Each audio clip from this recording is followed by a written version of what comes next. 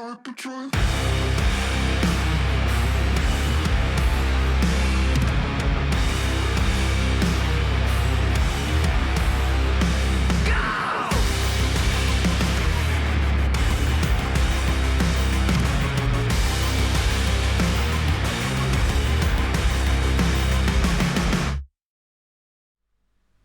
Hello, chatto, it's Sundat, and coming up today on Building a Nation with Sirens of Malta. The unbeaten streak may be over, but let us not cry over what could have been. Let us celebrate what was, and that was 100 games unbeaten in all competitions. In other news, Gertjelé is back from his injury and will hopefully be able to take part in games today. Malta is still smashing it on many fronts, and I've just sold a player for £16 million. All that and more coming up today on Building a Nation with Sirens of Malta. Stirrups!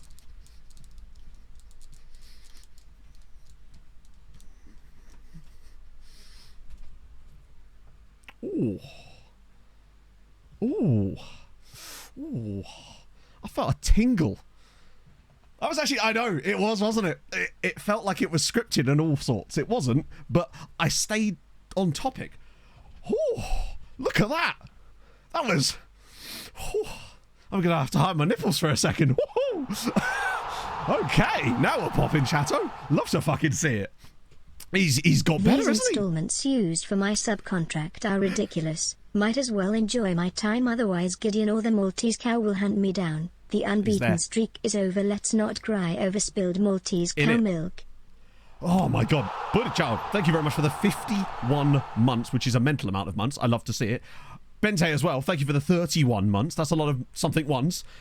Oh, and we're back. Yeah, well, I mean, one-star youth attack. I mean, do you know what, right? So am I. Genuinely. Broady, thank you as well. Thank you for the 5 as well. That's very, very kind of you. In the right at the beginning. It was the first message in chat today was a resub. I don't remember ever seeing that before. So shout out to you, Broady. That was impressive work. It was like 3 seconds after I went live. I was like, damn. Love to see it. Yeah, so we get to celebrate today a 1-star youth intake. And I know what you're thinking. You're thinking, why would you celebrate such mediocrity? But then again, you're watching me, so you already are celebrating mediocrity. However, a 1-star youth intake for us is the equivalent of like a 6-star youth intake for any other team. Because there wasn't a single F-rated player in the youth intake prediction, which is unheard of. TSRT, thank you for the 29. Like this.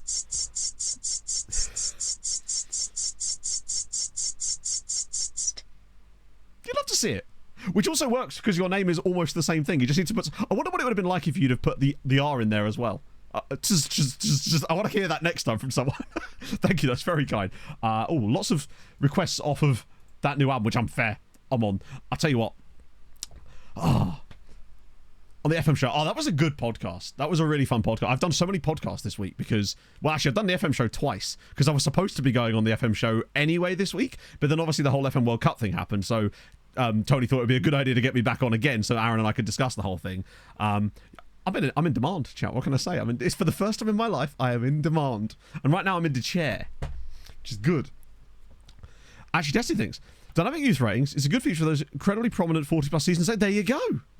I really cannot wait to crack out RTE on this save at the end and see what our youth... rating has changed to. Because ironically, a lot of the things that we do in Building a Nation saves are the very things that you're supposed to do to build the youth rating rather than managing... Also, hang on a minute. Something's just occurred to me. They're getting rid of international management. Do you think they're going to get rid of dynamic youth ratings as well? I say get rid of. Like, just casually remove them entirely.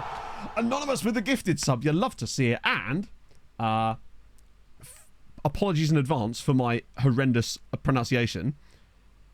So Donachai, thank you for the follow. Hopefully I've got that right. If not, correct me repeatedly, and I will try to get it right. Try Jump this on with the 50 bits as well. DSRT.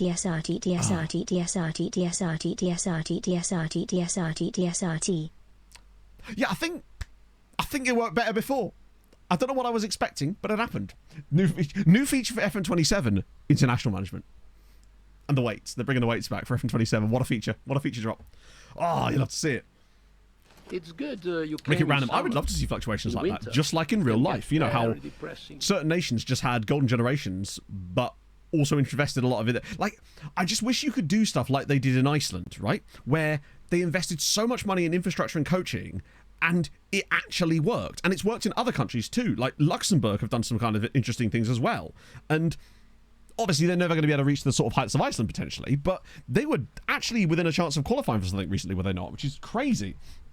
Custom database for next year. Yeah. Oh, as in stay on FN24. Oh, Tycoon-style events for national team. Honestly, yeah. Like, why not, right? It's Euros playoff semi-final. I know, but the fact they got there is crazy, right? Fix the manager history page where they remove the international job stat. Ooh, probably not. Like, honestly not. 2080. Yeah, but obviously I realise you're just... What I'm saying is that is a save that would have taken, what's that, 58 years of playing a save to get any kind of... And that's San Marino, right? Imagine if you were doing it with anyone else. Do we get it from Christmas today? I don't know, honestly. I actually forget. I think not, but I genuinely don't know these days. I think that might be next stream, but I'm honestly not sure. It depends on how far we go, right? Luxembourg team lost to San Marino. Well, that was Liechtenstein, unless Luxembourg have lost to them in... Luxembourg haven't lost to San Marino, have they? Or was it like a long time ago, perhaps? Officially better international football than True, they're there. Oh, that's why Indonesia would be such a fun save. God, is he thinking of YouTube content and no one will watch? He is, you know. He's doing it. He's bringing it back, baby. Yeah, I guess Liechtenstein. Yeah, because they won against them 20 years ago, did they not, right? Bear in mind, I've never said that that dynamic youth rating didn't work. I just said that it didn't work to a point. It wasn't prominent enough to the point where it was important in a save, right? Unless you are legitimately doing a 60-year save, which is, yeah. Stuck on 58 for 27 years. Really?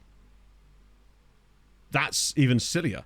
So it's like there's maybe like a boundary that it can kind of cross, which would make sense for some of the better nations, but for San Marino it makes absolutely zero sense. South Korea, there's been some weird results in AFC lately as well, because what was it? Australia lost at home to Bahrain as well, did they not? New Zealand at home by Mexico is less surprising, I suppose.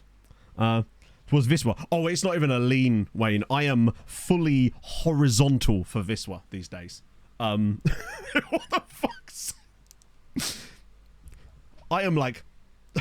I'm in bed with this one now. But yeah, no, that's basically the plan. Unless I hear something crazy about how they've removed Poland from FM, perhaps because they once had a national team, I think we'll probably be okay on that one. So yeah, it's looking pretty likely that... Obviously, I can't say I'll lock in because we can't guarantee... With the whole thing, we don't know what's going to happen in this new game. But I would say I'm 99% sure that we're going to be doing Wisła and Poland next year, which is dope. It's Ralph Wickham died head first into a window with Wisła. Yes, I am. It's going to be good. Doing a 300 plus. Oh, yeah, you mean Smory. Yeah, no. If Smory had done out of use frame, my goodness. It would be crazy in his save, for sure. Yeah, Bolivia smashed Venezuela. Yeah, I saw that on Instagram, actually. Youth rating has changed, you'll say. I imagine it's changed by maybe 1 or 2 points. 5 at most. Be curious. But I'm pretty certain that that's what likely to see. We think that there's actually going to be some positive things. It's also going to require less database editing, which is great because it means Hadrien doesn't have to do crazy nonsense like he did last year, which was incredible. And whilst I'm incredibly grateful for it, it was a lot of work for him and all the people that tested it as well. So I'm kind of glad that that's not likely to be a thing. We are going to make some minor tweaks to the database, but it's going to be little things like making sure that the Wisła women's team are in a playable league in some way, that we can keep an eye on them. And little things to do with transfer preferences. But other than that, Poland's pretty lax anyway, so it doesn't require any things that we really need to do. Even more so, oh yeah, because it's going to be this year's editor, just on next year's game probably. We hope. Imagine if there was no editor. Every release. Nah, I'm pretty content with the delay. Honestly, I'm rather, in a way, I'm kind of happy because I think that means it's hopefully going to be better, right? Oh dear. Lotus with a bigger engine. True, yeah. Got him Bert now being out of the Football League instead of playing Alex Paulson, who's the current... Alex Paulson's the guy is he the Bournemouth guy? We discussed this before, right? Ministry Youth Rule of Fame. So if I recall in Poland, it's only like it's a certain number of minutes, right? But it's a fine if you don't play it. Georgia winger stats, which I'm going to assume we're talking about Kvaratskhelia. Are we talking about someone else? I don't know exactly what we're referring to. Yeah, we know that Wisła's women's team play quite low down, but our plan is to basically see what the leagues look like and then try to bring them up if we need to, just so we can keep an eye on them. because hopefully there'll be this new kind of I'm hoping that there's a new kind of affiliate agreement basically with the women's teams. That way we can maybe plow some money their way. That's the hope anyway. Good product's not broken. Yeah, absolutely, yeah. They had the relaxed foreign players rules, which is cool. And honestly, I don't mind about the fact that they've got the younger players rules, because that might actually help other teams when we loan them players, because they might be forced to play them more. 4th or 6th tier. Yeah, we'll super promote them. £370,000 fine. That's actually not that bad, right?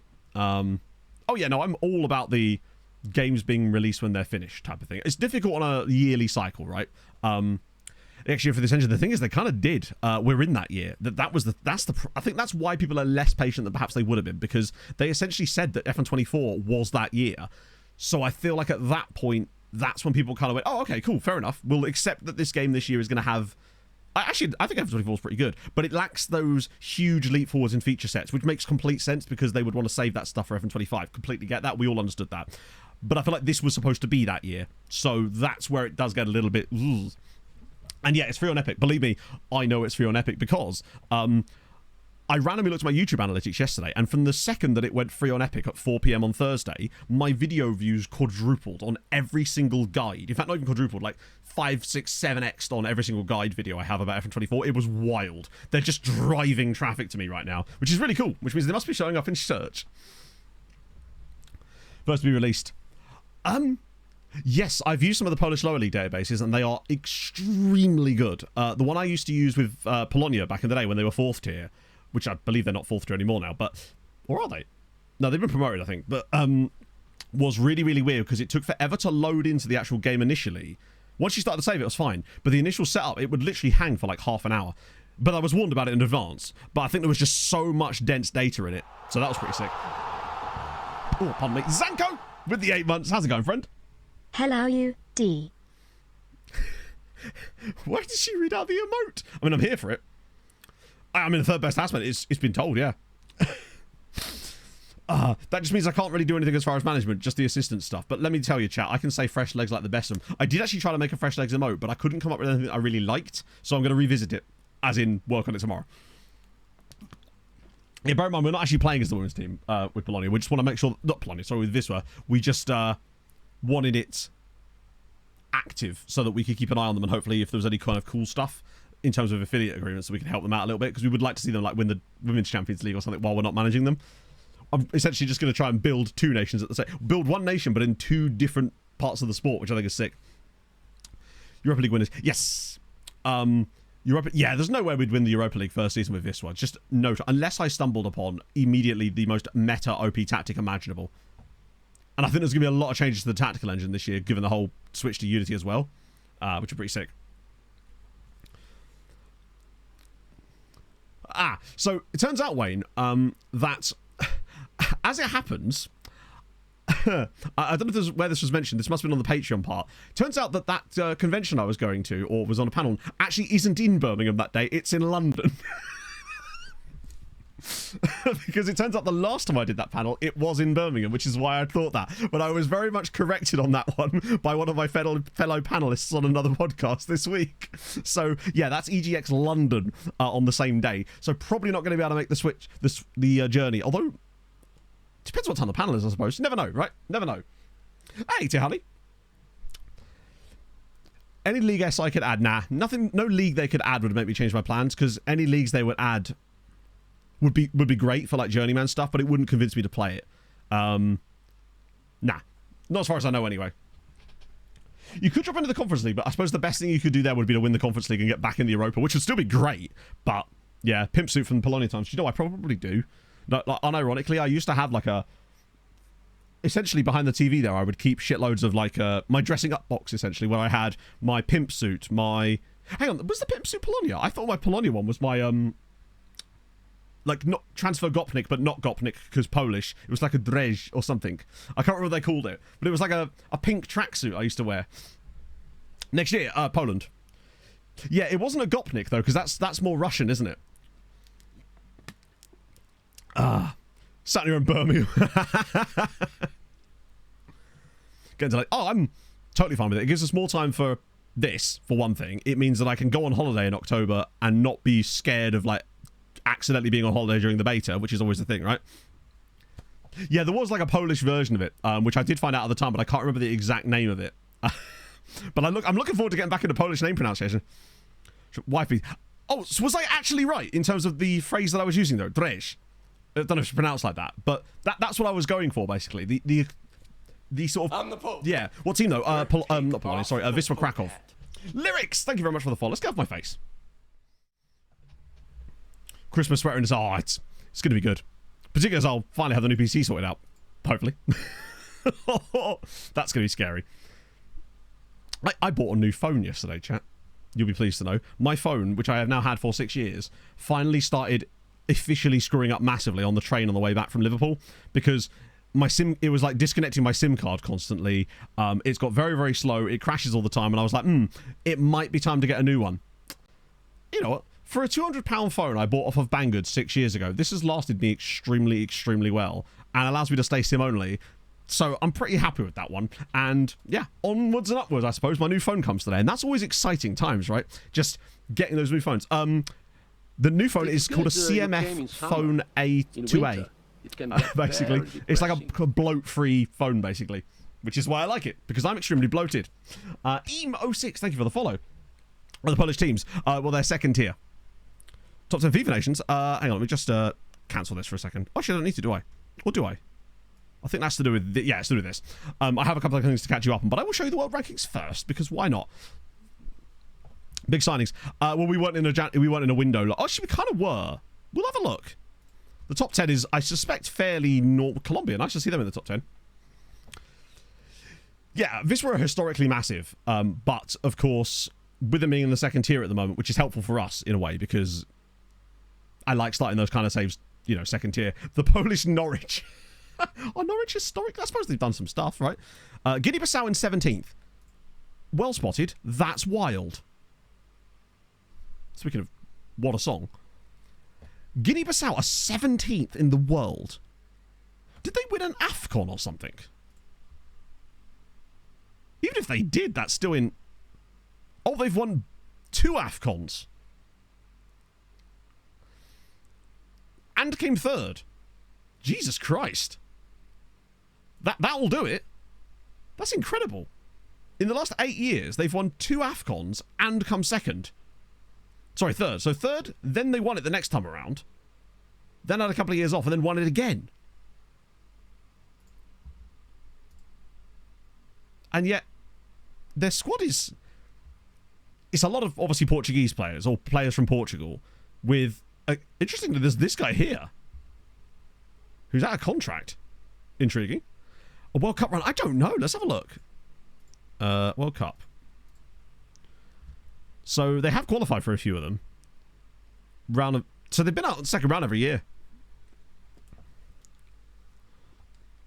Wisła was a big Polish team. Well, they are a big Polish team historically, but they are second tier in real life, which is the thing that makes it work for me. Polish West Pride, I guess. So yeah. Yeah, so many sporting guys. Bet your little Burkina Faso... You leave my Burkina Faso alone. Greatest team of all in Africa. Okay, well...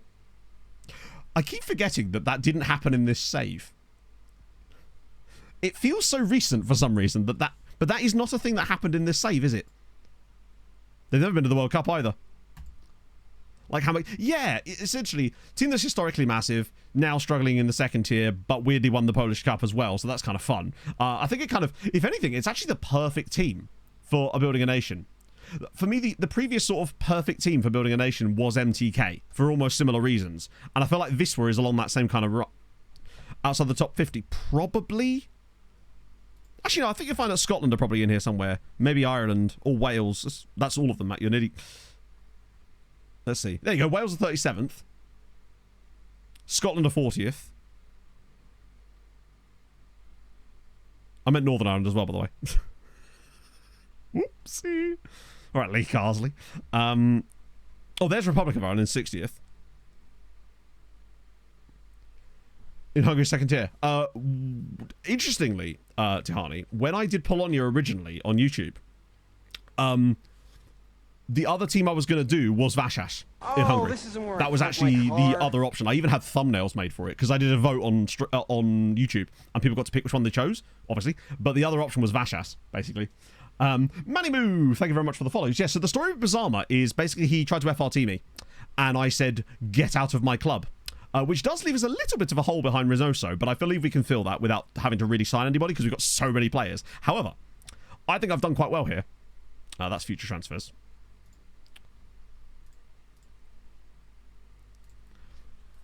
Because annoying now that he's worth that at Inter, because obviously this is Football Manager. But I think getting 16 million for a guy who originally was listed at 6 and wanted to leave and only had a year left on his contract, ignoring the fact that he's now worth 80 million, that's Football Manager, there's nothing we can do about it, right? But I managed to bid them all the way up to 16 million. I followed some of Clate's other tricks that he told me when we were in Liverpool, and it does seem to work better, basically. So there's a couple of little things you can do on the auction thing that make it slightly better, which I was pretty pleased. Like 16 million rather than FRT. Yeah, and what it does is it allows space for either Van der Velde or Svetsnov to be our backup striker for the time being, but really, my long-term plan is to possibly have Tabakaru come back if he wants to. What others do? So basically, everything else that I do is fine, except, so basically, you know, when you offer them out, reject all the bids but one, then accept it, then offer them out for a little bit more, etc., etc. When you offer them out, lock it, because that will stop those stupid Saudi bids coming in. And it just makes it a little bit easier. That's the one thing I was doing, and it does seem to... I don't think it actually makes you get any more bids, but it might do. But it does stop those annoying Saudi bids where they bid half the amount that you're after for absolutely no reason. So it just cleans things up a little bit. Future sale. I don't know. I think there was... Actually, no, it's unlikely, because if I was bidding him up, they were almost certainly just bidding flat-out cash. So I don't think we got any future sales on him, unfortunately. But you know how FM is, like... It's silly that he's only worth 16 million with us, a back-to-back Champions League winning team, but he moves to Inter and he's immediately worth 56 to 80 million, which, by the way, is worth more than any of our other players. Like, how is Pereira worth 32 million? Reynoso is worth 40 million. He's an elite model citizen. He's an elite world-class striker. It is hilariously silly. But there. Yeah, it stops Saudi and Portugal resetting the values, and I think what it does as well is it does seem to drive more bids. Never used to save the never got off the round. Yeah, I do. Ironically, the thumbnail folder that I make all my thumbnails in is actually called Wesker Thumbnail. Because when I first started doing them like that, it was when I was doing the Wesker save. International save with Bhutan. Yes, that's true. Remember, those of you that really, really back in the day will remember that I did a Wales save called Waking the Dragon or something. It was like a beta save. Because, you know, I like doing international saves as beta saves. Not anymore, apparently. But yeah, during that, the other option was... I was going to do one with Bhutan, and it was literally going to be called Bhutan Clan, because how could you not call it that? Another red zone has existed. Oh, none of those. However, that brings me back to what I was discussing earlier, briefly, in the intro, about Wimbledon, because it was so kindly brought up. I'm tempted, honestly, in the time I have left this year, now that the cycle's a little bit longer, I might actually do a rebuilding save. Like, not like what you consider rebuilding now on YouTube. I mean, like what I used to do as a rebuilding save, but as like one video. Like one long video. It's like an hour and a half video, but it's an entire rebuilding save in one video with someone like Yeovil. Or because Yeovil was one of the ones that got away, and I'm tempted to actually give that a go just for the fun, because I kind of just miss playing FM on YouTube and actually playing the game. But if people like that kind of stuff, I'd be tempted to do more stuff like that next year, because I want to do more. Scunthorpe's another one, yeah. Wimbledon Part 2. Well, Wimbledon's already been done, so there'd been a point in doing Wimbledon again, particularly as they're at the highest peak point they've ever been at, right? Or are they? Did they get relegated? Are they, or are they not at the highest league status they've ever been in, as far as since their rebirth? Yeah, MK Dons. Now, they need to be like League 2 at max, basically. So I'm thinking either Yeovil or Scunthorpe or something like that. Got relegated to. Oh, did they really? For some reason, I thought they got back up again. Rangers. But yeah, Bolton, I've done Bolton. But yeah, so Salford. Southend United is another good option, true, yeah. Yeah, so that's Woking. What are Woking rebuilding from?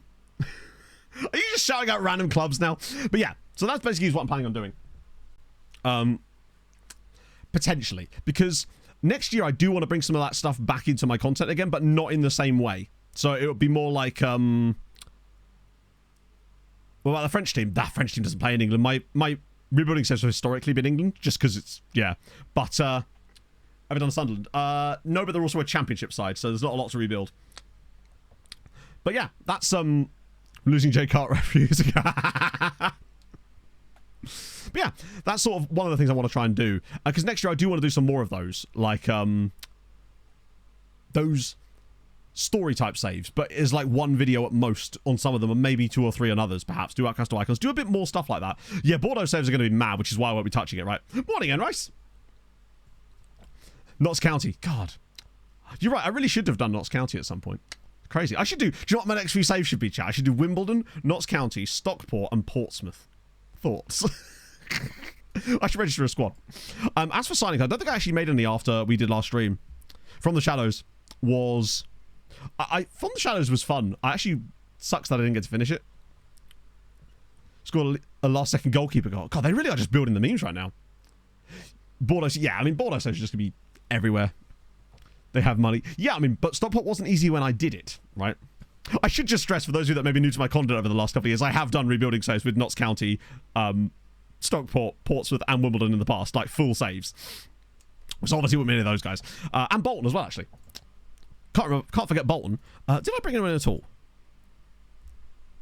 This feels like Hadouken. That's last year, Matt, you moron. No, I actually don't think I did. Surprise, he's gone. Basically, the reason he's gone is because he tried to FRT me. Had to go. It was really as simple as that. It was either get 16 million now or get nothing. Yeah. Yeah, bear in mind, like, if I was doing a rebuilding save, those are always just done in England because it's just how it is. That's just how I like doing those. I would do another type of save if I was going to do the other ones, but that's fine. I'm still open to doing that stuff as well. But that's what I would probably do at times next year, potentially. Also, one thing I do want to do, potentially, is the Newcastle Blue Star save, finally. Do you do Fulham IRL to be... Do you know what? Yeah, kind of. I think the only times I've ever managed Fulham and FM have both been when they're in the Championship.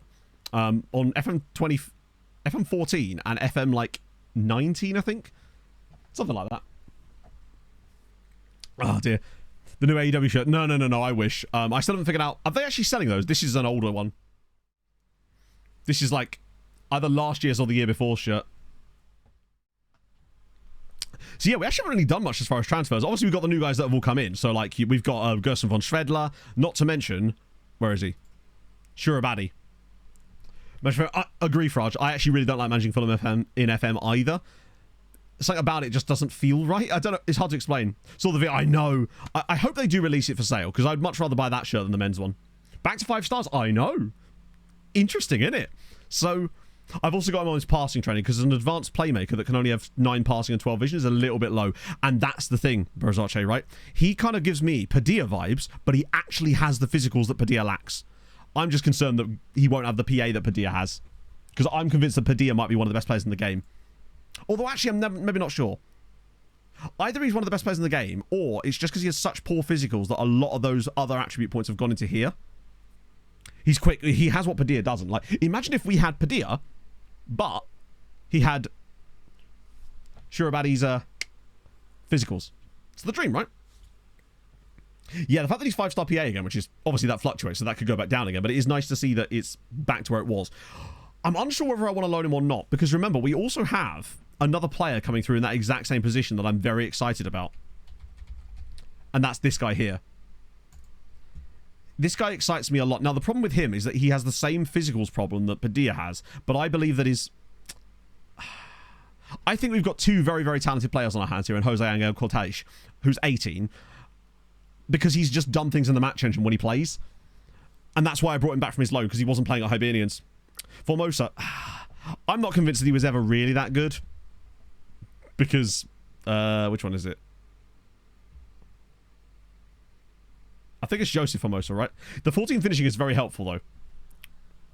Yeah, that's Joseph Formosa. He's 3 stars. Well, he's 3-star PA, but he's got that low determination. Which isn't the end of the world, but it's not ideal, right? Fulvio clear. Easily works on, though. Not really, they can't. Physicals don't really improve that much. If a player has bad physicals, they're not suddenly going to become fast overnight. Generally speaking. Even if you put them on quickness training, most of the time they don't gain much from it, and they also complain incessantly, which tends to ruin the rest of their training as well. I've just found that trying to improve a player's physicals in FM is just utterly not a fool's errand. It's just very, very difficult unless they're a huge CA sink as well, which is why I like finding players in FM this year that have really good physicals to begin with. That's why Reynoso is so good. I found Reynoso based on his physicals and then hoped that the rest of him would develop. Because this stuff I knew that I could develop. This I knew I would really struggle to develop. Not that he was obviously good to start with, but he wasn't this good. Let me just sort of show you his development, right? So, for example, he's got up a little bit on some of his physicals, but it's the certain technical and mental attributes that I've really focused on improving for him to make him into that elite world-class striker. So his finishing's up 4, his anticipation's up 5, composure's up 4, decisions is up 5, off the ball is up 4, positioning's up, which is weird that that's gone up as much as it has. I guess because it was just so low, right? But I think this year, my biggest tip for people would be, when it comes to signing players, focus on physicals first. And then if they've got decent PA, use that PA if they've got it to develop them in their other areas. Obviously, there can't be dog shit in there. How do you do that? This is just through training. RDF's training schedules combined with constantly switching his... well, I'm not doing it anymore because he's older. Using additional focuses until they're about 23. Because attacking movement is absolutely goated. So is final third. So attacking movement and final third are the ones I've been using on him a lot. The rest of it's just come from his normal training. And then I whack him over onto this once he turned 23. Yeah, tacklings is an annoying one. Late developer, yeah, we had one earlier, although we think he might have already been fully developed. It's just the game maybe had like 2 more CA for him or something. Right, Northern Irish national team. Now, you'll like this because the Northern Irish national team had some incredibly interesting young players in it last time we looked. And I want to see if they're still around. Oh, Debrecen, yeah. Wait, did I just... He's been there a while now. It's like a reverse Cars... Well, not reverse Cars situation, but it's just funny that Rooney... Who else is he managing this save? Wait, he didn't manage anybody for nearly 20 years and then went, lads, I've got this. What on earth? Yeah, Wayne McRooney ain't going to do nothing for you. Rooney's mother's Irish. There you go. But is she Northern Irish? He's giving real estate vibes. Yeah, so this is their squad. So they've got James Greenaway of Arsenal, who's a youngster as well. 20 years old. Wow, he's very interesting. Matthew Ferguson at Chelsea. Again, not a bad player. Where's all the really good guys? Here we go. So they've got David Crawford, who is legitimately a world-class footballer. So that's kind of... I didn't realise he was Northern Irish, actually. Nick King is pretty old, but he's a goalkeeper, isn't he? So he'll have gone on for a little while. They also got this guy who I believe... Yeah, this is one of the 2 really good young players I noticed a few years ago. So there's Gary McKenna. There was also one at Liverpool, but I believe he might still be on this list, but he might be no longer playing for Liverpool. Also, Peter Hackney Ray is a great name. Guy at Newcastle, Darren Wallace. A couple of guys at Shamrock Rovers, interestingly. Then Stephen McConkney is a great name. It sounds like someone's taking the piss out of the surname McCartney. That's the only way I can sort of picture it. Not that he's got many caps, old Stephen McConkney. Hang on. After 23 seasons and 3 UCL 1 in row, it's time for new save? I mean, if you feel like your save's getting stale, I suppose, right? It's like... It's all down to what you want, right? If you're... Also, thank you very much for the 2 months. It's very kind. Like, I think... It depends. If you're still having fun with your save, then there's really no reason to, like, refresh it, right? But, I mean, it depends on who are you managing. As well, that might play a factor. Because if it's a team that, like, individual training only plays over 23 pointers, all I know is this is what RDF does, and he has incredible success with his training. I use individual focuses on players under 23, then role focus after that. One thing you can do, though, is when players turn, like, 28, 29, you can whack them on agility and balance, and that does actually seem to keep improving it. But that's one of the few attributes that improves over a certain time thanks to the test done by EBFM. It's just less effective. Oh, speaking of River Plate, actually, something to bring up about this. Mateus Bossio now plays for River Plate. Don't have role training. The only time I use role training on under 23s is if I'm trying to train them in a different position or they're not fully comfortable. So say I wanted to make him an AP, then I would be using it until he is, then I'd switch it off again. Oh, no. Thank you very much for the 9 months. So yeah, he's gone from Boca to Birka to River Plate. And Bikikara got 12.7 million for him. Which, you know what, is not bad. Particularly as they bought him off of us for 1.6 million a year and a half ago, and have just moved him on for 12.5 million. Now, whether they reinvest that money or not is a different matter. Osimhen to Galatasaray is so strange, but I love that for Galatasaray. He just felt like one of those players that was going to go massive. And not that Galatasaray aren't a big club, it just doesn't feel like that's the move that I would have expected for him. But, hey. It's exactly what we said. He's got his fake caps and now he's gone to River Plate. I don't know how man's going to actually survive there, but fair. It's brave. What's his bravery? Is it really high? Weirdly, no. Chris K, 25. Thank you for the 17 months. How the devil are you on this fine Sunday morning? Hope you're well, goat. I am. I love the way it's just, hope you're well, goat. My goat is delicious. I've eaten him. I have to bet some 1 and league tiles in this save. No. Any Magyar Cups? No. Oh dear. They have, however, won 2 second-tier titles. Obviously not going to have won any Super Cups. Hate to bring it to you, but it looks like Debrecen have been in the second tier a few times in this save, although they are currently in the Conference League. Wait, really? How did I not... Oh yeah, there they are. In fact, not only are they in the Conference League, they're actually, like, qualified, which is dope. Enrice, thank you very much for the tier 1, my friend. That's very kind of you. Staff recommending it. Where are they recommending it? Because I don't recall my staff recommending that. Which is it, like a news article or something? It might just be that I've like zoned out whenever they come through and I completely forget they exist. Few markets open. I guess, yeah. G-Jack, what a guy. On squad page. Squad page? What, up here, you mean? Honestly, just ignore it, right? I have honestly never even looked at that in this entire save. Jabor Matis, I believe, yeah, Jabor Matis is Serbian. I'm almost certain. They're almost certainly another one of the random teams that wins the Serbian Cup. Oh, hang on, Jabor Matis. Sorry, not Jabor Matis. Yes, Serbian. And they are the current holders of the Serbian Cup. The amount of random teams that have won the Serbian Cup in this save. And like IMT, when one of our random teams played that. MTK are top flight. They actually got into Europe quite early on in this save, weirdly. DVSC. Oh, really? Actually, I didn't realise that. That would explain why they got relegated in my MTK save, potentially. Yeah, it could be that it's broken like Finland, potentially. Because we've had, like, if could we actually see the Serbian Cup winners? That has to be broken, right?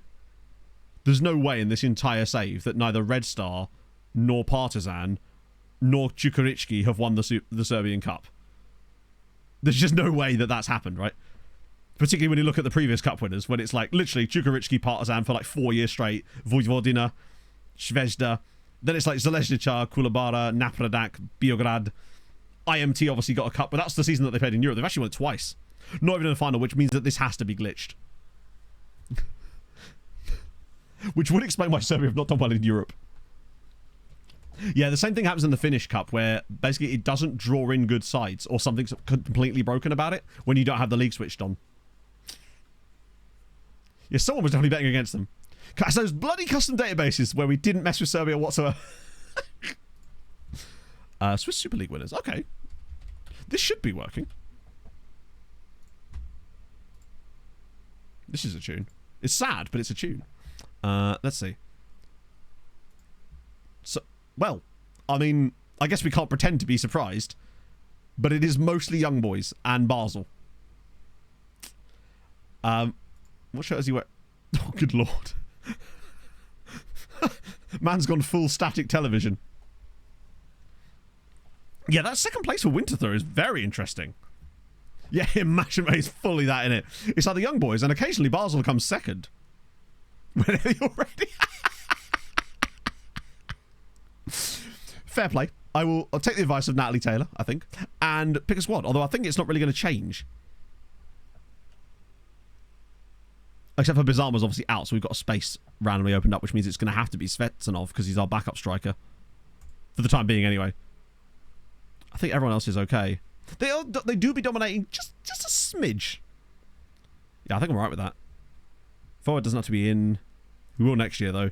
These guys are going to kill. Well, hello. Well, if it isn't, would you believe it, chat? And Wild Pog. Thank you, Pog. And now I have iced coffee. The day just got better right now. Odd. Thank you for the 21 months. How the devil are you, friend? Avadu said, whoa, that is so syrupy. Holy shit. I think I literally just drunk a full mouthful of syrup. Excuse me, I've got a swill. I'm doing some stirrups. Give me a moment. How is that still so syrupy? Van der Velde, yeah, I can. I can assure you that Van der Velde is just not as good. He's one of those players that I think has a lot of it on physicals, but we'll have a look. Actually, do you know what? I might have lied. Shocker. Imagine. Who am I comparing it to? Svetsnov. Watch me scroll, chat. Watch me scroll. So, they're actually weirdly evenly matched. Let's just see. So, it'll be advanced forward is the role they're playing. So, dribbling is better on Van der Velde. Finishing is better on Svetsnov. First touch is better on Van der Velde. Jabaroo! Hello, mate. Hello. About to head into pod record, but can we go back to Liverpool? Yes, just so I can give you many hugs yet again, because once again, you're another of the extremely tall contingent in the FM community, which baffles me how tall everybody is. Aren't they tall then? Like, everyone is like 6'2" or higher. It's crazy how everyone's so tall. Everyone is so tall. It makes me feel really, really short, and I'm like average, you know? Thank you, Jeb. That's very kind. Infinite amount of times it doesn't go away. How do you mean? That, you've intrigued me now, Ard. Yeah, so I told you guys repeatedly how tall Tom FM is, right? And you went, oh, he can't be that tall. And then you saw that picture of me stood on the stage with Jack and Aaron and Sahib, and everyone went, oh, I see. Because Jack's not short either.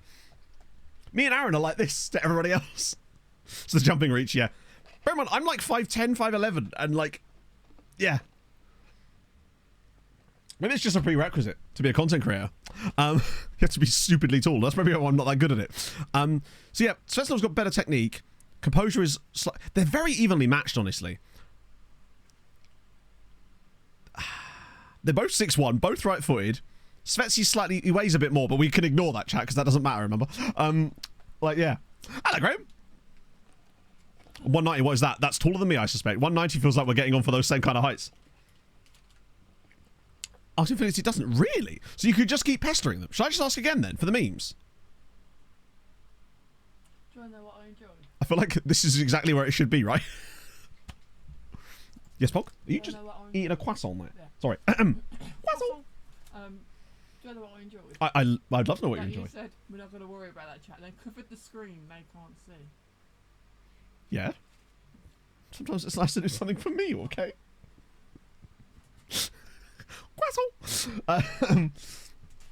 Yeah, honestly, it's tough for both, right? Has either one of them got something that like makes them stand out? It feels like basically Svetsnov is better technically, Van der Velde is better mentally, and then they kind of share what's good and what's bad. They've both got good stamina. Their natural fitness is, he's got better natural fitness, but he's also faster, but he's got better acceleration, but he's more agile. Tell you what, right? Van der Velde might have won this just on his agility. And he's better in the technicals that really matter. Like, give a shit about his marking, right? He's got the balance and agility. I mean, okay, his agility only one better. And he looks happier. Yes, Farage. That's the kind of... Yes. We're reading the tea leaves today, Chatto. And Van der Velde, you have won. Enjoy your beverage. We told chat how we spent on Friday. No, I haven't yet told chat that we spent all of Friday afternoon, Saturday, and no, I haven't actually. That hasn't come up yet. But now it has, so that's good. Confirm selection. Best... What? Yeah, hang on, sorry.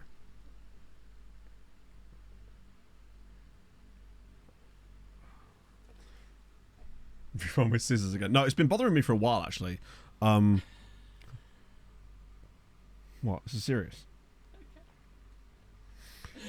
Let me just sit my... Did I break my back, my neck in it? That's a good point. Van der Velde will complain about it. Now, basically, went to A&E. I've been having this issue for a while, and they said it would clear up after a while, but it's just this massive penis that I have. Is so I couldn't. I had to get... Sure. So, yeah, it's an affliction that ails us all. No, but for real, Pog thought she was having a heart attack. That now sounds like a secondary joke. I promise you that wasn't part of the joke. Essentially, Pog was getting chest pain and arm pain in her left arm, as well as shortness of breath when she stood up. So she rang 111 and talked to various people, and essentially they went, right, we're pretty certain it's not that, because obviously heart attack symptoms can appear weird in women. Well, they can appear differently in women. Yeah.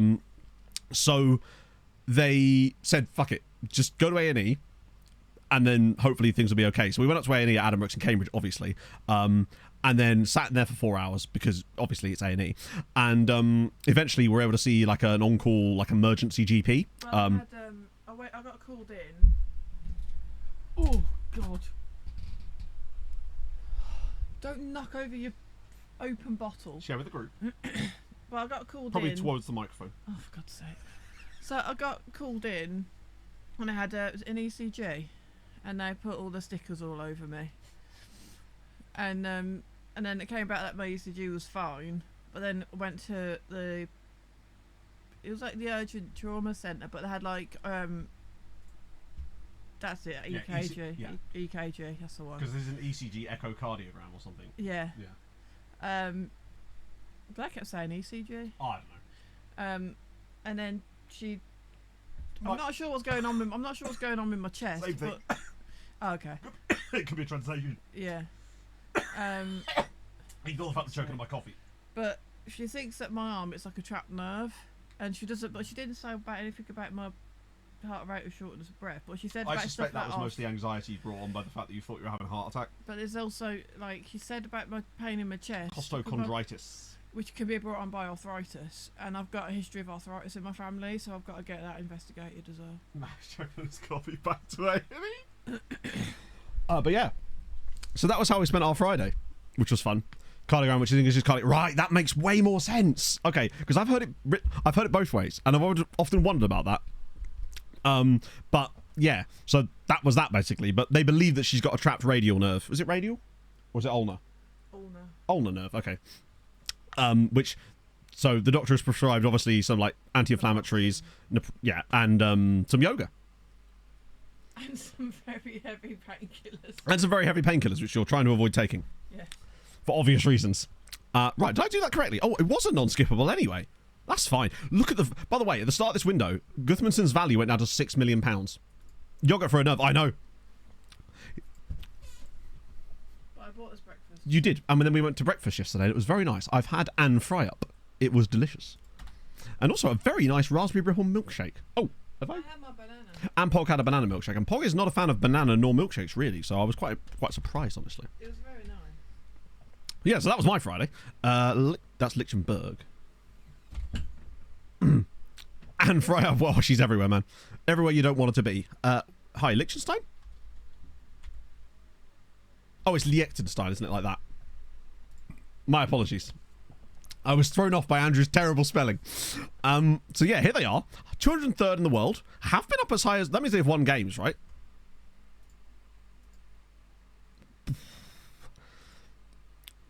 Me desperately searching for a Liechtenstein win.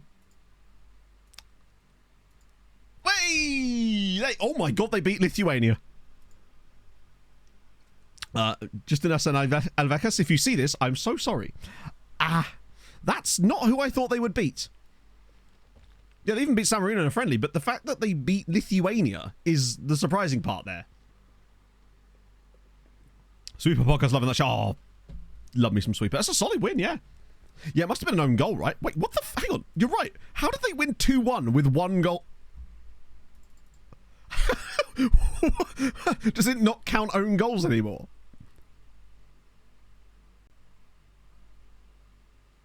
No.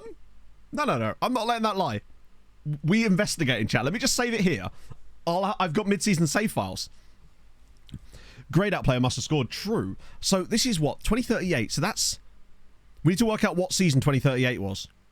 So I can go back to my mid-season save point for that year and we can look at this match. Maybe. I'm trying to work out what season that is. A fake cap? I don't know. No, I can't because he scored a goal. 16. Oh, Bay, you might be right. Season 16. Jesus Christ. Oh, 15. My Christ, where the hell is it?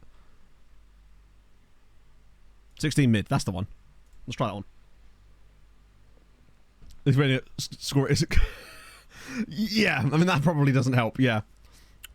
Also, there was an interesting. Oh yeah, this is the one. Because we're going back this far. Right.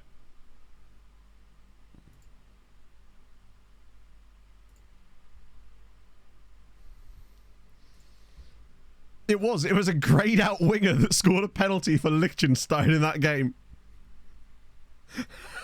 Good old Sylvan Wanger. And he's called Wanger. Man like Wanger. Sign him up. What a Wanger! They had 2 shots. Well, they got utterly FM'd here. It's a greyed out Wanger, chat. It's the most dangerous type. God, this is like...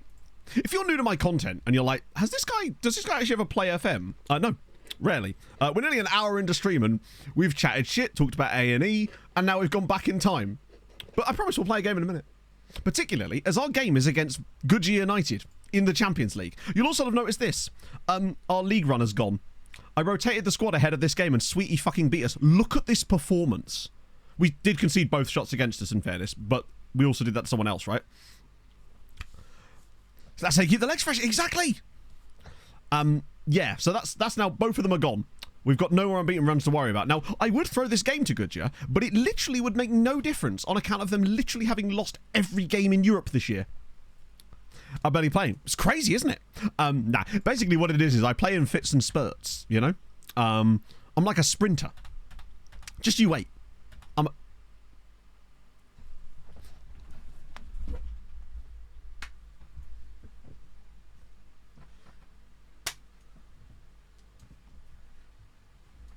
As if that's just happened. Oh, my friends, it is so on. Side note, yes? Sorry. Did you get an email about your phone? About my phone? I didn't yet, actually, no. Or not as far as I know. Let's have a look, see if it's out for delivery, shall we? You interrupted. Getting a new phone, chat.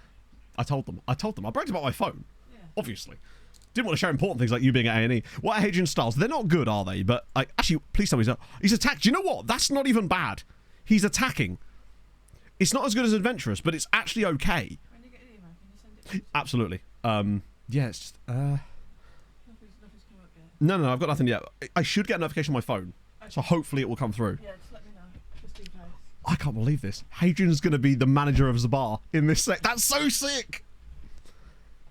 Don't have a tactical side. Yeah, I guess that's because you've not actually managed a club yet. That's so fucking cool. This has been what we dreamed about actually happening.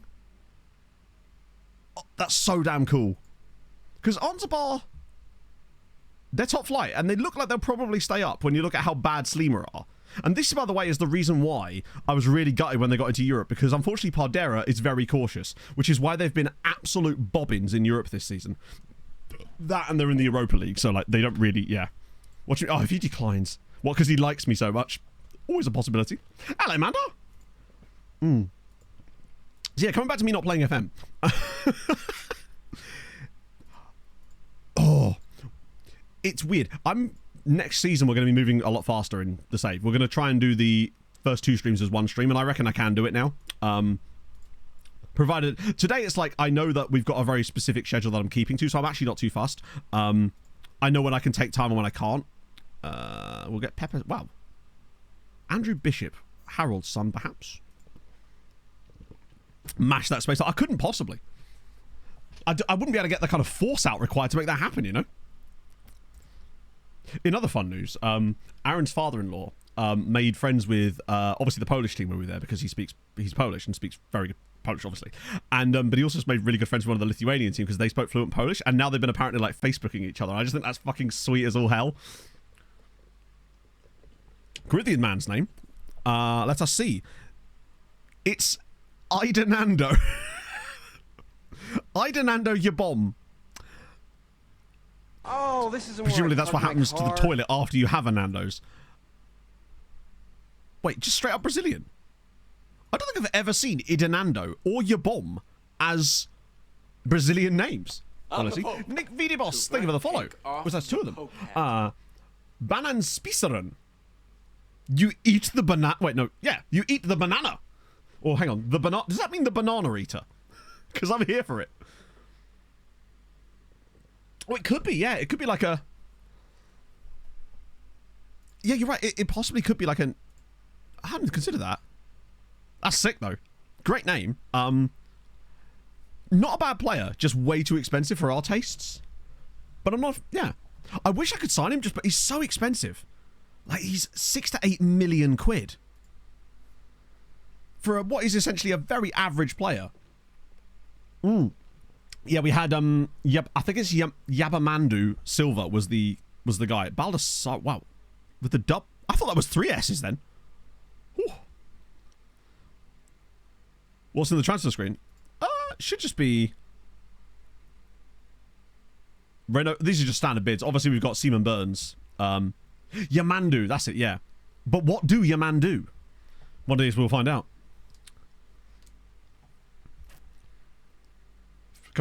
Not as far as I know. I believe the name pool is set at the start, but again, Hadrien will be able to correct me on that one. But that's my current understanding, is that it won't affect the name pool like that. Ren Yamamoto is a cool name as well. Right, who's actually good here? Sven Volt we know about, but he's so expensive. Same with this other guy at PSV, whose name is great. I know that burning is still there, isn't it? Leah van Morgestel, or Murgestel. Unflappable, unambitious. Do you know what, right? That might be one of my favourite combinations. Because unambitious means he's not going to leave, but he's got unflappable, which means he has high professionalism. So he's actually perfect, and he has high consistency already. He's the exact type of player I love. Just a bit too expensive. Oh, the name pool changing magic. So that's... Hadrien does that with referees. That's the way that Hadrien does it. He adds officials into the game to change the name pool because they affect the name pool, but they then don't affect your saves, which is super duper cool. Yeah, it's a double un. I'm unambitious and you can do nothing about it. Sounds like the sort of thing you see in a birthday card. I'd only bring this up because Pog and I were looking for a birthday card for Mike yesterday, because we're going to his birthday party next week, and naturally I got him a card with dinosaurs on it because he's a man deserving of such things. He's professional, doesn't give a shit, yeah. He's professional about whoever he plays for, which means it's probably be quite difficult to get away from PSV anyway. Yes, yeah, exactly. He doesn't even want to fly. Nico Butner of Sturm Graz. 7 jumping reach centre-back. And he would have to be because he's slow and has no crossing or dribbling ability. Yeah, he's a massive no from me. Tassos Arabos. I just think, that would be such a problem. Even though he's got a good personality. And he's okay. 4.8 million for a guy who's that level of injury prone. Possibly at this stage we can afford to be more picky. What about Elias? What about Milan? To be fair, half the time, right? Officials don't even appear in the game. Like, the amount of officials that are probably in this database, and yet all of our Champions League matches get refereed by unknown or dash. I've always found it really weird how it's either that or Michael Oliver every time. Yeah, indeed, yeah. Referee. So this is Elias. He's just a bit overpriced because Real Madrid, right? Yeah, it's wild that Padilla doesn't have injury prone. In fact, I'd convinced myself that he did. Such was his injuries.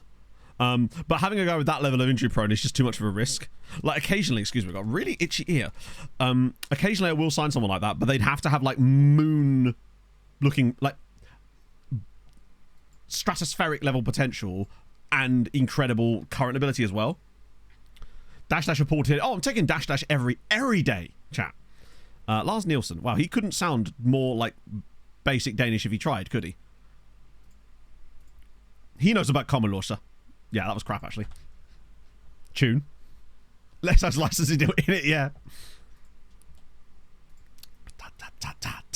Ooh.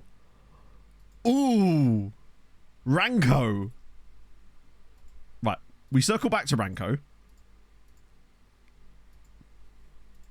Such a bop. Oh, Mailson's lost all of his potential. This is going to be the next espresso. Yeah, Mailson, I'm kind of glad we didn't move on him. I was a little bit worried about the PA. Lost in the Mailson. Good. Where's Ranko gone? Right. Please be good. Oh, he's... I mean, we're obviously going to scout him. This guy's going to immediately be down here. The technical ability is simply absent. Favorite Eurovision of all time. Do you know what? The answer I would give you is Wigwam. They were a Norwegian hair metal band that entered the same year that Lordi won, and I think they were massively overlooked. Yeah, this guy's just... I don't either. He is 6'5" though. So if he does have good potential when we scout him properly, I might still pick him up because he's cheap. Oh, this is and he might be one of those guys that we could do what I was saying about how if he's got good physicals and his mentals are okay, we can get the training to get the technicals up. Yeah, I'm not convinced he's playing at all, but we will see, right?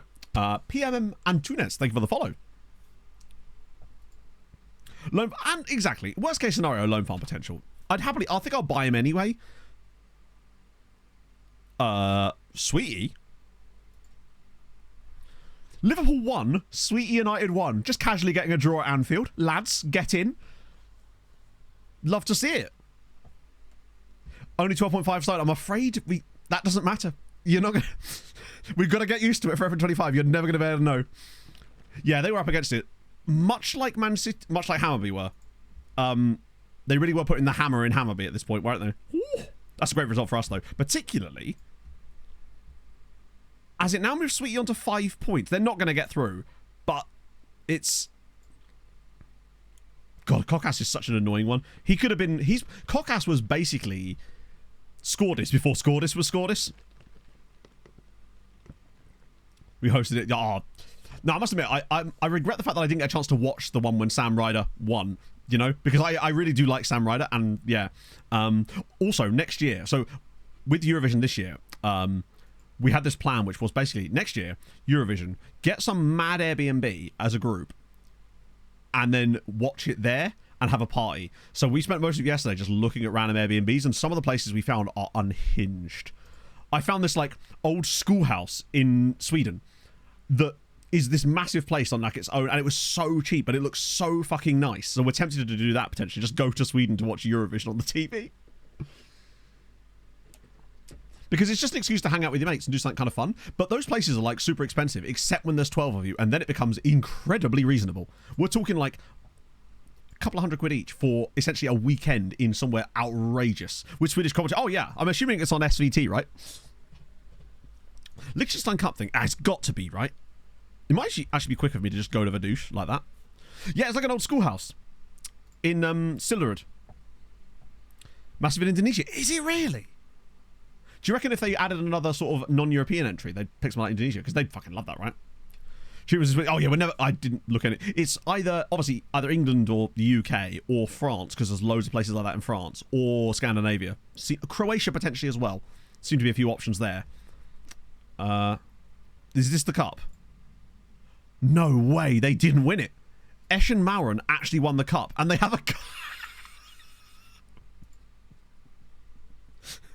Guy called Marco Goop. Gwyneth Paltrow's just like gone, what? I'm suing. How dare you? Book a whole chateau. My friend actually did that. And it wasn't even that expensive. Oh my god, there's a real... Here we go. Nils Goop. So it's obviously in the Liechtenstein name pool. Goop's there. That's so good to know. Lloydie, thank you for the 38 months. Should we play a football match, chat? Should we do a football in the words of the great man? Let's make it happen. Liechtenstein Dupe. Speaking of Dupe, I don't know if you guys are aware of this, but Dupe is doing an ultra marathon. I think it might have even been this weekend, which is incredible. Now that I've signed up for that 10k, which is admittedly nothing like that, but in November, I really do need to start training for that. And I watched this video, a YouTuber that Pog and I watched just completed the level 100, and it suddenly made me go, oh yes, I want to do running again now, please. I was just like so up for it now, just having seen that. Yeah, we can't really afford to sell him. The bonus is that we should have Gert Gelé back for the knockout stages. We are going to clap Gudju here, but there's no real downside to doing that because they are literally bottom of the Champions League group, and there's no way they have a chance of qualifying. So if we were in a position where we could throw them points that would actually matter to them, then we'll do it. But right now, it's better for us to just take them, try to win the group. Yeah, he scares them with the vagina-scented candles. I mean, who wouldn't be scared of that, right? I'm not going to say what I said the last time we brought up that. Right. Kravitz he's injured again, isn't he? What was our backup plan if Kravitz was injured? I forgot. Oh, it was Dan. It was Dan. We did a... Do you know what? I'm actually content to stick with Laji Kral. Wow, that's a throwback. Who remembers Laji Kral? Sorry, it was Laji Kra, wasn't it? Blaj Kral. Wrong keeper. Good point. Yeah, why is he? Why on earth would he? Out of interest, does Latrak have like big matches? I'm just looking for the future here. No, but he also doesn't hate them. But we want one that does, so obviously Bjorksot will come in. Yep. Evo Pachuri, Ladji Kra. Lads. Didn't we sell Ladji randomly to like Colombia or no, to like Argentina for like £40 million? Right, so Dan is a little bit knackered. I think he might have played midweek. And obviously with Padilla being... Again, why is Padilla not starting either? Really weird. My assistant needs to give his head a wobble, I think. Or alternatively, I could just do my job. Look at this team. Baran, Menyavar, Nazareno, Chikotti's in there too. Matthew Side, Tabakaru. How's he goals? 6 goals in 14 this year. Look at the state of this, though. He is ridiculous. Peter shaved vagina scented candle. Right, this time don't accidentally sim the game, Matt. Look at me. Big matches be mentored. I don't know. Chat. You'd think it would be, but I'm not sure if it can be. Is that a mentorable attribute? Or is it one of those ones that's just locked? Or are there any attributes that are locked like that, other than injury prone, which obviously can't be mentored? But I'd feel like it should be able to be mentored, right? Given that it is literally a mental attribute, essentially, right? Because it is all in your head. I'd be cool if there was actually, and I hate to say it, a new staff role, which was like sports psychologist, that would allow you to send your players to a sports psychologist and potentially get some random upgrades to certain mental attributes. But I think you could, if you work with a sports psychologist, I think you could work on things like that, right? Pressure got him down. Oh, really? Yeah, you see things like loyalty, especially, go all over the place. You can't target it, yeah. Oh, I also, I don't know if you guys have listened to the latest football cliches, but they got an explanation as to why the new Champions League theme tune sounds the way it does, and that's because it's using a chamber choir instead of some other type, and that is much more precise, and that's why it sounds so different. Best we can do is remove physio. Yeah, to be fair, don't tempt them. Other way around. Sorry, you're right, yes. Go on, nice early goal. Settle the nerves. Because our last 2 games were against Goodyear and Celtic. There's a very good chance of us getting 19 points this season in the Champions League, which might be enough, potentially, for us to finally win the damn thing. This is nice. That's so far offside, it's incredible. Oh, yeah, this is way better. Wants Dr. Sharon? Yes. Yes, I do. Tenebarum. That doesn't sound right to me, but yeah. Yeah, still not good, is it? But Goodyear not going through. Goodyear are bottom of it and have not won a single match. So what Goodyear are going through right now is despair. But they certainly aren't going through in Europe. So there's no point in us throwing a game to them here. It would give them 3 points, so they would still be bottom. They literally cannot qualify. They are already eliminated mathematically with 2 matches to go. They've been utterly shocking. And the problem with this is basically the reason they've been so bad is because their new manager has dreadful tactical stuff, which means that they're going to be useless in Europe until they sack him. I hope he's just thrown himself at someone there. Wanderer Scarlet with 145 bits. Very specific. Hello, Thanks, Mato and Chato. Hello. I have seemingly got COVID shit. for the 3rd time, so I'm feeling bad. My dad was sick for it throughout the week, so I shouldn't be surprised. Getting a COVID test to check properly, but my temperature flared up early this morning during the almighty thunderstorm. Right, you got that too. Because as I was cleaning my teeth all of a sudden, earlier, there was this massive, like, bang outside, and I just got a text from Pog in capital letters that just said, scared. So, yeah, we got hit by that random thunderstorm as well. Leafy! Badger United in it. Leafy, thank you for the 36 months. God, I'm dripping everywhere here, friends. You have poisoned the minds of young boys for generations. Vilifying masculinity and what it means to be a man. May you and your football manager become reduced to a pile of burning rubble. Up yours, vile creature.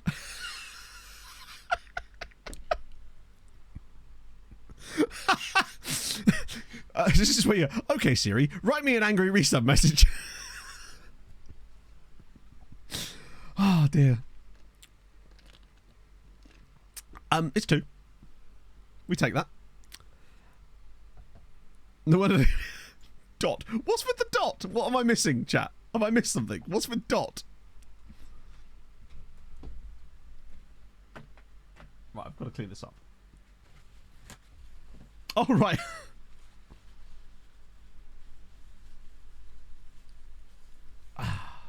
This is the first time we've ever played a Maltese team. Because of the spaces. Oh, did it? Sorry, for some reason my brain tuned them out. I legitimately didn't hear them. Oh, I was listening intently, but my brain is very good, you see, at noticing, or not noticing things like that, you see. You think my attention span has time to listen to dots? Come on. Who do you think I am? You think my brain's normal? Come on now. But yeah, this is the first time we've ever played a multi-side in Europe. But also, fun fact, adding more credence to that whole thing about how if you're playing a team in, you're more likely to get drawn against them in the cup if you're playing them in the league. Our literal next league game is against Goodyear. You can't make that shit up. It's mental. I need to send this to Aaron after stream, actually.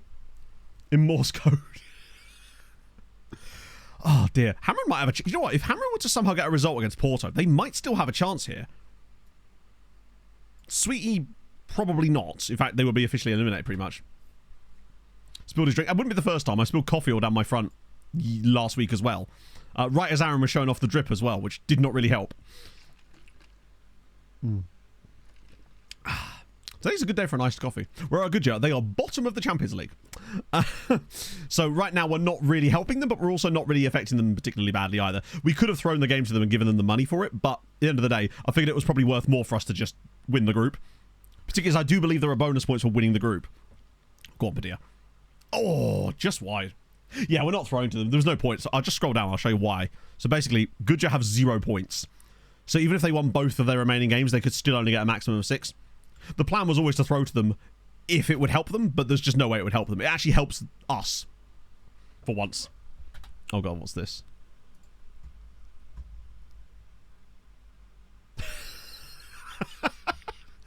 Hasn't been a good year. It's tough to say, right? Because at the end of the day, we knew it was going to be tough getting teams into the Champions League, right? The problem is that Goodyear have a manager who has a really bad tactical style, and it means that they're going to do really badly. Because we found out basically that adventurous or attacking are the ones you really, really want, and the one you don't want in Europe is extremely cautious or very cautious or whatever, because it means they're just going to get battered everywhere they go, which is why they've also fallen off so badly in the league in the last couple of years too. Yeah, they had a good manager. It was Kerwin Vargas, but now they've got this new guy who was like the Inter under-19s coach, and he's really bad. On the plus side, Zabar are about, if you've missed this chat and just joined us recently, Hadrien are beating Porto. Hadrien are going 23rd as things stand. Come on! In other news, Zabar are currently in the process of appointing Hadrien as their manager. Replicate is building a loan manager system in another nation. I actually think it's going to be very reputable. If this stuff sticks around for next year, I think there's so many things that we can do that can make it even better. Now that we're focusing on... I don't think the uses loan farm thing... I know it's not even that. You know what I mean? Uses loan market. I don't think it even matters that much. I think we'd have been better off focusing our time on getting guys that do this new thing. But at the time, we didn't know that. Let's get Joshy a run out. Yeah, the manager has good attributes. They do absolutely nothing. What matters the most? Ooh, might have to be Treo. Is the tactical style, basically. They need to be adventurous or attacking. Adventurous is the one you really want, though. That seems to be the cream of the crop. Should we give Van der Velde a little run out here? Yeah, adventurous is the thing. This is the latest thing that we discovered. I say we, meaning Hadrien.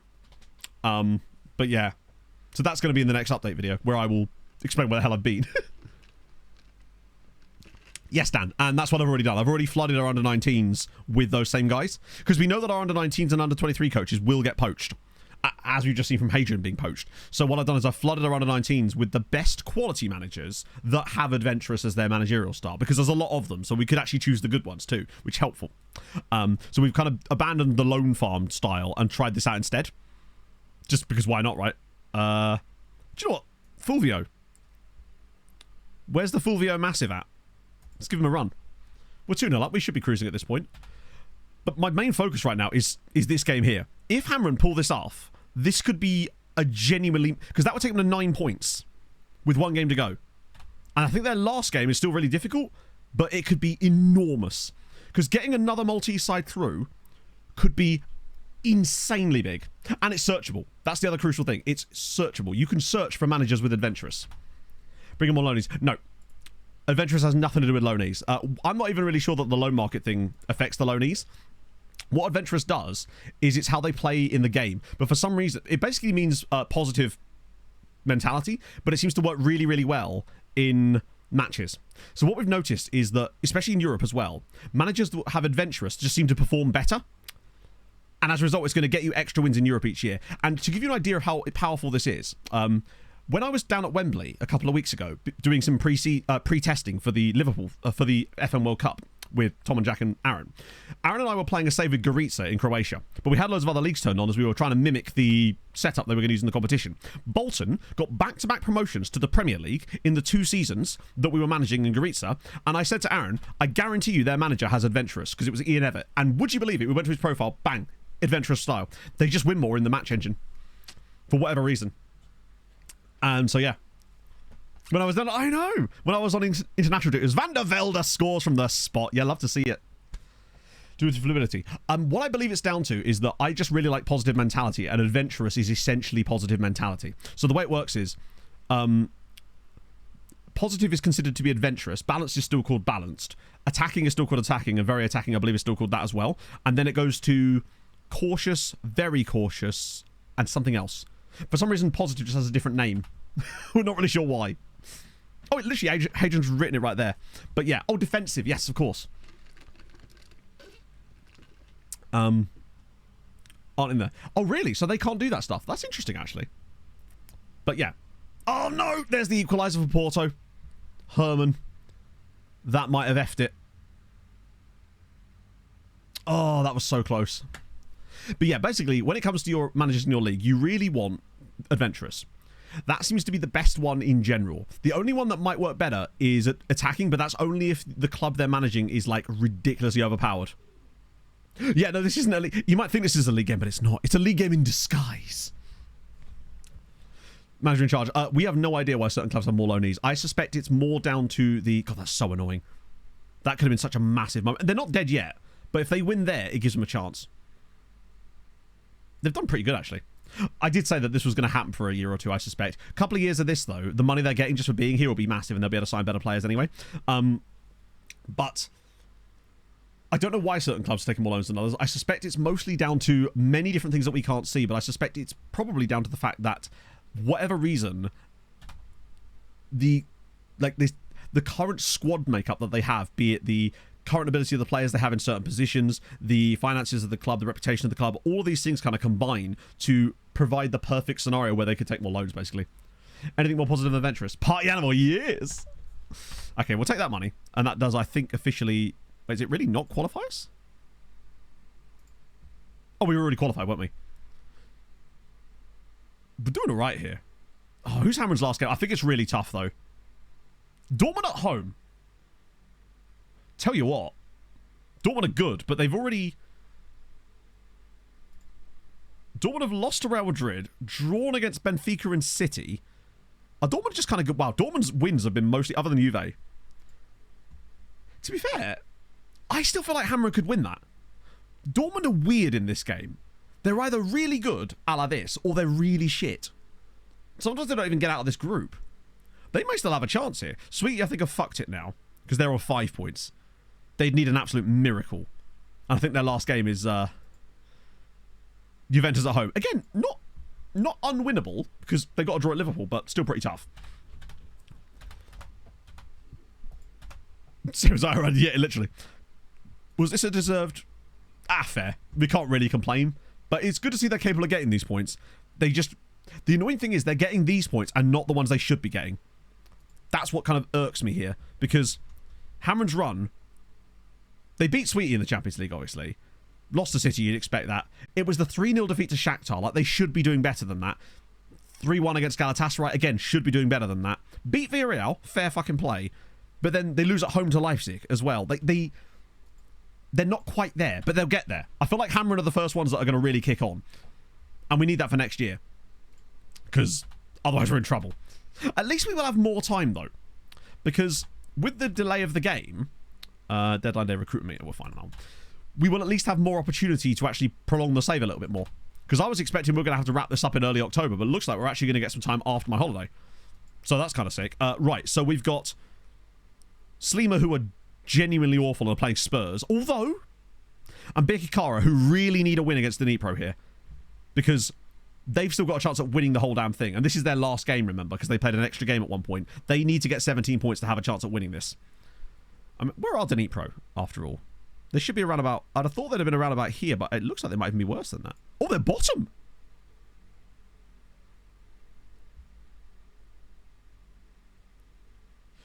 We're going to show visually what you meant about the managers after this. Right. Okay, so just catch me up on what I was about to show, because I can show that now. I just need to get it clear in my head.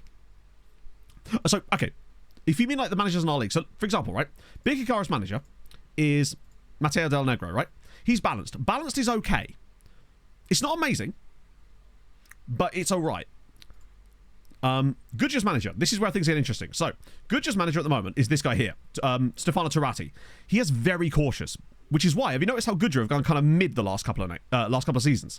Ever since they lost their manager, they went from being like easily the second best team in Malta to being like on the bubble for it, right? So, this is where it gets interesting. Gudja's previous manager was this guy, Kerwin Vargas. This was the guy that they had all the success under. He has an attacking mentality, which makes sense as to why they were so good. The one you really want, though, is adventurous. Sweet United, obviously, they have a new coach these days as well in the form of Milan Sabora. He has balanced. So again, it's okay, not amazing. In winter, it can get very depressing. But there's one guy especially who's really... Let me just look at Gazira. Muminovic. He is attacking, also one of the reasons I think they've done quite well lately. JFB, thank you very much for the follow. So, again, it's solid, it's decent. Yeah, balance with wing play is decent. But balanced is okay, attacking is okay, but it's adventurous is the one you really want. So, for example, this is the one that's really interesting. This is Balzan's manager, Valentin Rubczynski, right? Adventurous. Now, he's only been at the club for 3 years, but in that time... So he takes over here, but he leads them straight into 6th place. And all of a sudden, they've kind of just got that little bit better in that period. They got into Europe. They did well in Europe as well, remember? They got to like the semi-finals of the Europa Conference League during that period as well. And it's really, really useful in Europe, especially, because in the league, there's, you know, a lot less fluctuations because of the quality, right? But in Europe, it matters massively. Zabar, obviously, so for example, Slima again. We don't know how they had that one random good season, but Pardera is dreadful because he is very cautious. And that's why they're doing so poorly in Europe. For the most part, anyway. But what I've done is I've basically flooded our under-23 staff and under-19 staff with guys that have that exact same thing. So let's see if I can find a few of them. So he's actually cautious, but I believe he has Lone Farm. Oh, he doesn't. I think he might be one of our guys from ages ago, in fairness. Let me see if I can find someone like Compan. Adventurous, for example. So I just flooded all of our... coaching staff with guys that have adventurous, basically. And I went for guys that were actually decent as well. Saturday and Counter got very lucky. Yeah. So Slima massively overperformed their XG during that year when they got into Europe, pretty much. Best teams aren't taking a lot of loan from me. No, they still are. They just take really good loans from us. So, for example, if you just look through our latest set of loans, like the most recent ones, I just sorted by club. So you can see Birkirkara here. Let me just move my camera to the left, actually. So, Birkirkara, they took these guys all in this season. So we're talking guys of this kind of quality. There's Vegard Björklund. Ignore this, but you can see that his general quality is very, very high. So I tell the Menezes, at the end of the day, we've got like 15 of them, so having a good coach that's just a good coach for good coaching reasons is probably worthwhile as well. I'm not super in... Like, if he leaves or whatever, we'll just replace him. We've got plenty of them, trust me. They've also got Jovan Petrovic. So these are the kind of level players that they're now taking from us. These are like 2-star CA guys, which is very important. They've also got Chrysilla. Again, he's a little bit worse, but still has really good CA, for them anyway. Navalon as well. I mean, look at the state of him. And now because of that injury to Vladimir Stava, he started playing loads. Alden Zek as well. This is our incredibly expensive Dynamo guy. Birkirkara are cooking.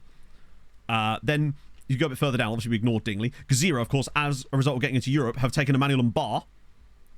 I mean, look at the state of him. He's insane. Van Meegem, less so. But he actually does have really good physical, so that might help.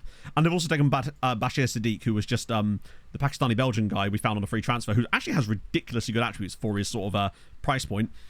Even Hamran. They still took Adel Al-Badwari, who was the guy that we signed on a free to try and flip. So he's worth like 13 million quid, and even he found a loan, which was not what I was expecting. They've also got Frankie Jones, one of our Welsh friends, who's played a little bit for them. Hibernians, you will see. Look at the guys that Hibernians took. Loads of them still. Lua took a couple. Melita and Mossa took a few. You'll notice that there's no loans to Sweetie in here, or Gudja. Those two just haven't been interested lately, but maybe they'll come back around, right? Graphics. Which graphic are you looking for in particular, Elias? Do you mean like the skin overall? Because if you do, then exclamation mark skin is what you're looking for. But if you are looking for something more specific, do let me know and I'll try to help with that. Gertrude's got a new contract too, which is perfect. We can celebrate his return to the team with a new contract. It should be good. But yeah, there's still plenty of loans going out. But they've also reached the point now where they can do a lot of their own recruitment because they're in the Champions League. Yes, get in. Now, that's a great result for Birkikara. Squeeze and Juice and Kleftopotopoulos.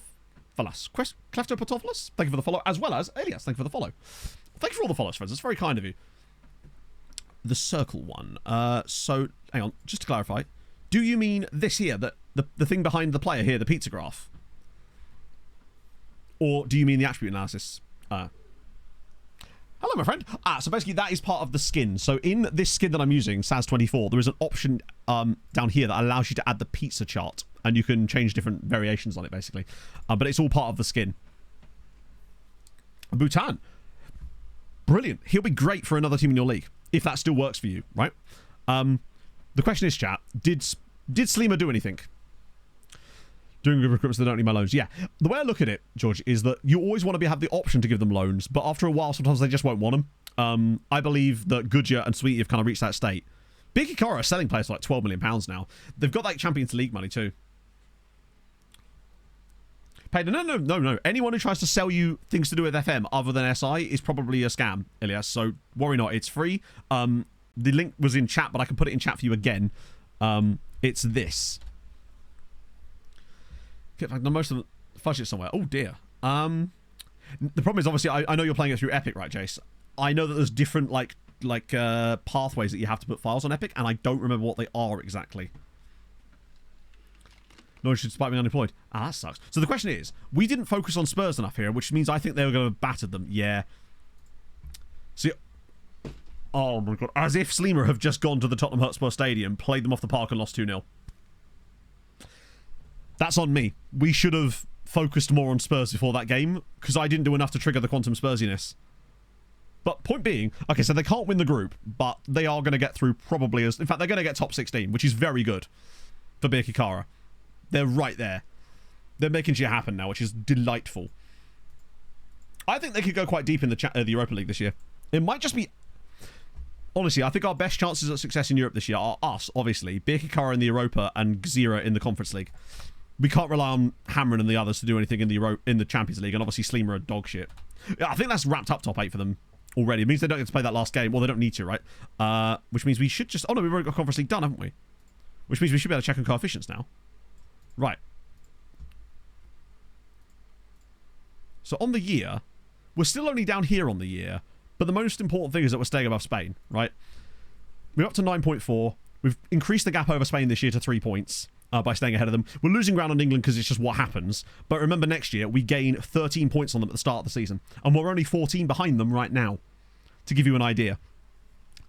So that's the thing.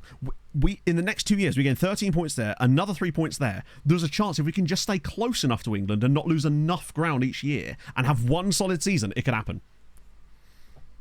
But unfortunately, once this season hits, it starts to get a bit squiffy again. Because then we just lose 7 points to them. I think that's our chance to do it. And we kind of need to be essentially trying to win the Champions League every single season. Hadrien's gone. He's gone to Zabar. Love that for them. Matt Hadrien is now the manager of Zabar. 38-year-old perfectionist. I love that for you. I can't believe this has happened. We couldn't have planned this if we tried. Absolute scenes. You've been a fine servant in the literal 2 years you've been here. I love how long it took. It was barely even... Well, what is your task? I actually think that you're the sort of guy that could guide them into Europe because you've got that attacking mentality. 4 points above it with 10 games to go. Much better goal difference. I wouldn't be surprised, honestly, if they finished 11th. What's Melita's manager looking like these days? Who even is it? It's Carl Zammit, who is also attacking. So he could be okay. Which would explain why they've done okay upon promotion. Valletta, what are they looking like these days? They've got Kurt Kalea attacking. It's going to be tough for them, but like they'll probably do okay with that. Tarshin? That's Kuzia attacking. There's a lot of attacking, it seems like, about Hibernians. Very cautious. That explains a lot to me, because Hibernians have a much better squad, if I recall. I don't believe that for a second. I think they're all like 50-1, but Hibernians have a lot of good players from us, so it's weird that they're considered as low as that. Sleemer we already know about. What about Luter's manager? Is he got shitty... Oh, it's Pawili. No. Yeah, see, he's got the loan market thing, but he's also cautious, which would explain why they're doing so poorly. Yeah, attacking does seem quite common. Seaman Burns is off for a little bit. Glad to be rid of him. So we play Goodger again here, but I have to rotate for this one because Celtic. Kapaya. I might also, given that we've only got a few weeks left, sorry, like a week left to the end of the transfer window, might whack out another loan offer. Just to keep on top of this. Although, I might remove quotation from that. Oh, Daniel Toff's actually old enough to get a loan now. Wow. Actually surprises me. Some of these players I've deliberately not added back to the dev list. That way I can veto loans if I want to. Which makes it a little bit easier for me. God, Gudmundsson is not training well. Where's Babasi on that? It's weird that Babasi suddenly started training poorly. Let me just have a little look into why.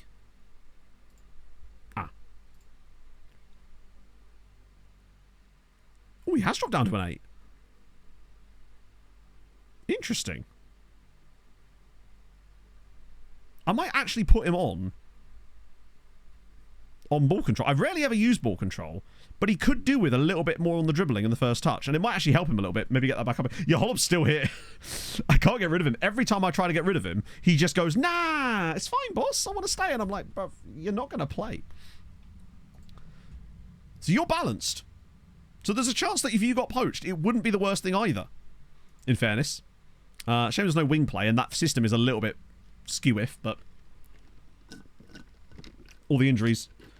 Perhaps, yeah. I think there's every chance you get poached as well, and if you did, it wouldn't be a bad thing at all. Balance is... It's not horrendous. Yeah, what the fuck kind of... I don't know. I think this is... It reminds me a lot of the system that the old Sweetie United manager used to play. And admittedly, he was there for like 16 years. No, was it 19 years? It was a while. So it served him well. No, Clyde. Oh, damn. Wait, is this... Oh, no, he's not the good Formosa. He's very much the bad Formosa. What's this one? Blash Crow. I've also not had a single player upset about wanting to leave. I think the only one that kicked off was Reynoso, and I just immediately went, Yep. Provided the Patreon thing with the Patreon player still works in F125, I'll 100% do it. In fact, we might even have some more options that might allow you guys to generate at random clubs instead of having to pick a side. Because I believe someone found a way that you can... There's a certain ID that will basically trigger it at random clubs instead. So that'd be kind of sick. So, yeah. And we'll try to take some more precautions to be able to keep track of people a little bit better. I'll try to figure out some ways to do that too. And I might do some more standalone videos about the Patreon regions next year as well. I have plans, basically. I want to kind of revamp the stream look a little bit as well for next year. I've used this same look for quite a while, even though I do quite like it. Right. Kravitz will be back for the next game, but basically can't start this as well. I appreciate his effort, but man needs a rest at some point.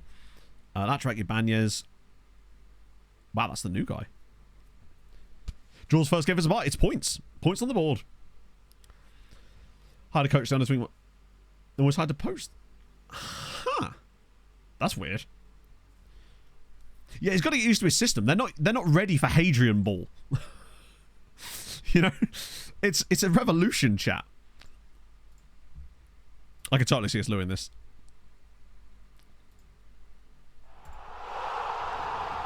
Z Spitfire, thank you very much for the 5 months. I hope you're having a fabulous Sunday. Love you, work. Thank you, friend.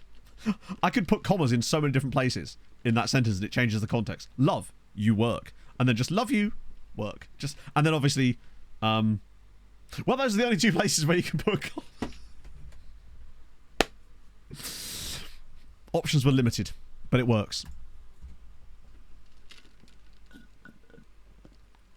Main tactic with the MC. Yeah. Not one, not two, but two. Yeah. Love your work.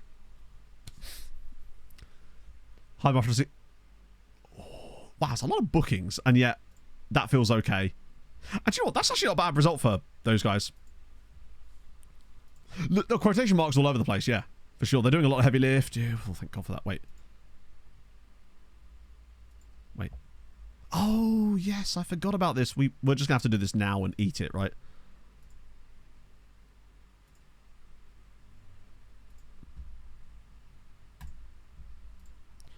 Get in. Right. That's saved us a lot of effort. The question is, will this work here? Yes.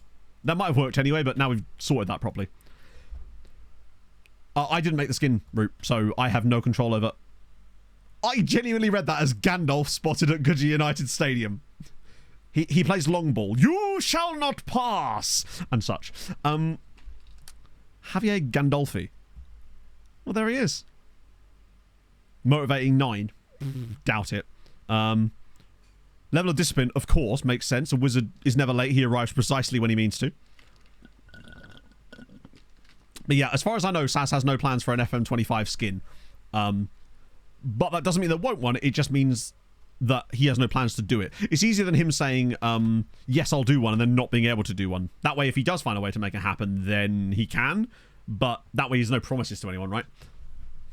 You shall not pass the ball. 32 million for Reynoso is absolutely, like, catastrophically awful. I do think that this is the maximum values are going to reach. I feel like we're just going to cap out at this random sort of amount now, which is really, really weird. And I don't really understand it. Right. Hopefully Valletta do us a favour here. And I think we just kind of need Slima gone from the top flight. That way they'll sack their manager and can hopefully get some new guy in, because that guy's doing them no good at all. And particularly if they do sack him, it means they'll have a chance of poaching one of our lovely adventurous chappies, you know? See if there's any crazy... Whoa, what is that? PA? Oh, it's Heron Vein. God damn it. Still worth a look at some of these guys. Wow, it's a lot more of these, like, sort of... I'm going to... Can we talk about Finn Eisencock? Or Eisenkirk. But either way, he might float about true. Oh, yeah, we'll see him again. He'll definitely rock up at a relegated Luton in a couple of seasons. That's for sure what's happening. Robin Prescott here, who... Wait, what the fuck? He's Colombian? Ironcock. Oh, now we're talking. This is Robin Prescott, who's Colombian. Was even born in Cartagena. Colombia doing Colombia things yet again. I mean, I say this all the time, but I'm going to say it again. Colombia is the winner of great names when it comes to South America. It just is. Osio de Passon. Oh, he's from Sochaux. Ooh. Wait, they're our affiliate side. Oh. Head, shoulders, ice, and God. I love your work. There's also Nick Mole. Resilient Unflappable is good fun. Not sure about everything else, but that's exciting at least. Just has the shrug emote. Yeah, just Colombia things. Good guys. Well played, Valletta. That just sort of muds Slima a little bit more. Luta could still be on for the worst season ever. Don't forget. Last year, even whoever it was managed to win a game. Sweetie win again. It actually goes second in the... Look how tight it is, though. Anyone from 6th to 2nd could still get second. Not Valletta, though. That's it. Actually, they're not even out of it either. Luta got points. They got point. They got point. Ah, here we go. Anyone good in here? What's that? Oh, Ferocious Freddy. Thank you very much for the... There's been a lot of brand new tier 1s lately, so I really do appreciate that. I assume that's from, like, FIFA E, potentially, but thank you so much, guys. That's very, very kind. I really do appreciate it. I'm going to say, a region keeper called Ken Trueblood. Thank you! Now you get it. Like, seriously. Colombia, we'll look at these loans in a minute. I have things to show you. I guarantee you their under-20 squad's got some crazy cool names in it. Eddie Capacho is superb. Stewart Ricard. Manny Barreto is solid. Juan Silva is about as... Glader Teo. Glader. There's Robin Prescott as well, by the way. Just great.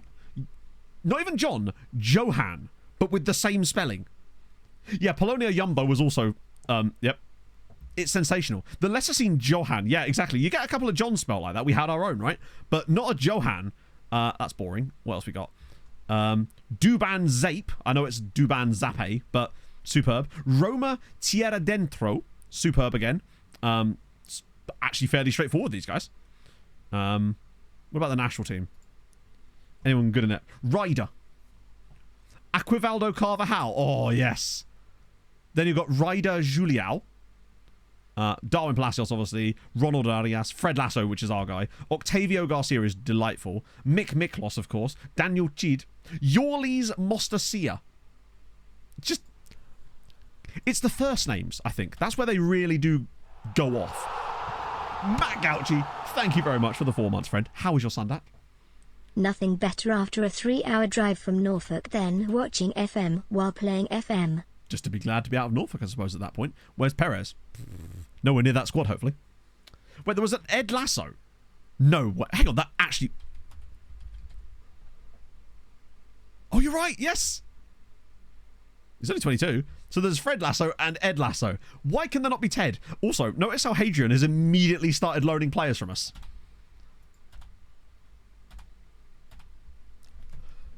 What the fuck? He's literally coming and gone, I don't even have that tendency, but I would like lots of your players, please. He wants Gober. Speaking of, Colombian names. Gober Zara. Sensational. Aclay47, thank you for the follow. Gerson von Schredler. He wants all the names.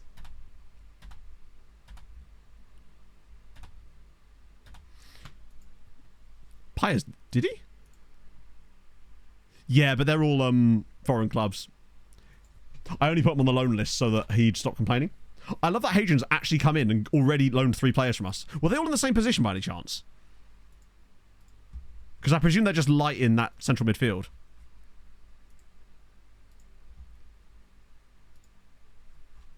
Yeah, I think what he's seen is that they've got a gap in central midfield. Yeah, no, Perez was that guy we brought on a free transfer. It must be that there's a gap in the system for sure. But either way, it means that we get a chance to get more loans out, which is never a bad thing. That's definitely not happening.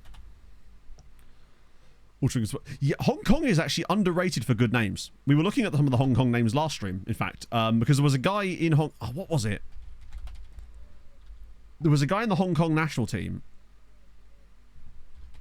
What's the game doing? Is this because it's like...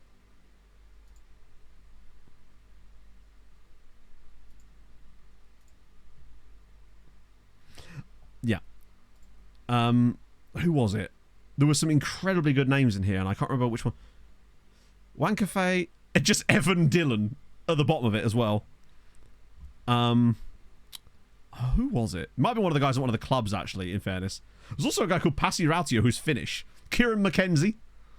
Love that. John Aporia. Was it Singapore? It might have been Singapore, you're right, yeah. Although, Hong Kong. Curtis Gray. Solid. Oh, you're right, I think it was Singapore, wasn't it? Was it called Wong Wei Hung? Superb. Yeah, it was definitely Singapore. That had some goated names as well. Oh, good. Was King Fat. I think that might have been it, actually, yeah. Passy Pockets. Melgar. Petri unhappy with their loan spell. Well, let's see. Oh, how much are you playing? I understand that, bud. You may be one that comes back at the end of the season. Although what I could do, actually, is yell at the manager, at least. Doesn't usually work, but... I'm not going to make any promises, because then it might automatically... I think we're okay. Yeah, that's fine. I'll just do the same squad. He won't complain this time either. Oh, hello. No interest in joining Juve. Yes, what a ledge. Love to see it. Barca back in for Reynoso. Wow, how about you... No. 11 million for Dan. How didn't we pay more than that for Dan? 10 million. Yeah, this is the problem with these Brazilian players now. Bagatino. Why am I being told about you? I must have like... Wait, hang on. How is this in the news segment or something? Zabar make D'Ambrosio offer. Zabar made a non-negotiable offer of £325,000 for Salernitana's Nicola D'Ambrosio, who's actually pretty solid. Yeah, Zabar do be cooking. Is there a way I can look at Zabar news?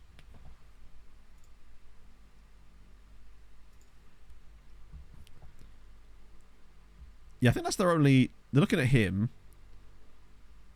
That seems to be your only current piece of business other than the obvious ones. Looks like Rob Shinsky's chatting shit about you too.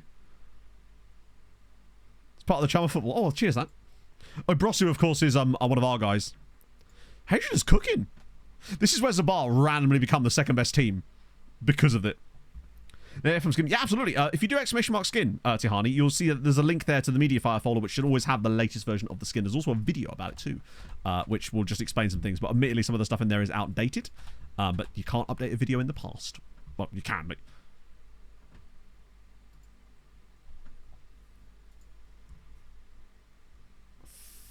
Oh, he's already on Arsenal. Shit. Do you know what? We should look for some of these... we need to look at these guys now. The guys that are out of contract. If we start looking at them now, we can get a bit of a head start on the summer. Because there might be some... We've already... Oh, by the way, I've actually signed up a few of those guys already, in case you're wondering. But I figured... you're at Chelsea. You're not for sale. But I want to just check, see if you're out of contract or something. No, you're not. We're all right. Right. You're at PSG, and you're definitely... worth keeping an eye on, actually. I wonder if they could... He's the sort of guy that they might just randomly let leave on a free. Because he's only got 1 year left on his deal. You... Ooh, you're a... Yeah, you're a Bayern. You're not even close to being affordable. In fact, there's really stupidly expensive guys that there's no point in looking at. You're on loan. You're you. You're you. You're at Al Ittihad, so we've probably got stupid wages. And you're 33 anyway. You we've already looked at. Hammies have signed a couple of freebies, actually. I was looking before stream. Not great ones, but they have definitely done a bit of business there. Before we do any of this, actually, I'm going to switch back to this. I want to have a look for freebies for the end of the season, for the summer. Because we might miss... I feel like sometimes we miss out on them because we don't look early enough. And that's on me, obviously. Because you always remind me, and I just forget. / am stubborn. It has to be 6 months, doesn't it? I want no one that's over 29, really. We want... Actually, no, we can use this screen.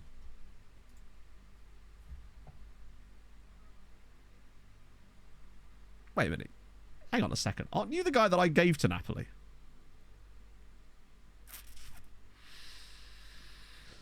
Oh. Okay. Right. Interesting.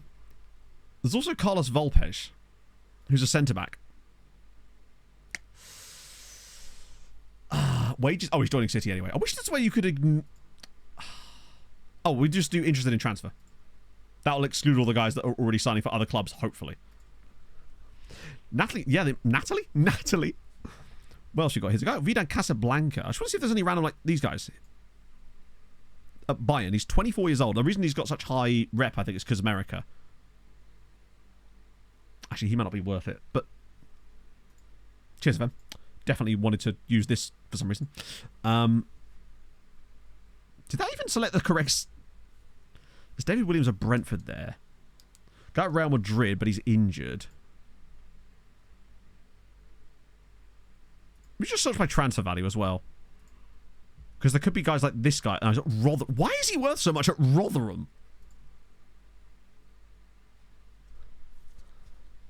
What are Rotherham cooking? It's Jack Neville. No, he's a permanent signing. How have Rotherham got a player worth £20 million? I mean, he's not even that good, but he's not even that bad either. What league are Rotherham in? They're Championship? They are Championship, but even so. How long has he been here? 4 years. They've already just been promoted as well. So they're a new Championship side with a guy that's also Nashton Kaiser. What a name. English tax, yeah, but even so. That's still surprising. I like the idea of getting Daddario back, honestly. Rep from beginning United, maybe. But he's Irish, so he's got caps for Ireland, I think. But even so. What else? We've got Liverpool guy here, Woolaway. Who's he wanted by? Barcelona. Oh, that's interesting. Oh, wow. Sam Woolaway, free transfer from Liverpool. He's quite a technical merchant. Look at that passing. And his physicals are solid too. He would be a fun freebie. 25, so he's nicely in that range. Wages are cheap. He could be a backup. I mean, admittedly, we've obviously got options in that role already. Hey, fan, I'm good, man. The Jay Stansfield effect. Squad player is fine. I could leave that in, honestly, but I'm not going to.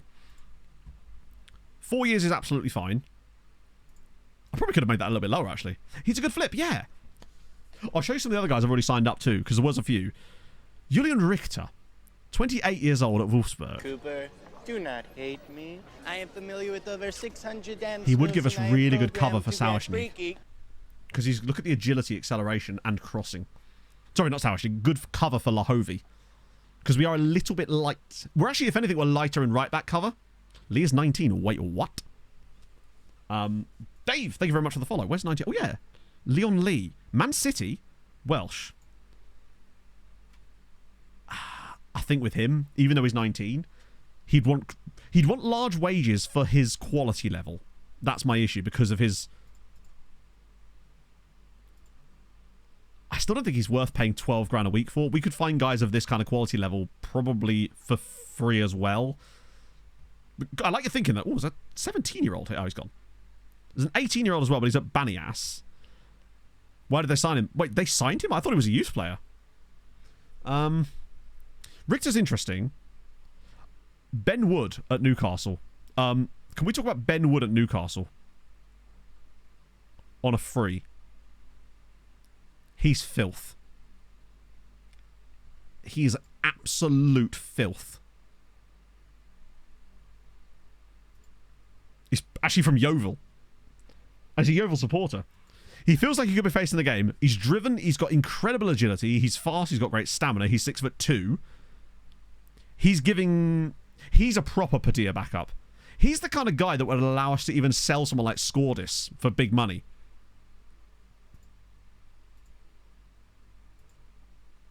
And he meets our salary requirements by not being stupid. Yeovil brought this into the world. Yeah, I think he might be the prime guy, honestly. Not playing as a deep liar. Provided he doesn't want over 100. 78 is fine. On a 3-year, 78,000 on a 3-year deal is perfect.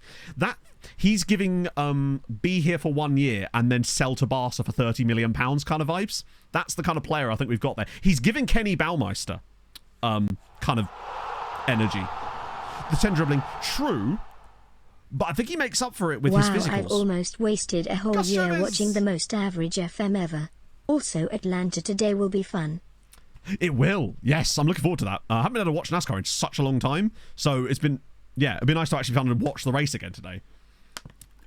Although, admittedly, my two favourite drivers literally didn't get into the playoffs because we've got Harrison Burton instead.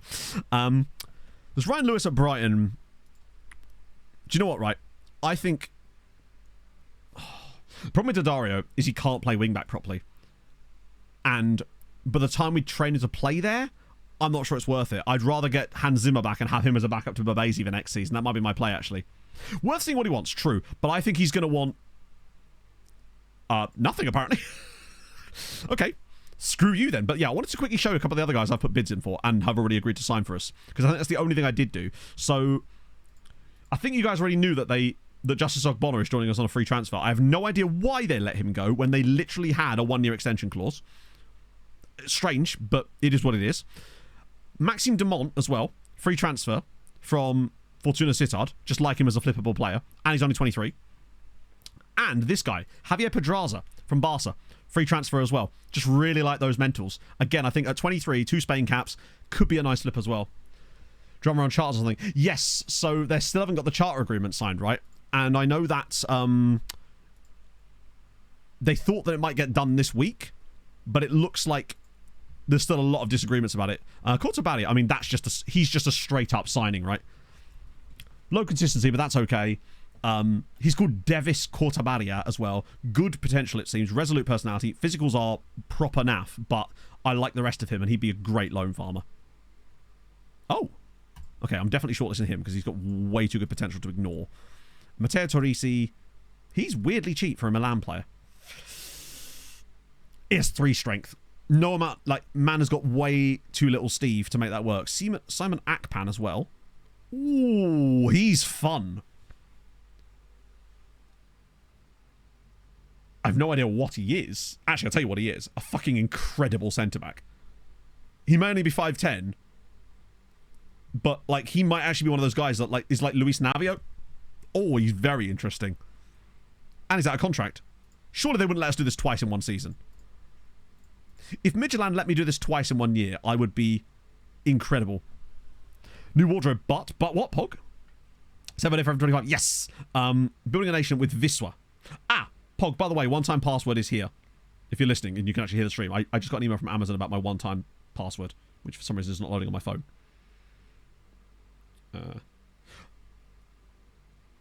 Where is it? Yeah, I'll screenshot it and send it to you. Also, weird one for you, chat. I get like random marketing emails about, hey, you should play this game, etc. I got one from a company with a game called Private Military Manager, and I was like, yes, lads. Gross, but he could do, yeah. And he's got 11 jumping, which is not bad to begin with. So it'd be weird though if Midtjylland let me have a second player in this exact same situation in the same season. I need to kind of put this in here because otherwise we're not going to be able to get a long-term contract on him. It does sound kind of cool, doesn't it? Oh, okay. I might have to do that silly one where I just offer him this and hope for the best. The David Wagner group, yes. Also, Inferno, you listen to the Ramble and football cliches. Is there beef going on? Because I feel like there's been lots of snide mentions of each other on each other's podcasts lately, and I'm just like, what's going on?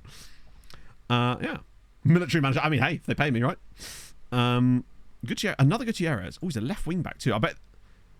Oh, he's an inverted wing back. That could mean anything, though. Ooh. Just a Planet Coaster. I don't know what I would do for beta save. Do you know what, chat? I've had one idea about beta save for FM25 so far, and this is the only idea I've had so far, and it's another meme save. So it's subject to change, but my current idea is potentially just doing a mini-series called Carlisle, honey, and do Carlisle United. Potentially. It's just an idea. Well, it was a Korean game, I believe. Carlisle Honey as a save would be quite fun. It was just a thought, but potentially it could be doable. And it would actually be kind of nice to manage in England again briefly. NWSL MLS rules, but wait, what? No, I don't know what that is. It does fit me, yeah. Right, yeah, I might shortlist him for the time being as well. Quidden Banner, this guy looks really good. Actually, does he?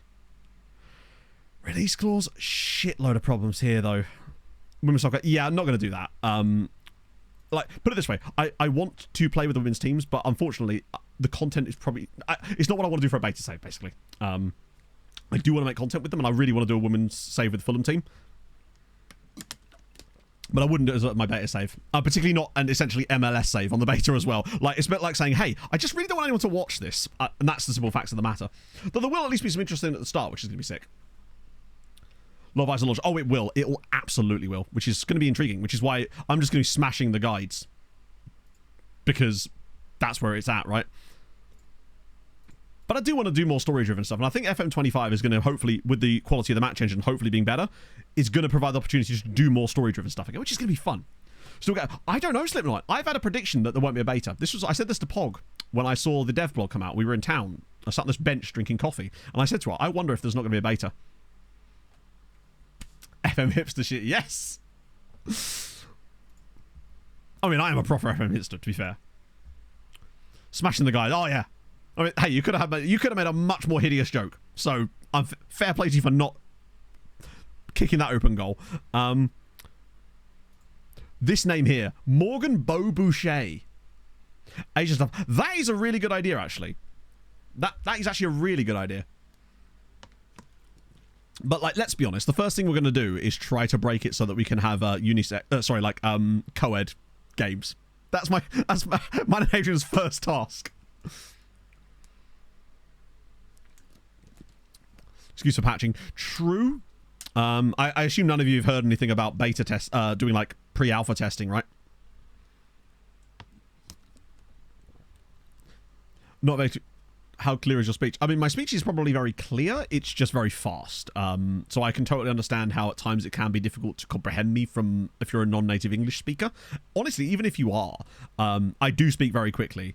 I really am sorry. It's one of those things that I've always been self-conscious of because I know that I do it.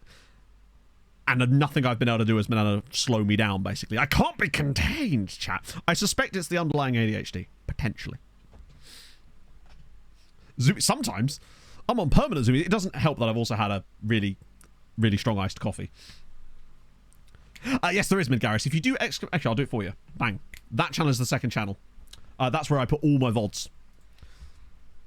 But I warn you, there is a lot of them. We're on like 108 now. Auctioneer. Oh, mate. I'm all over it.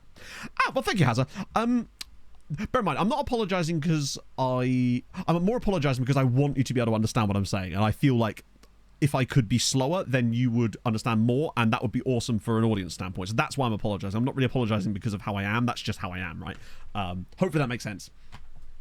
I feel like it's one of these things where it's not my fault, but it is still my responsibility, you know? Forces Zamorin are finally winning. Absolutely over the moon for them, honestly. I'm excited. Yeah, I'm an excited man. Wait till you see me actually get excited about something. Oh, cool name. Shinya Konishi. This is kind of excited about things I love. I fully am. I don't know if this is... again, this could be another one of those ADHD things. If I randomly get a little flicker of excitement about something, I get this like absolutely incredible drive in like my chest and head that means I have to just do stuff related to it. For example, when my mate brought up the fact that Eurovision had set a date and they were like, right, do you want to do this thing with the Airbnbs?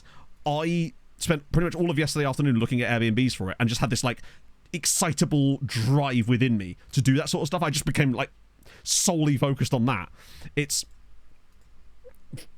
weirdly enjoyable, actually.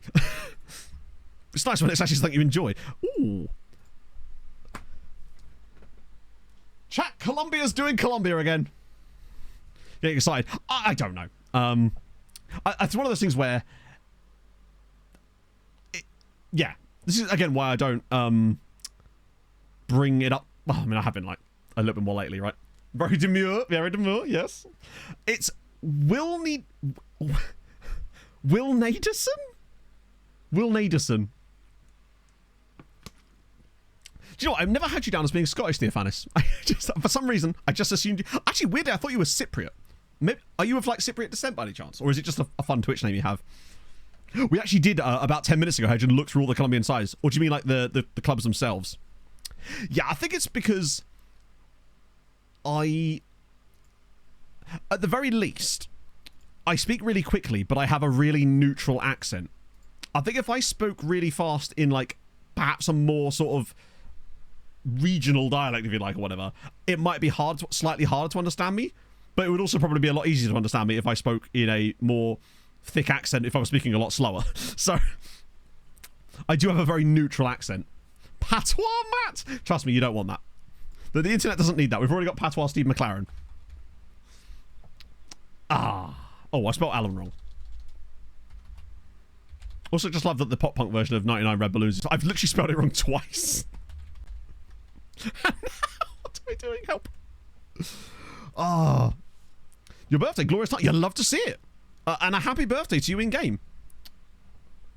It looks like Alan Quarterman is sadly not in the database. Geordie Matt. My Geordie accent would actually be worse than that actor in Castle that one time, which might be one of the worst accents I've ever heard. 99 Luft Balloons, exactly! Yorkshire. Yeah, we can have a look at some of the Myanmar sounding name at Jerv. What was that one I looked up?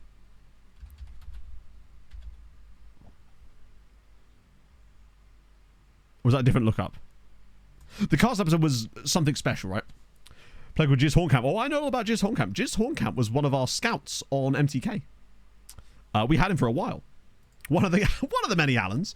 I guess our best bet for the Colombia thing would be to just look through the clubs, right? We've got to make sure we get to the youth intake. But don't worry, I can make up the time, chat. I'm doing negative splits. What we got? Nadid Prince. Dumas Show. There's another Goba there. Camelia Perez. Esteban Serrano. Grigori Rico. Jason Briasco. Great name. Less solid there. Is it like only the bid clubs that have got the cool names? Wiener Benitez. Just Fernie Cerna Marine. Yeah, exactly. I skipped Real Madrid. That's how desperate I was to go. I'm a big fan of Wiener Benitez. Old school Offspring is best Offspring. Just has to be said, right? This album especially. is my favourite Offspring album by a mile. It's just so many absolute bangers. Takes me back to being on holiday as a kid. Sergio Nunez. Wilson Hoyos. Can I get a Hoyos? Rita Maffler as well as solid. Christian Choco. Good, solid surname as well. We like those. Jason Bitar. Fernie Marcelo. Cesar Caicedo is just a good, solid name. Big fan of Christian Choco, though. That's decent. Junior... David Diaz. Helle Belton. Oh no, we've already so many times in this save we've seen Helle Belton Belalcazar because I'm pretty certain he played at Zabar. But yeah, he was definitely a player that played in Malta. To hockey tournaments, yeah. Jeffrey Show as well. Also, chat, can you continue to bully me about going back to the doctors about the ADHD thing? Because again, I've been forgetting and putting it off. And I really do need to schedule that appointment, and I just keep forgetting. So if you just bully me about it every stream, that would be just wonderful. Walter Londonia. Gulfran Briasco is very solid. Was a guy called Sleater. Sleater Kogolosh. Solid deep. I like it. Hildebrando Navarrete. Hildebrando is wild. Yes, hang on. Yasingwa Swaza. There's just nothing comes close to... Yeah. Offshore as well. Yes, please. If you could, Michael, that'd be delightful. Also, Michael, we still need to find like a game that all of us can play together again. Because I feel like we haven't spoken as a group in like a month and a half, and it makes me sad. Damn right. Hit me with that tit juice. Just tell Pog, right? Yeah, pretty much. She'll end up having to make it for me, honestly. That's what she did last time. She's just had other things on her plate lately with being signed off from work and that, right? So I've been trying to look after her. Because it's important, right? You've got to look after each other. Right. Colombian player names. I would be interested in looking through the Colombian name pool at some point because there is just so much fun to be had there. Right, Dan and Kravitz. Okay, good. So Kravitz is back, which is wonderful. Which means Gert obviously isn't back yet. Right. Kral is not going to play right back. Why is Kral at right back? Yeah, Kral can play there. Where's Babasi? Or is he suspended? Ah, he might be suspended. Oh, no, he's... Why are you not fit? Oh, he's got lack of match sharpness. Next thing I'm going to stick with mentality. Yeah, no, honestly, it's... I just like positive in general. I'm a bit of a positive whore as it goes. Pog will support Kingsley and Townsend. Pog doesn't support Fulham. I've tried, trust me. I've tried to convince Pog to support Fulham and the Avalanche. It isn't working. Oh, I want to get into hockey. Well, then support a good team. Like, Jesus. Don't let the executive dysfunction win in it. One thing I thought was kind of interesting, actually, this might just be down to how regimented things was that I felt almost zero anxiety the entire time I was in Liverpool. When you'd think that actually with everything that was going on that I would feel it more. But nervous, yes, at times, but not anxious. And a lot of the times I was hard pushed to find a distinction, right? But I didn't notice it until I got back that I suddenly felt a bit anxious again because we had stream the next day and I was worried that, you know, being off so long and whatnot. And I realised that it was the absence of that anxiety while I was in Liverpool. And I think it's because it was so... I think it was less about the adrenaline and more that it was so regimented. Like, I knew exactly where I had to be pretty much every hour of the day for the entire time I was there. It was like there was very little room for wiggling. And as a result, that routine that was forced upon me really calmed my brain down. Call the Avs good over the Pens. Well, I mean, what have they won lately? Didn't even make the playoffs last year. And Blind Sides, this year we are cooking. If Landy's back... and we can sort out this Latushkin situation. Some of the new guys look pretty solid. Oh, thank you, Tom. It was really, really fun. It's weird because I like having a routine and I feel uncomfortable when I don't have one, but at the same time, I also hate routines and I really like spontaneity. Hence me going to Switzerland on a day's notice. When have the Avs ever been good? I don't know. There was that whole Stanley Cup 2 years ago. You know, just normal stuff.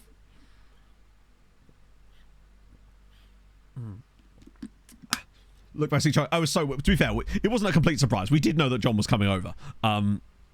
Because obviously, England wanted to make some contact with him since he was there. So I think he's probably spent more time with the England teams than he did some of the others, which is why we didn't see Jimmy Floyd's as much. It was fucking hilarious though. After, I think it was the buy-in game when we won, Aaron looks over the computer and he just goes, "That ain't Jimmy," and he was just stood the other side of the monitors. Go on, Padilla. Oh, he's at the bloody wall. TikTok girlies tell me so. They do. History sides with Pittsburgh. I mean, they've got a lot more history than we do. They've been around longer. We've still got them Stanley Cups. The Jimmies were firmly rustled, yeah. For sure. Would you do it again? In a heartbeat. In a heartbeat. I don't know if I read you guys the message that I sent to Pog. Yeah, we met Jimmy Floyd Hasselbank. He was there as well. He came over to us and we chatted after the buy-in game, I think the 3-2, where we won that ridiculous game where we had the own goal. That was when we met Jimmy. First name terms, you see. Speaking of, we should probably keep an eye on the other games, although it looks like, actually, other than Goodyear, which is an absolute fool's errand, everybody else is not playing today, so we should be okay. It's basically, Hammer just needs to still be in this going into the final match day. And it looks like, annoyingly, a lot of the other teams on that are all playing on the same day as them. But, like, I was, like, not struggling with it, but a little bit overwhelmed by it for the first couple of days, but then something clicked on the Friday for me, and I went... After the day had gone, it was a really, really long day. It was the day when we had all the Super Cup stuff happen. And afterwards, we went back to the hotel. This was like 10 o'clock at night when we got back. And all the Team England guys, as well as like some of the guys from the other nations, like Norway, for example, shout out my Norway guys again, just went for a beer. Just a single beer in the hotel bar. And there was just something weirdly about this calm and relaxed status. I was sat in bed and I just messaged Pog after she'd gone to sleep and I said night. Basically been like, you know what, actually, this is the most fun I've had in years. Like... It was incredible. And after that, I was just vibing on this absolute wave of amazingness after that. It was so fun. Mr. Floyd Hasselbank. Particularly, isn't this Floyd one of the, like... Is that a middle name? Is that a surname? Like, where does that sneak in? No, yes, the Norwegian players in the World Cup were fantastic. Mats and Mats, just legends. So fun.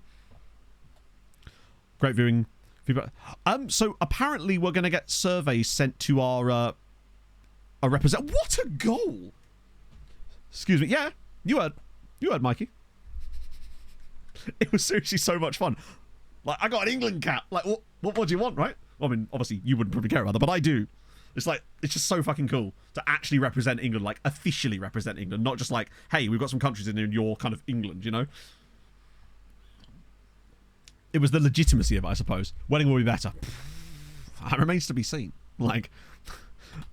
nothing has been, although Pog admittedly has been saving a lot of wedding TikToks, which I've been watching every night, so that's what I have to look forward to. She's decided on a colour scheme, what type of wedding she wants in terms of style and venue kind of thing, so that's going there at least somewhere, right? The Gazman, thank you for 21 months. How are you, my friend? Up the Sirens. Stansfield is a blue, somehow. Yeah, I don't know how well that's going to work out for Birmingham, but I'm very curious to see how it does. I'll be watching his career with great interest. Go on, have another go. We're building this play up really, really weirdly. Are Celtic just playing a really strange system? Because we keep getting really congested in their box. So I believe, and I would have to confirm this again with our England guy, but it seems to be treated through the E-lines the same way as it would do it any other international cap, basically. That's the way that England choose to treat it because they want to take it seriously. It's, yeah, Instagram story today. Am I?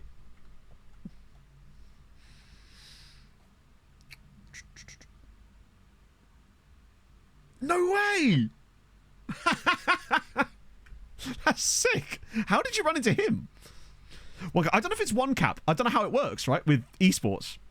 I don't know if we get caps for, like, the 2 days. I genuinely have no idea. But it's going to be really sick. Oh, my God. What are they doing? Celtic are having a lovely old time. I believe so, on a Scarlet. But again, I'd have to have that properly confirmed. But it seems like it would be treated the same way, you know? And do you know what? At the end of the day, I represented England and it was sick, right? I had the best time. Shout out the big wheel outside the venue. Do you know what, Tom? The amount of times that we were stood outside the hotel and one of us would just be like, Tom would be like, do you want to? Our plan was genuinely to go out on the piss on Sunday night and then come back and ride the wheel. But I didn't get back to the hotel till 1 o'clock. Tom and Jack went to Pop World and didn't get back till 6 a.m. Train came, he was there too. Fair enough. FIFA sponsored. Yeah, no, not even FIFA sponsored. It was FIFA sanctioned, FIFA organised. This was an official FIFA tournament, hence the drug testing. Speaking of which, Jack has streamed, right, since he got back, which means presumably you've now heard the drug testing story. Pop World is a club in Liverpool. which I'm honestly kind of thankful I didn't go along to. He has to tell the story. Good. I'm glad you finally got that out of him. Or that he finally got a chance to tell it. It's very silly. How has he missed that? Mr. Sorry. So essentially, now that I feel like it, basically, they were doing random drug tests at the event because obviously it's FIFA sanctions, because they have to have WADA there and have to do official like random drug tests. And Jack got drug tested, and he was the first person to be drug tested for playing Football Manager. And the best part is that he had just literally gone for a piss when the drug testing guy came along and went, right, I need you. And he was sat in the drug testing room for about an hour and a half, and we would just get all these random updates from him in the WhatsApp group being like, still here, and there's all these bottles on the table. He drank like 3 litres of water just to see if he could go. He was there for so long. Looks like we're not going to win the group again. Oh yeah, no, Man City have been on one this year. God, 19 points is the most we ever seem to be able to get. Also, how good are you getting on? 0-0 with Arsenal. They might actually finally get a point, and it's against Arsenal. Can't really argue with that. Oh, Cameron's basically put one? Yeah, in it. We probably should make some Lesh Fregs, right? Wow, Lahovi's had a really bad game. Reynoso, once again, has failed. Also, I just realised Pineda started this game, and I wasn't even paying attention. Which means, do I even bother bringing him on? I might just bring on Crompton at this point. This is a tune, by the way. We got scored this on. But you can see we definitely need some more backup here, I think. That's definitely an area to look into, I would say. Yeah, plus 20 goal difference is crazy. They're not really conceding goals either. Also, Chelsea 4-0 down to Atletico. Where even are Chelsea? Oh, they're right beneath us. This is very GTA Vice City, isn't it? So what I was told, Slip9, is that the drugs they were testing for was Adderall, or the equivalent, which I believe is called Vyvanse in the UK. I'm not familiar exactly, but in a non-ADHD brain, it can be extreme. I mean, obviously in an ADHD brain as well, but on a sort of neurotypical brain, it can cause incredible concentration levels that are like obviously a way above normal operating rate, right? Also, they were testing for it's good you came in summer. Oh, fuck, what was it? In winter. Aspirin. Because apparently depressing. aspirin in large quantities can reduce your heart rate, which can obviously create a sense of calm, which is, again, unnatural. It can also kill you. Oh, Luis Trejo! MV Pesh, thank you for the follow. So stuff like that, basically. Things that you shouldn't have. Oh, go on, then. Won the FA Cup with Wrexham League 1. Yes! Europa League 1 in the Championship. Now promoted to the Premier League. I'm currently first. That's wild. What tactic are you playing? Jesus. Makes more sense than full scale. Yeah. I mean, obviously, they were testing for other drugs too. But, like, it's not like we were in the bathrooms keying cocaine, right? Or if we were, none of us got tested for it. Steve, thank you for the follow. Are we just literally doing, like, Vice City songs now? Because I'm here for it. How have we only won 2-0 with that XG? I hope we're saving the good stuff. Oh, back 3. Really? That's intriguing, actually. Because I heard a lot of shit being chatted about back 3s when I was at that tournament. Could also kill you. Yes.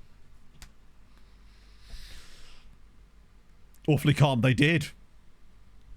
Having a higher concentration level. I think it was more for things like the fact that we had that 11-hour thing. So if you were on like things, something like Adderall, you would be able to just burn the whole thing through without having to take breaks and stuff. So you would have an unfair advantage over everyone else, right? Because obviously we were taking huge amounts of... Not like huge amounts of breaks. We were taking reasonable breaks. What was Nick Montgomery? Wait, who? Who did I miss?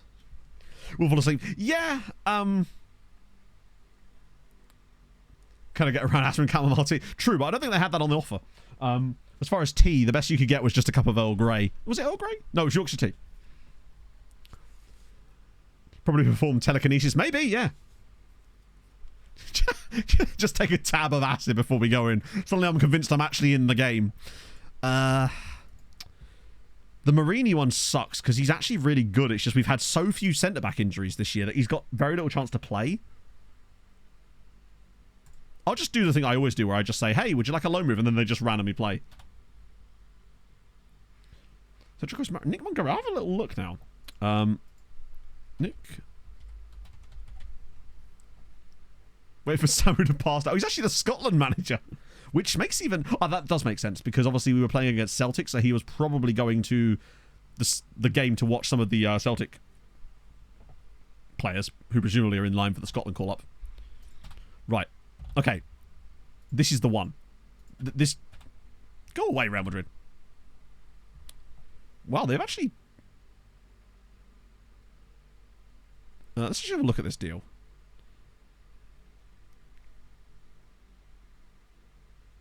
So it's 11.5, which is not enough. Because we paid 15 for him.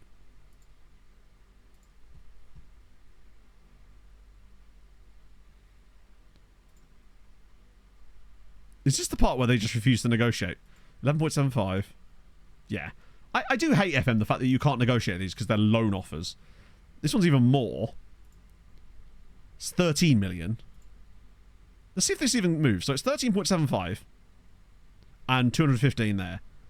So they've upped it to 16 with the 375. But that just presumably changes the loan contribution, right? Yeah, that's an optional fee as well, yeah. Although at least it's optional, I guess, so it means that you might not actually go. Which means I might just be able to use it to up there. Yeah, I just hate the fact that loan fees are just non-negotiable, basically. Or the equivalent of non-negotiable. I'll just have to accept, yeah, not going to let that happen. Right, Hadrien versus Dortmund. Sweetie versus Juve. I mean, can Sweetie still get through? Technically, they could. But it would require an absolute miracle for Sweetie to get through. They'd need basically to win by a very large margin, have all these other guys lose, or draw but by worse margins, and have PSG... There's an outside shot. Yeah, this is the thing. And some of them are probably playing each other as well. Like PSG and Feyenoord must be in the mix there. So, basically, if Hadrien beat Dortmund, though, that will probably be enough for them to get in. I would say. But I suspect that Hadrien... I reckon they both lose 1-0, unfortunately. That is my rather disappointing prediction. Oh, if Hammy's got through, it'd be a massive day for us. Like, huge day for us. Because those extra points that they'd get are the sort of points that England... Basically, they'd get the England cheaty points. Right, here we go. 9 o'clock. Come on.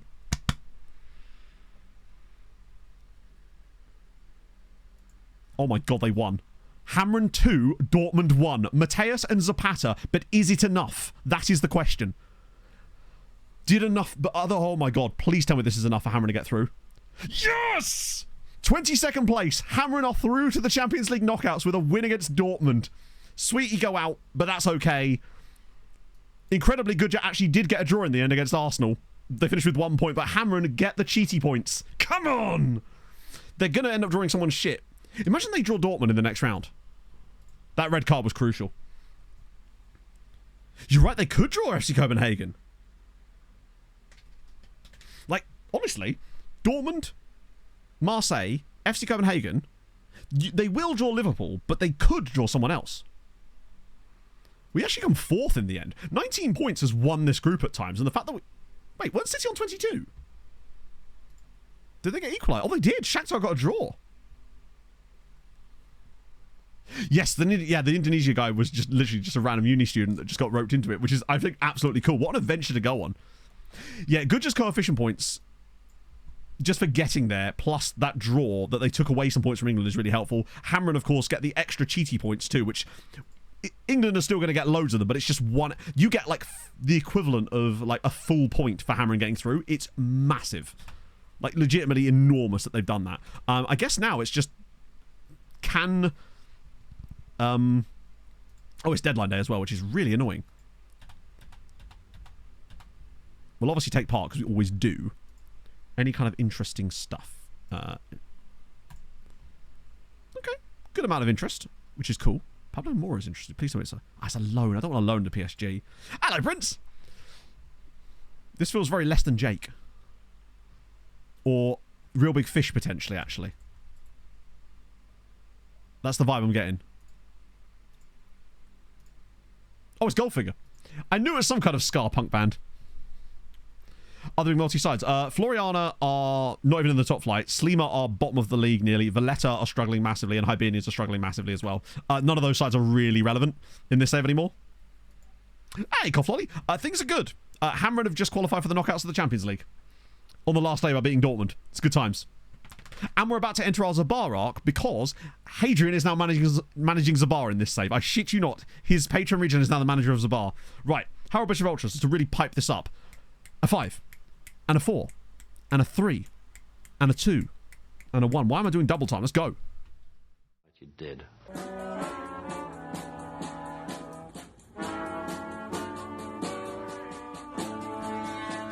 I got through Hadrien, I'm in the house where the coffee's green and the food is grouse. With sandwiches and lasagna too.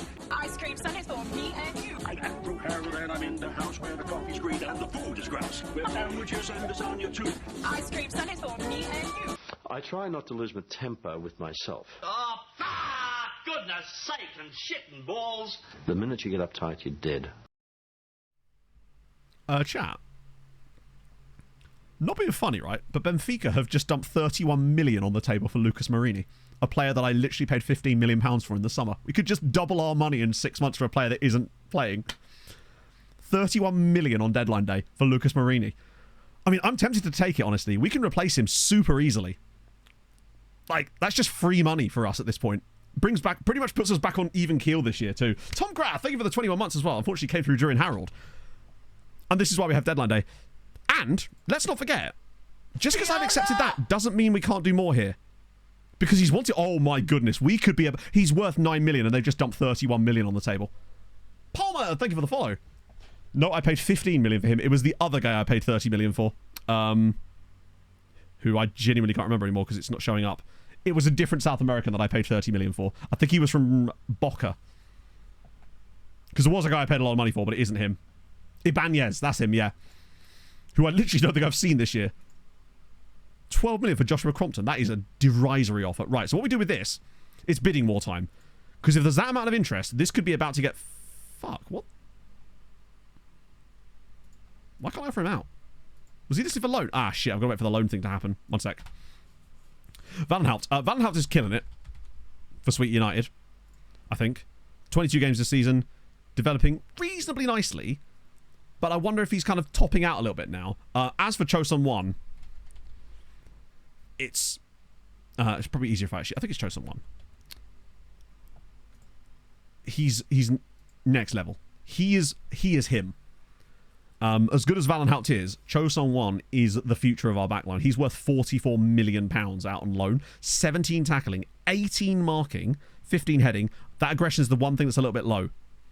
And 17 jumping reach too. 17 acceleration. He is like, other than that doesn't like big matches though, that's the one thing about him that is such an annoying feature. But the rest of him is so good that obviously we can never say no to that, right? If he ever does come back, which I'm hoping he will at some point because it's Tarshin, he could be straight into our first team, honestly. He's that good. Gudmundson's going nowhere. Oh, it's really annoying me that I can't offer... Do not hate me. I know it doesn't like big matches, but at the end of the day, come on. Like, the rest of him is so good that it simply doesn't matter at that point. Remy, thank you for the follow. And we could try and mentor him out, yeah. We don't know, Marty. That's one of the things we're testing. Oh, shit. Yeah, I didn't get a chance to do the bidding war. The game, because he was part of that set of players that were offered for loan, I couldn't do the bidding war because it got rushed through. That's really frustrating, but we're still going to double our money. So... it could be worse. It's frustrating that I couldn't get that done, but hey, we take it. Frustrating. Yeah, so... obviously, you want to get rid of it as fast as you can, but we don't know if you can get rid of it, basically. Oh, here we go. Stoyan Yordanov would be a really good loan. Oh, actually, no, I'm thinking of someone else. This was the guy that was at Mosta before. So if he goes back, then he goes back, right? For Baez, Zaharia, Perez, no. Tarshin want a bit of Paul Perez. Isn't Paul Perez really good? Yes. Good. Tarshin are cooking something now. Nice. Man City want to loan Joshua Crompton. That should tell you all you need to know. Loan offers for Toth. That's 2 third-tier Hungarian sides, I think. So Marini's gone, but we do double our money in 6 months, which actually brings our finances only to 19 million loss this year. When you consider the amount of money we've been dropping, that's pretty impressive. Still annoying. So Gerson's gone. Sam, oh my God, we're signing. I completely forgot about Sam Willoway. 2 blocks from here. So we're getting Sam Willoway on a free transfer from Liverpool. England international, free transfer. So easy. Astenvi, thank you for the follow. But it's not him I want. It's Wood. I want Wood, damn it. Anyone crazy good in here out of interest? Byron Rodriguez. Yeah, all right. Oh God, he's one we missed out on. Hot damn. Kravitz. The wages, yeah. Really, really cheap, I know. Any left wing? Not on deadline day, because we'll just end up spending way more money than we have for no reason. Fact is, we have Sauerschnig for cover, right? But I do want to start looking at the next generation of the left back. And I think I know who it is. I think it's Isaac Eze. Potentially.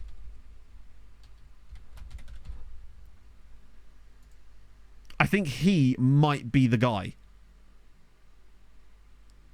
I like what I'm seeing out of him. He's on loan at Nashar as well, which is a second tier. So he's getting game time.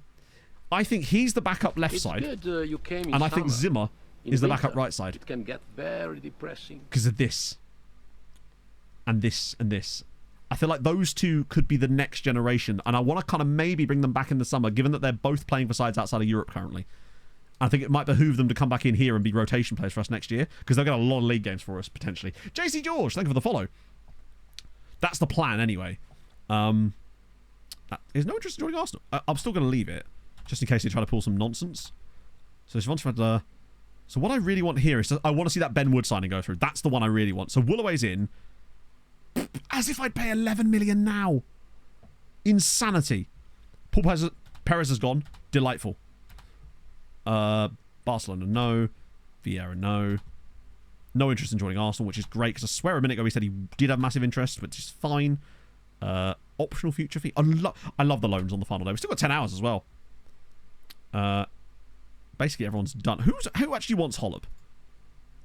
Because I might be able to sell him here if it's actually sale interest. Barcelona on loan. He's worth 9 million quid. I might just try and get rid of Holub here if we can. Jordanov's gone. That's fine. I love how these bids just never seem to go up as well. Like, still at 42 million. How about bid an actual amount? It's like it's put a hard cap on them now, which is really irritating. Reynoso again. I could just offer Holub out for loan. To see if that would do it. It's annoying that in certain days it doesn't tell you if there wasn't any interest. Because, oh no, it's still doing it. We're okay. Oh, I don't know if I'm going to have enough time. No offers for Holub. Right, now I should be able to see if I can find him a loan. Budget left, potentially, yeah. Let me just unspecify all this. See who wants him. Yeah, loan list is not dev list. I've got 6 hours to see if I can find him a loan. Reynoso again. Still 42 million. It will not go past 42 million for him, which is actually mad to me. When you consider how good of a striker he is. It's like the game is literally hard capping it. Super duper weird. Oh, come on. Barca, just take Holub for 6 months. Nah, it's the same place. 42 million again. It's the same exact bid. 40 million. That one's going up slightly, but I bet that will cap out soon in a minute as well. Really weird. Ah, right. Barcelona.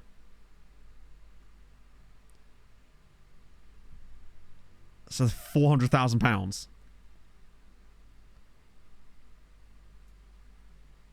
Let me see if I can sneak in a mandatory fee of 10 million. 2 million quid? Wait a minute. So they're paying way more money. So actually this is better. Because they'd pay 2.4 million. Then they'd also pay a load more cash on top of that.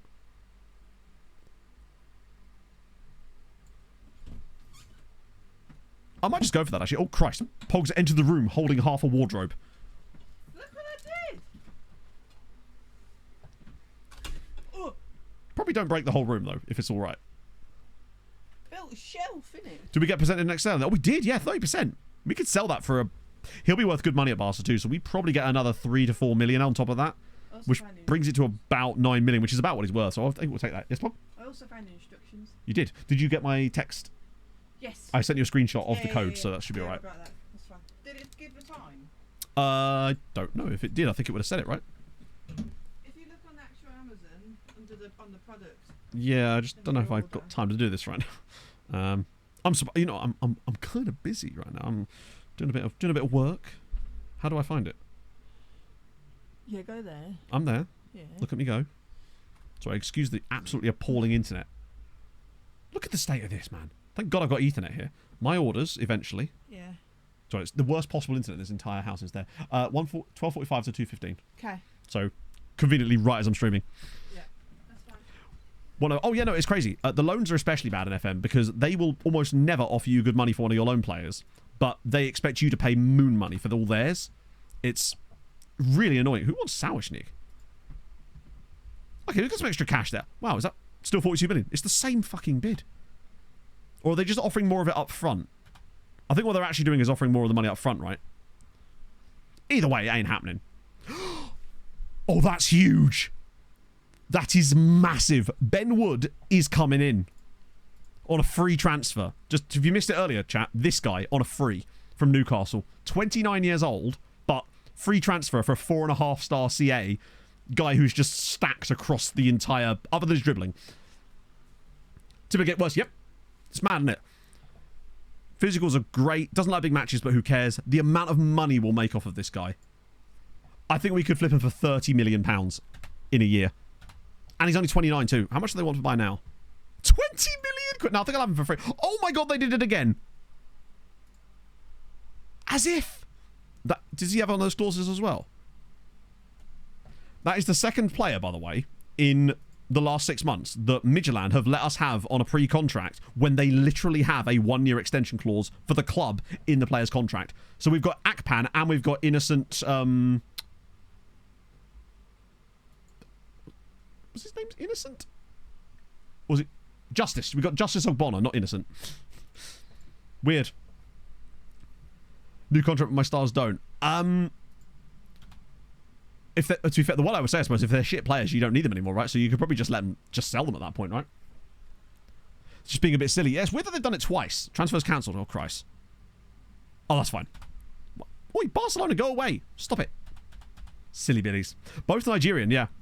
Work permits, there shouldn't be an issue for work permits in Denmark. Also, like I said, everyone says this every time I say this, but like they already have contracts. As far as I know, you don't need a work permit for an extension of a contract when it's a clause within the current contract. And in addition, don't you need to be on like £800 a week in Denmark to get the work permit, which they'll obviously already have. So Bicky Car... Sleer... Oh, get a little point there. I mean, it's not enough. They are still cooked, but it's more coefficient, right? What? You need it for an extension clause. But either way, they'll be paying more than £850 a week, right? Either way, their loss is our gain. Right, coefficients. There's England's stupid amount of points now. And we're still down here, but we're still above Spain, crucially. Italy and France are having a lovely old time, but luckily they're so far behind us, it doesn't matter. We do get closed up on a little bit by Spain. The gap's now 17 points because England got their cheaty points. But seriously, without that Hamren result, we'd be down on like... If Hamren hadn't got that win, we'd have been all the way down here, I think. Look at the salary. Yeah, I don't see why not. So, Akpan is currently earning £1,000 a week, which as far as I... Now, it could be that they've upped the price, for all I know, and Justice is earning £1,000 a week, which presumably is the threshold that they have to pay them anyway, otherwise they wouldn't have been able to have them before. Unless it's because they were youth players, perhaps, as you say. Developing concerns. It's a tough one with Krell. Actually, he's on £9,000 a week. I didn't realise how underpaid he was compared to the rest of our team. But it could be bad management, yeah. It's definitely our win. Underpaid. I'm going to offer him a new contract anyway, but not because he wants one, because I want to give him one. That's actually quite a lot. Also, chat, I would like to give you the dumbest request I've seen in ages. Luckily, he's not put it in there. Because he said, strengthen the squad on the right wing. Bear in mind, our right wing consists of Pereira, Pineda, and Joshua Crompton. Arguably the strongest part of our team outside of perhaps AM. That's wild. G. Wally, thank you very much for the 8 months. Which is hopefully why he's reconsidered it here. Please take squad player. There we go. Oh, he only wants 39.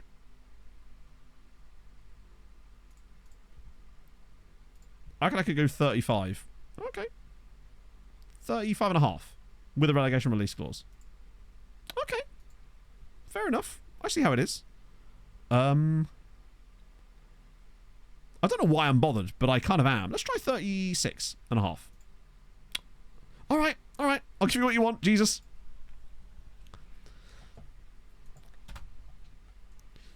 It is... Well, bear in mind, he would never play right winger, but it's just funny when they demand you to strengthen the squad in arguably the strongest area of the squad. It's...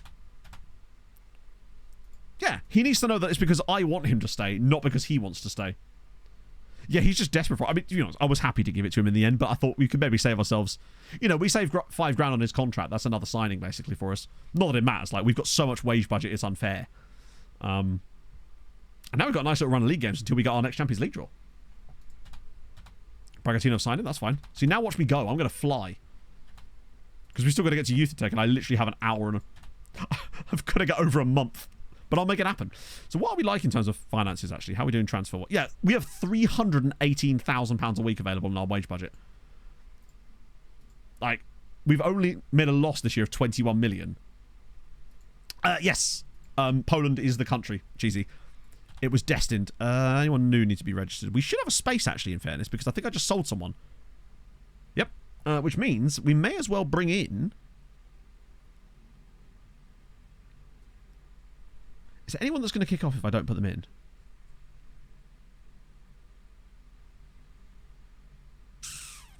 Marini left, you're right, he did, didn't he? Which means we should probably put in another centre-back. So I might actually just put in Robledo, just because he's the sort of highest-rated centre-back out of the remaining players. Hello, Pog. Success in the wardrobe. Wardrobe successfully built. Mission complete. XP achieved. But now my arms hurt. Yeah, unfortunately that's just a side effect. No, But but it's because it had them connected, because it's like them metal poles, Mm. and you've got the connector, you have to push the poles. yeah, that's fine because you're going to get skill points in muscles. Strength increased to 15. Is that good? I don't know. Tweaks from previous years. How do you mean tweaks? Patience decreased to 1. In it, yeah. More time to keep Trejo promise. I didn't realise I made a promise. No longer concerned. No longer concerned. Love to see it. I'd have liked to see him in there, but the fact is he wasn't going to play. Like, I'd rather have him not in the squad and had an extra centre-back, because we did just, after all, the reason that we had that spot was because we sold Marini. So having an extra centre-back, Polish only or anything, oh god no. Polish, if we did that would kind of defeat the point of the save. So no, it's building a nation in its purest form, because I believe Poland could be the perfect breeding ground for it to happen, pretty much. Oh yeah, we should do a roundup of the other teams. Yeah, if I tried doing Polish only, it would sort of be pointless, especially as we can't manage the national team anymore. So that would actually make it even more pointless in a way, now that you can't do national team management. Right. We just have a look at the transfers in general. Actually, we just sort by... Actually, no, let's not sort by fee, because I find sometimes if you do that, you miss out on crazy ones. So Hammer picked up this guy, Alejandro Zapata, on a free. 14 grand a week. 26. They'll probably sell him on for some good money. That's an out. They signed this guy, although I believe that was pre-Hadrien, was Luis Javier Vidales, potentially. Tarshin also brought in this guy, Tommy Lering. Okay. Good business. And owe you favours. That would be sick, actually. When was it that Hadrien actually took over? Because they also loaned this guy out. They sold Carl Edwards. That happened before stream, I think. Then obviously there's me selling Bizarre. So yeah, everything here is definitely pre-stream. So that's been that much business, honestly. Sleemer are doing some business. Some sales. So Seaman Burns happened on stream. Demir Hodzic has gone to Luta. Fair. Pacheco to Birkikara. Oh, I like that a lot. That is a lovely signing from Birkikara. Brandon Pacheco. Wow. Very nice business. That's an out. That's an out. That's an out. That's Zabar. So that's definitely you. Sweetie sold a guy. Oh, sorry, loaned a guy. Melita have bought Calabane. Very average. Was he like develop? Ooh. He could be really good for them then. That's some more loans. That's another loan. Sleemer also brought in this guy, Patrick Kilama from Arur. That's another... Oh, so you actually did get D'Ambrosio. 300k. Not amazing work. Alberto Stewart, isn't he one of ours? Yeah, he was the Jamaican international, who I believe is now actually a Maltese international. Tarshin, that's another one of ours. Some more of ours. Birkikara loaned a dude. Zabar also brought on this guy. Here we go. Juan Angulo. 22. Solid signing for that, honestly.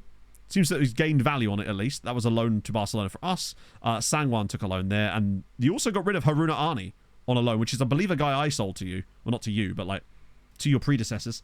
Okay. Reasonable business. Not amazing business, but reasonable business.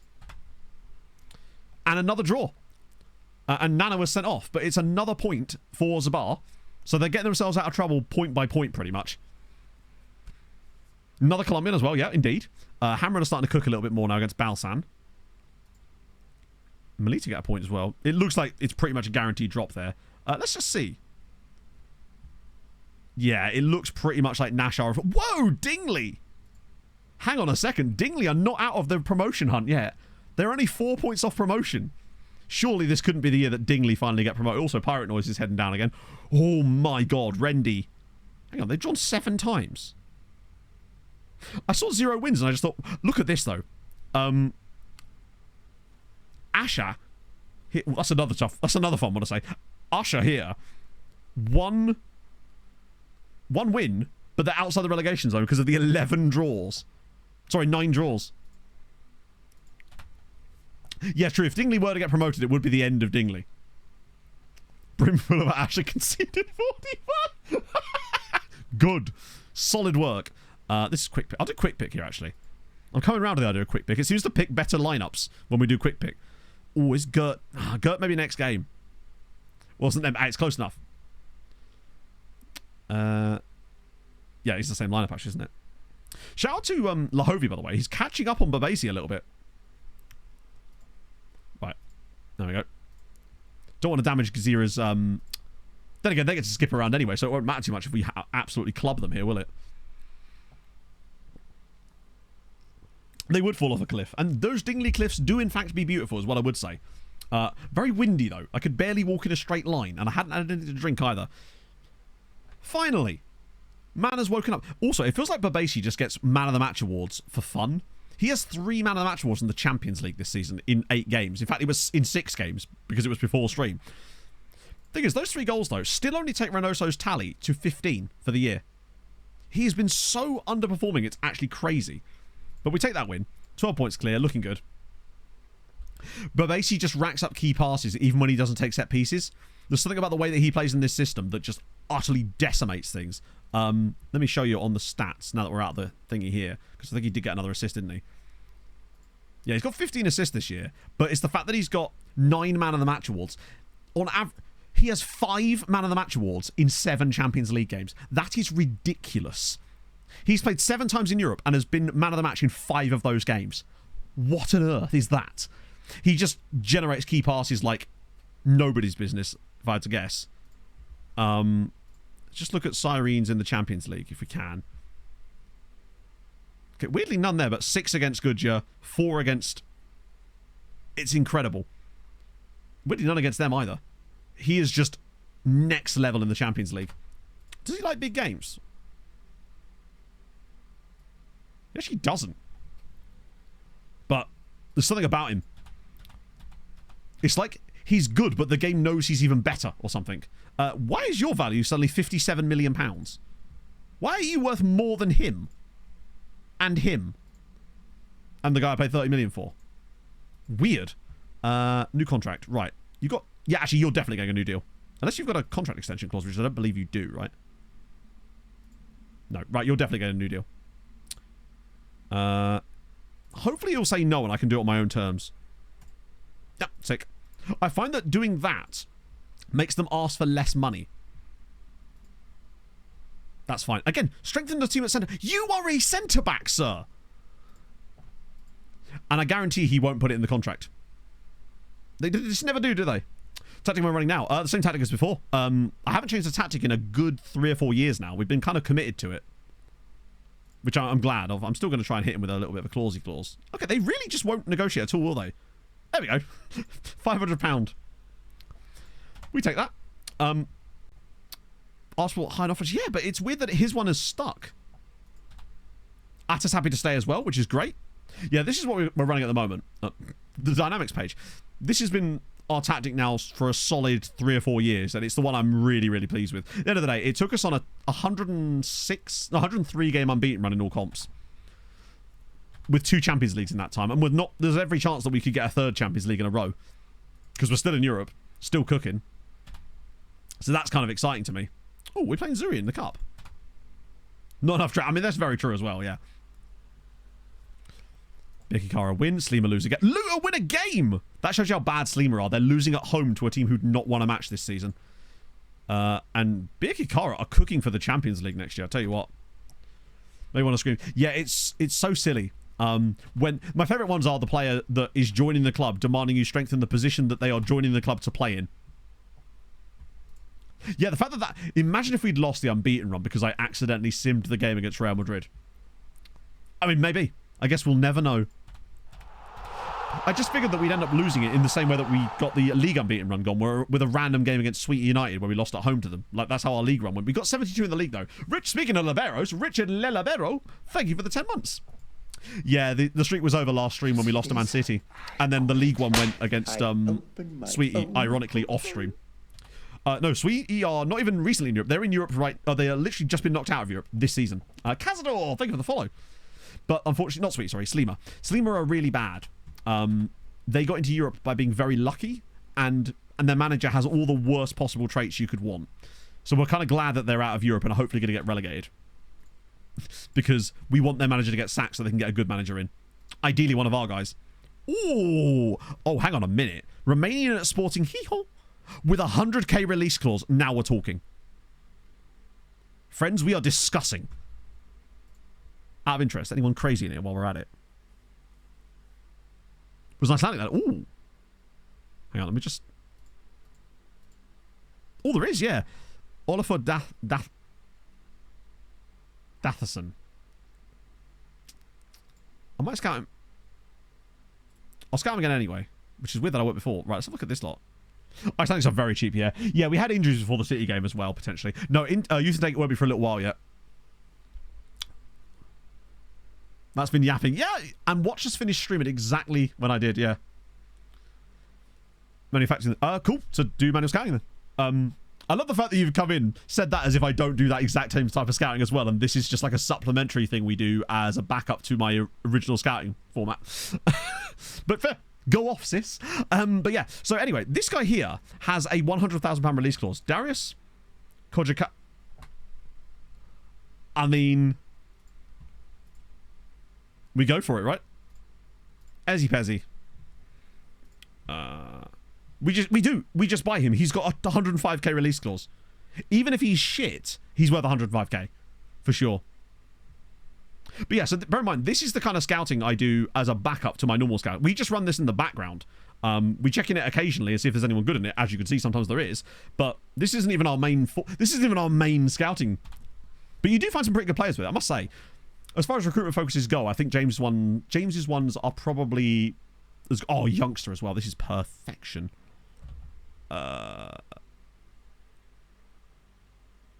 You're 17, right? Exactly. Oh, there it is. Low move. Why couldn't I see that? Cheap deal. Should we start players over 50? Well, I mean, this is the thing. The only reason I use focuses is for young players. Weirdly, the main reason we use the focuses is even less so about finding those players. It's more about, ironically, finding clubs that we can do manual scouting on, interestingly. Because at least if they've got players in the recruitment focuses, it means that they've got players that are actually at their clubs, which is kind of useful to have, right? Sound of video. If the sound of video randomly mess up, which will happen occasionally, best bet is just to refresh the stream at that point. That should usually do it. Ease off tackles. Thank you for the follow. Don't want to do that. Off we go. Cool. That was so easy. I feel like he's probably not actually that good, but for 100k or whatever, with that cheap deal, it's worth a punt. 6'1", good jumping reach, tackling probably okay. Up the Fulham, yes! Thank you, friend. I feel validated.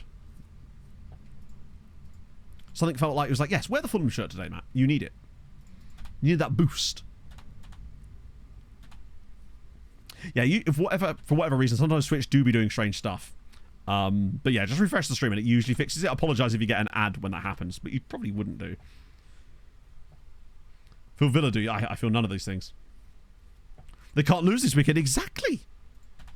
Didn't lose last weekend either, or the weekend before. Hang on, already? Holy shit. But Basie's on the cusp of potentially becoming the most man-of-the-match holdiest player for us, and it's February. And weirdly, the record was set 15 years ago as well. There's no way he doesn't get it. I reckon he might actually beat that with just European games. That's how good he is. I think he could potentially get close to double-digit. ESR's settling in really nicely now. He's doing super duper well. Dazmeister. Oh, of course. Oh, you're starting streaming. Love to hear it. So now I know exactly who you are, but yeah, that's cool though. If you need anything, let me know. Forward feels like he's going to get like... I reckon Forward ends up getting like legend status before some players that are far more deserving. But yeah, ESL settled in really nicely. I think... Oh, well, free money. You love to see it. He's just a really good player. I like that we're building our own little Arsenal B team of just solid... What the hell happened here? Zabar with a 3-0 victory away at Melita. They now go above them onto 17 points. Has Hadrien even lost a game since he took over? I think he's got 2 draws and now a win away at Melita. They've now moved 8 points clear of the relegation zone. He's killing it. No chance of getting into Europe, I wouldn't have thought, but still. What a result that is for Tarshin as well. Don't know where that came from. Slima lose again. At this rate, they might not even finish. Yeah. It's good times. Quick pick. Now I can bring Gert back in. Got to start getting him back into the fold. Sebastian in the cup. Ooh, I don't think so, but that is a good shout. Let me have a look. I think the cup's actually really quite homogenized this season. It's all the exact teams you'd think it would be. Yes, yeah, Abikikara will probably win. Valletta versus Luta is an interesting one. And then it's Hamrin, and obviously we're playing Zuri. So we'll probably lose 1-0 on penalties. 100 games unbeaten, yeah. We've actually lost, but we have also gone 100 games unbeaten. Yeah, we made it to 103 unbeaten in all comps. AFC Billy, thank you for the follow. But unfortunately, Manchester City ended our unbeaten run with one of those games where we had a load of injuries right before it, and then got some proper FM cheese in the match. But it is what it is. 103 games unbeaten in all comps is pretty good.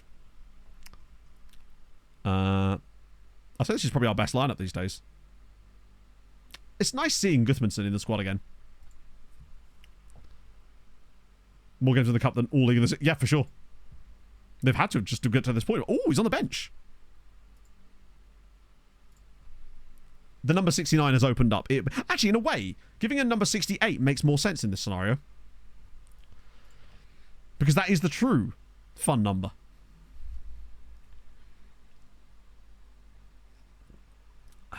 Hello, Michael Pompey. You'd love to see it. How's it going, friend? My FIFA E ad just came up on your FYP, as in the one where I'm on the toilet. So, no, doesn't really track squad very well. No, you're absolutely right, they don't. Which is, I believe, why we always do so well in the Club World Cup, because the games are so close together, they don't rotate properly, and we can just burn through, and that's why we humped Real Madrid 5-0 in the last Club World Cup final. But no, you're absolutely right. That's also why international management needs a lot of work, right? Reynoso scores 2 more, but basically didn't get man of the match. Crazy times. Lahovi was good, though. Another goal for Padilla. Pereira gets another assist. That must be getting pretty tight at the top for those 3, right? In terms of top goal scorer. Pereira has 20. Padilla has 20, despite only playing 19 games. Reynoso only 17. He really needs to at least overperform his XG this season. It's mad how bad he's been in front of goal overall. Particularly domestically, weirdly. Out on loan. In Germany, you really shouldn't have too much trouble. Oh, thank God. Too much trouble. It really is just a case of dev listing them. Yeah, I was going to say, in Germany, there really shouldn't be any trouble getting them out on loan, right? I'm trying to think what could possibly be causing that, honestly, at that point, right? Yeah, honestly, you might not even need to. Putting them in the second team is probably just as good, because Stuttgart's B team, or whatever, probably plays in a reasonable standard, right? I could be wrong about that. Almost certainly am. Generally are. Right. It's getting a little bit less tight here, but Hamrin... Do you know what? Hamrin not being in the Champions League next year, I'm not sure if that's good or bad. Like, it'd be good if they were in the Europa, because they could have a chance of winning some stuff and actually doing well, but they would miss out on all the money and prestige. And I do kind of want a bit of consistency of those teams, just so they can consistently get that cash. I guess one team missing around each time wouldn't be the end of the world. Yeah, it looks kind of like... Even... I don't want Valletta in Europe. That would be really bad. Probably 30. I mean, 30 would be fine, right? Micah Pompey. 11 months subbed in all. Still think of Big Norm in the rebuilding, Pompey say. Big Norm. Well, that's funny you mention that, because again, earlier I was talking about how I might bring back rebuilding. Not in the same format. It would be like a single video or a couple of videos, but it would be bringing back a rebuilding save from back in the day. Since now that we've got a bit more time in FM24, tempted to work on that and do more of that sort of stuff next year, because I do want to do the Blue Star save. So 4th tier, that's still a reasonable quality of football though, right? More competitive teams. Yeah, I suppose if they're good enough, but they're on the fringes, they probably are going to... 4th tier would be way too beneath them in a way. Oh, Hammer versus Atletico. Which means... Oh no, we don't need that one, do we? It's... Wait, they're already through. Zero got top 8, didn't they? They won the group, and Birkirkara also got top 8, right?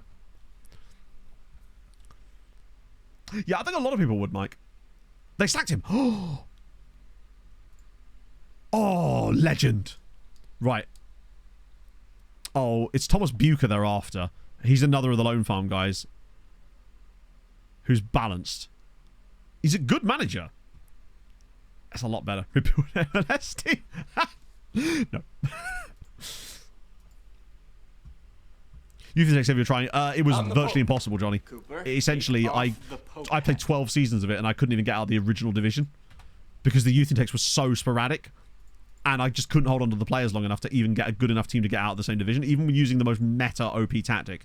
And at that point, I just figured it wasn't going to be good content, and it would just drag too much, basically. Me Lewink. If I've said that incorrectly, I do apologise. Thank you for the follow. Dude, how's it going, man? I was telling Chat earlier about your 100-mile walk. Was that this weekend, or is it in the future?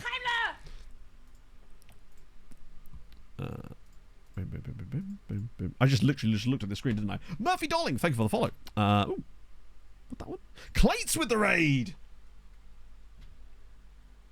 Why is it, right? Whenever there's a Clates raid, there's always this. What, chap? Gonna need some context from anybody. Ollie, thank you for the 36 months. I'm seeing alphabets. It's better than crabs. Is it, though? A, B, C, D, E, F, G, H, I, J, K, L, M, N, O, P. No context needed. Fair enough. Moving on. Here's a fun fact. Allons-y. Voltaire contracted syphilis just It is always unhinged. We can expect that from you. To be fair, I feel like it's the same if we go the other way, in fairness. Oh, context. Finally, thank you. Someone bringing the context. Some delicious fucking context. So I tell the swamp TXRC, thank you very much for the follow. I've just clicked on your profile instead of the... Right, there we go, got it. And have a lick me yarbles. Right, give me a second. Alamario Gaming as well, thank you for the follow. Right, let's just mute Breaking Benjamin for a moment. Well, that did it. That did absolutely nothing. Let's try that again. The context may well not provide context. Good point, well made. Let us find out. Take it away, Clates. The John Terry clip. Yeah, apparently John Terry was very chill, very nice bloke. Don't know who expected that, but fair enough. That's the natural charisma. Yeah. Yeah. Alright. Dortmund is a nice fun game, isn't it? Big names. Always playing. What on earth is that? Jesus Christ. What on earth was that?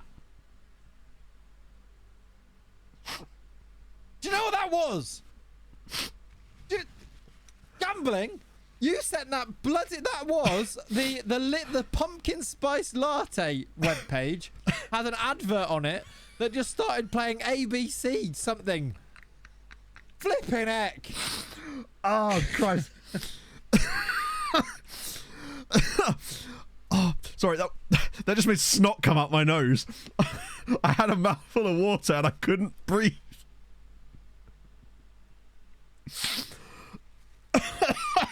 Do you know what? Context helped. For once, context helped. Oh, Jesus Christ. Oh, yeah, I just snotted all over my moustache.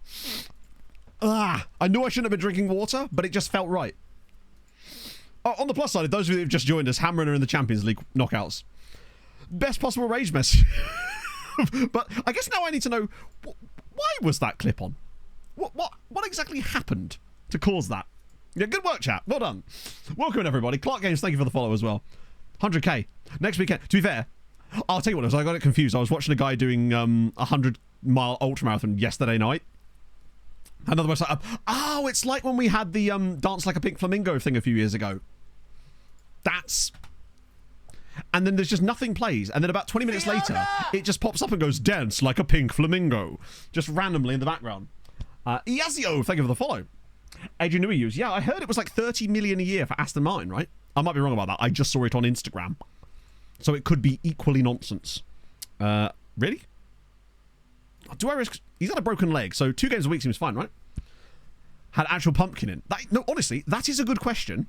And now I need to know the answer. You can't just say that and not tell me. Fishy Wallace, thank you for the follow. Off the Pope hat. Pumpkin pies are actually more squash pies than pumpkin pies. That makes sense. Because I just can't imagine why a pumpkin would make something taste better. Like, I've never looked at a pumpkin and gone, yeah, I want that in my mouth, you know? They say yes, but we think, no, I agree. Fiona! It might be one of these things where it's like some random part of America where they actually do make pumpkin spice lattes with, like, actual pumpkins, but... I guess if it's pumpkin spice, maybe it's like a dried up pumpkin in the same way that like cayenne pepper is like dried bell pepper or something, right? Essence of pumpkin. Yeah, it's infused with pumpkin. It was the new... Yes, it was. Basil, yes, it was. It got me proper hyped to do this 10k. 4th ingredient, after cinnamon, nutmeg and cloves. I feel like what you're really tasting is the cinnamon, nutmeg and cloves, right? The cinnamon especially is what you're tasting. You can't put cinnamon in... You could put a nanogram of cinnamon in something and you would taste it. That stuff lingers, bro. Like, I remember one time, this was years ago, I went to an FM event and I was in Liverpool Street Station waiting for Ben and Proudy and I got a coffee. And I misheard the cashier lady when she said, would you like cinnamon on it? I don't know what I thought she was saying, but I just said yes. And I swear to God, I could taste it for literally the rest of the day in my mouth. Not a fan of cinnamon, me. Hate it. Monty Morn, thank you for the follow. That was one of those great story, Matt, have you sold the movie rights type of things, but there you go. 3 peaks in 24 hours. Holy shit. Whoa! Okay. Also, best possible XG, 6.69. I once used clove oil to kill the nerve in a tooth. Not at random, I should stress. I didn't just do it for the lols, right? I had wisdom tooth pain, and I knew that I was getting them removed anyway, so I figured what harm could I possibly do by killing the nerve in this tooth? And it worked.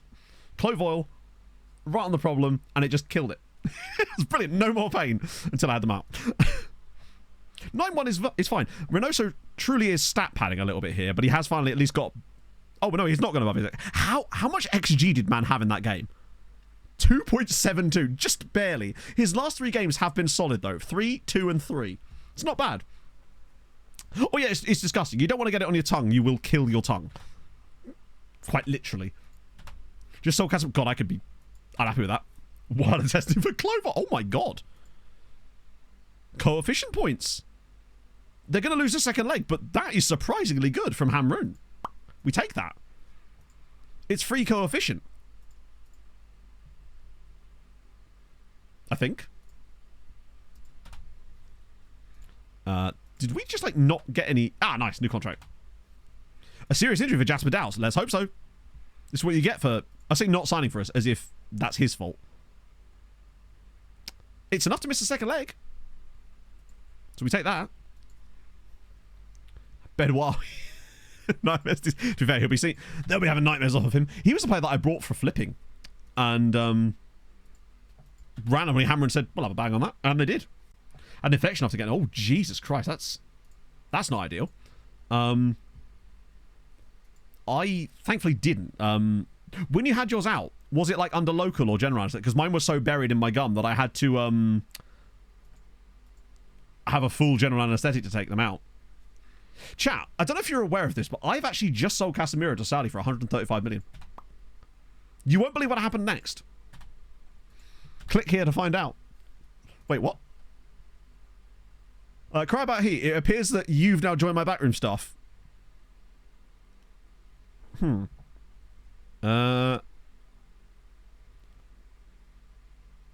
It's annoying, especially as you play in his position. Crazy. Aiden, thank you for the 35 months. Years. Absolute madness. Thank you for some top quality content. Off to watch the VOD. Thank you, Ed. That's very kind. All 4 taken out at once. Yeah, that's because they put me on... did they give you the same because I had antibiotics when it happened. And it made everything taste like metal. I couldn't enjoy pizza for, like, longer than a man shouldn't. You know? It was bad times. Yeah, the best part, it wasn't even the general anesthetic. It was the Valium they gave me before they put me on the general anesthetic. She was just like, you seem a little bit nervous. Would you like something to calm down? And I was just like, yes, doctor, hit me up. Fuck me up, fam, kind of thing. And she was like, well, have this. And then all of a sudden, this white liquid went into my vein. And I was feeling very, very good for a little bit. Patient data, Iron Maiden. I know. I had one bite and I ran to the hills. New sign Pulisic Magistral. I guess we could sell Fulvio to Saudi for 135 million, right? If everything goes wrong. You are let down. Bruv, he plays in your position. If I drop you, you're the vice captain. If I put him in the team, it is at your expense. You bumbling meat computer. Fuck it. It's not going to affect the morale that badly. I'll just praise his training 3 weeks from now. No, Fulvio he's like the curtains. You can't get rid. Milkshakes for 2 weeks. Yeah, that's crazy. I remember being woken up by the nurses and then forced to eat bread and drink a cup of tea. Like, really, really fast. It was like, you must drink bread and eat a cup of tea. Nope. Fuck it. I'm committed now. I'm good, Shane. Very good, actually. Sure it wasn't a cult? I mean, there's nothing... Oh, God's sake. Seng Leia are into the... I hope we draw them. Because we're in trouble off otherwise. Too much cinnamon can cause liver failure. Really? This is another reason why I probably shouldn't eat cinnamon, because my liver is bad enough as it is. Drink the bread. I would if I could, man. Yem, thank you for the follow. At least blend the bread. Nope. Sorry, sir. You got to swallow this whole. Oh. Nurse is in the room right now. Now, Pog's not here at the moment. Well, she is, but not currently in the room. Right. We don't have any teams in here yet, do we? Which is nice to see.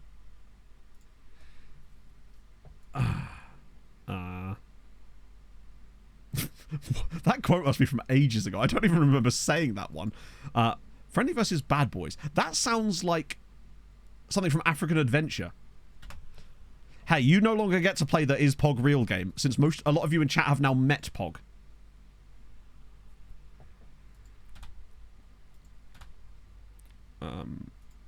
And now you know that she exists. Now, admittedly, that doesn't actually strengthen the premise that she's in fact my carer and not my fiance, but still. Hopefully it was obvious. She's just, yeah, pretty much, yeah. Oh, that's a good result. That's fun. That's actually really good that Nice and Lazio are playing each other. And Viking are 4-1 up against Real Sociedad. Paid actress, true. She was a collective hallucination. She has that kind of power. Also, if Pog was off stream, which he is, she wouldn't be laughing at my jokes. Debrecen with the 4-0 dub against, I nearly said Hibernian. You have to believe it, Drew. You were there. You met her, I think. Unless she wasn't with me at that moment. Name was mentioned, there you go. See, ears are burning. She can't resist. She's an egomaniac, chat. Livid, thank you for the follow. So look at me now, chat. I'm absolutely murdering these progression. Look at that spacebar. Smash, smash. Bang, done it again. Oh. Somewhere around, Aaron's just gone, yes, proud man. Right. Absolutely don't exist. There you go. She's like Marty McFly's family in Back to the Future. But more specifically when he's trying to shag his mum. The part where they stop existing. F and Marine Tactics in our save. Yeah. Any ideas? I don't really know, actually, because honestly, some of those tactics are not as overpowered as you thought. Like, we had a look at F and Marina for... just wanted to see if Adrian was about to do some madness again. And we found that actually there were better tactics than that. Now, intake won't be for another couple of weeks. If you don't exist, you don't have to pay tax. Oh, they'll find a way. They'll still find a way. Get you in there as well, but basically Pereira, Padilla, Reynoso. I like that our front three has 20 goals apiece. Yeah, she's my if. A film which was, like, aggressively mediocre.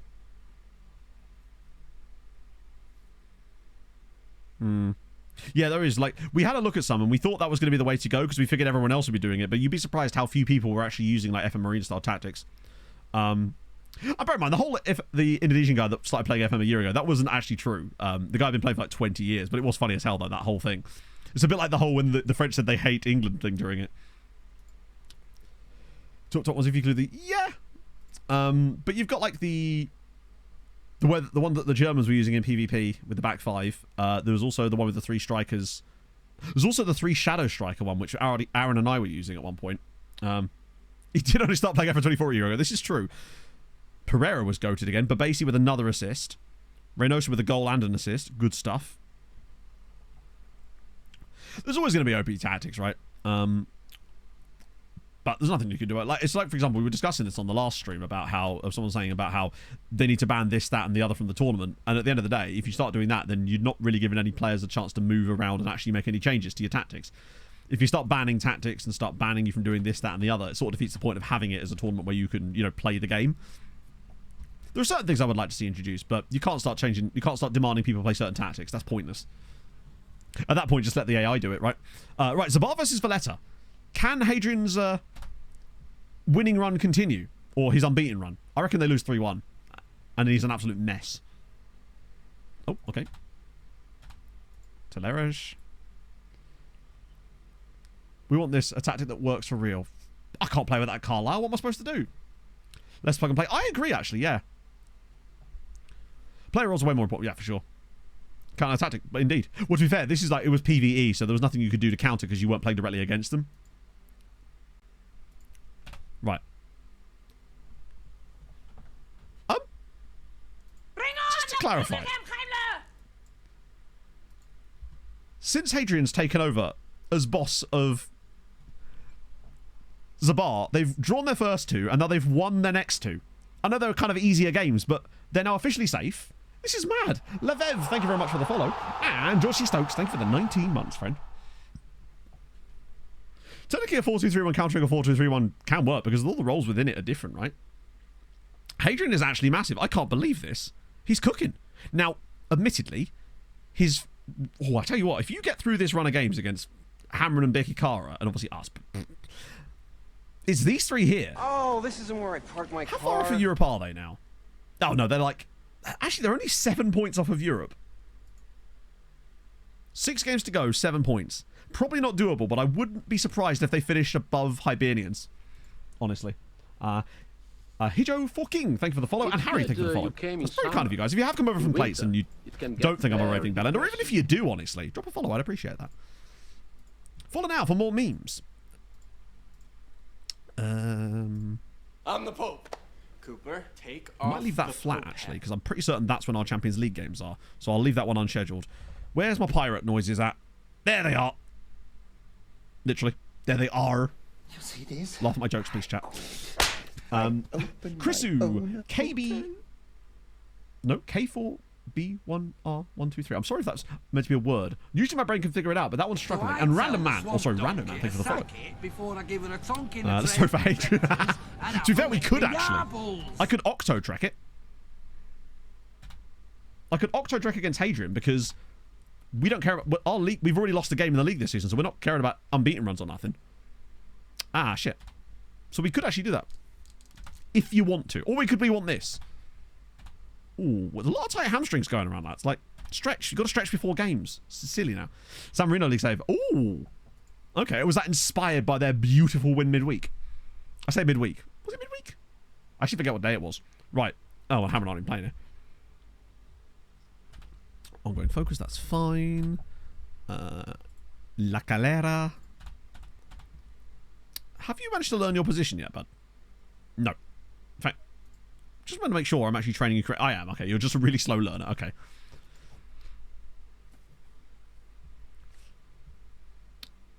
Don't you get bored? Because at the end of the day, the goals of this save have not been met.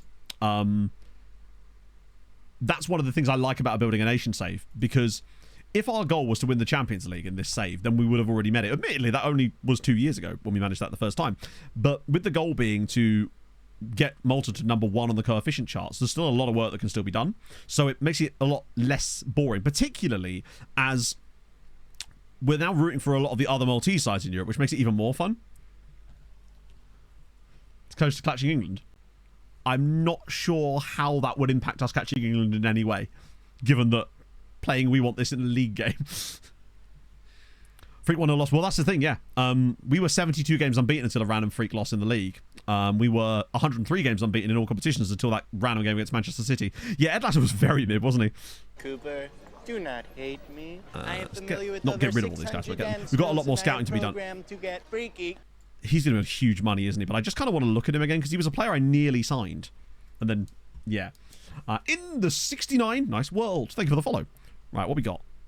Anyone that's super expensive or super old, firstly? Oh, what? Really? Oh, no, there are a few.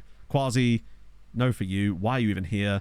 You're at Atletico and have way too much money. You're at Liverpool now. You're at Man United. You are that guy that I'm still intrigued by, but if I was to drop huge money on a wingback, it probably would have been someone like him, but I think the time has passed for that now, potentially.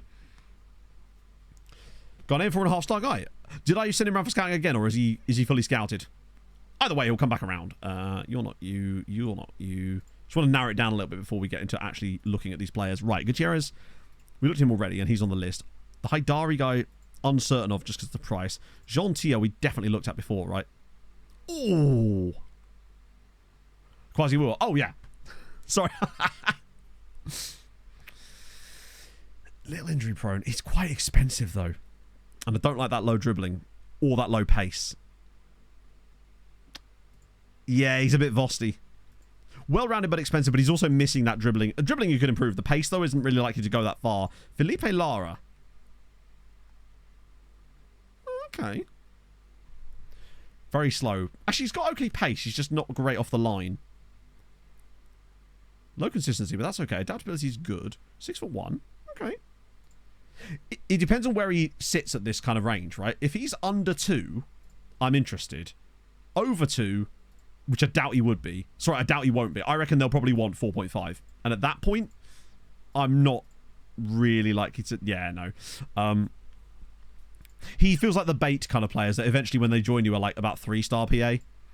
Rodriguez, you're like a worse version of that other goalkeeper, aren't you? Oh, no, you've got dreadful first touch. I know you're 16, but he's also injury prone, low adaptability. Montero, okay, you could be potentially a pickup, even if you're not like... He's 15. He's never going to sign for us, right? He's very cheap. Now, he has a lot of... no, he's just not that good, is he? He may well be driven, but even if he is driven, has an amazing amount of PA, which I don't believe he does. There's so many problems with him. That composure is... As much as you can improve that really fast, it's never going to be great. Really low natural fitness, no strength. I know he's 15, but the natural fitness isn't going to go up again. Yeah, he ain't it. You're already joining us. That's fine. Orlando. So we could have Florida, man.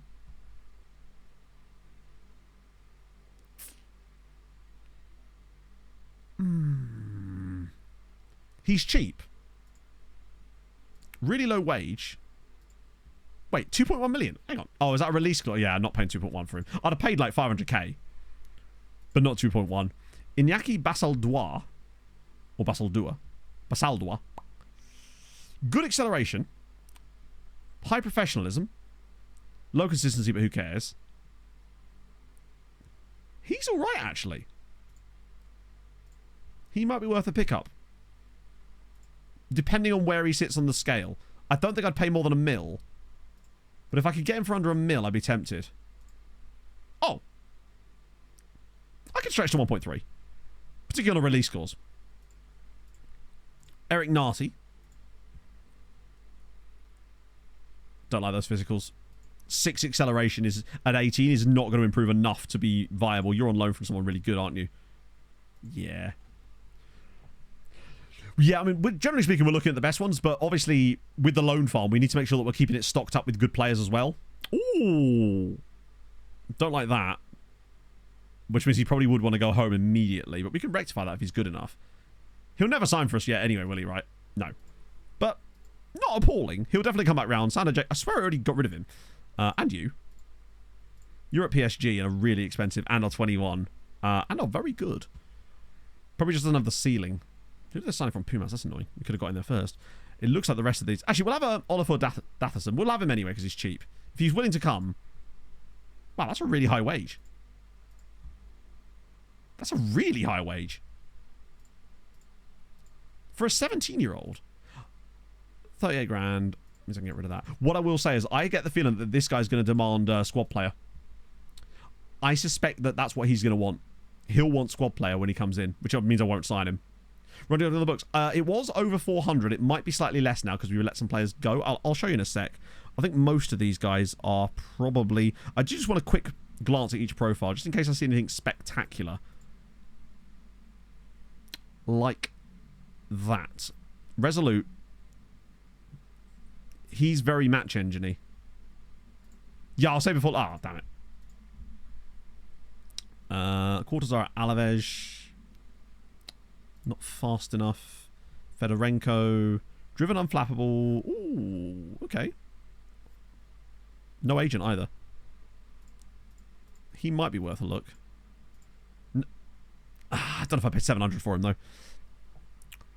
Tom Page at Reading. Ooh, again, unflappable. Adaptability probably wouldn't be too much of an issue because he's European. He's just too expensive. Even if they wanted over $1 million, I wouldn't pay it. Europe Braun. Ah, there you go. Match engine striker again. A fairly professional personality, which is great. Now, the question is what I would pay. I wouldn't pay 3.4. I'd maybe stretch to 1.5. 1.9. Nah. Skenderbue, he's on loan from Bodder. He's alright, actually. Oh, he's got a load of determination. Pablo Martinez. Okay, what are we saying? Oh, wow. What are you? Apart from out of contract. I mean, I can have him for free. Then there's really no harm. If he just joins us on a free transfer, then he won't want loads of money. Yeah, I'll pay that. If he wants it, that is. And given that it's youngster as well, he shouldn't ask for anything crazy here. Yeah, cool. 8-year contract done. Yeah, it's weird, isn't it? Jurgen Najera as well. Ooh. Probably not worth it. Right, what I was going to show you was how many players we had on the books, wasn't I? I always find it's worth looking through those reports, just in case. Because sometimes you do find some really nice match engine players. Mostly what I'm looking for when I'm looking at those players is strikers with incredible temp poles as far as dribbling, finishing, first touch, pace and acceleration, and composure, and wingers that have got ridiculous pace, acceleration, agility, crossing and dribbling.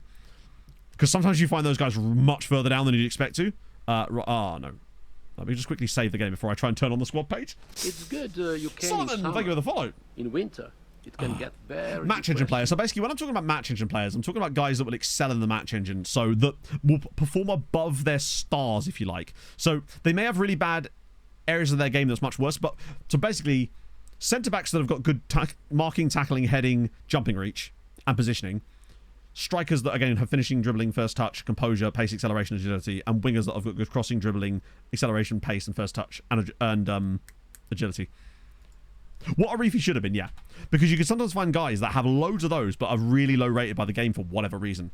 In fact, before we do that, let me just turn off and show you. I think we're about 400. It might be less now. This screen sometimes crashes when I get it to show all the players. Or it does this thing where it won't let me like select them all at once. Yeah, why don't we do a control A? Let me just try this. Oh, we're actually down to 375. So we've dropped a little bit. At one point it was over 420. So if anything, we're slacking. I need to build the loan pot back up again. Yeah, I don't like mercenary personalities, but they're fine for a season or two. I just wouldn't... You're not going to get much out of them long term because they will just push for a move at every possible opportunity and will also upset your entire squad dynamic when they do that. So I try to avoid them if I can do. But they can have hyper-professionalism as well. So they can develop, but they won't be able to, you won't be able to keep them for very long. Is he going to go for this? He probably isn't, right? Oh, he will. Must have had youngster. Datherson. It's so weird then that he wanted youngster when he wanted so much money in terms of his contract. Oh, okay, he didn't actually. He didn't the thing say that he wanted like $4,000 a week in his contract, and now he's gone for 1.8, which is still a bit too much, honestly, for him. But why lie to me? Why lie to me? What are you lying for? Just have that then, cheeky boy.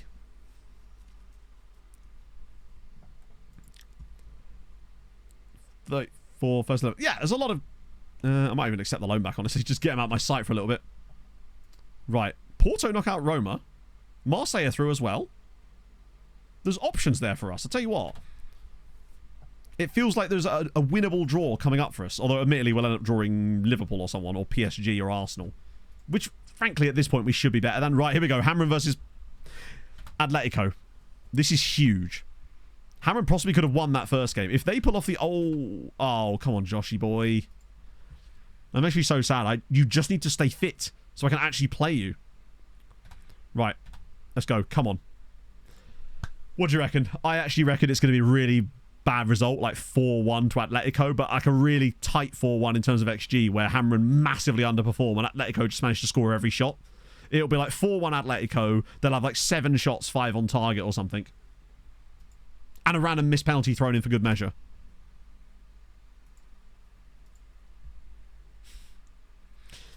Yeah. I mean, it's a fair result in the end. Model citizen personality, they will come. Generally speaking, they're often older players that have model citizen, but you do occasionally find some younger players that have got it.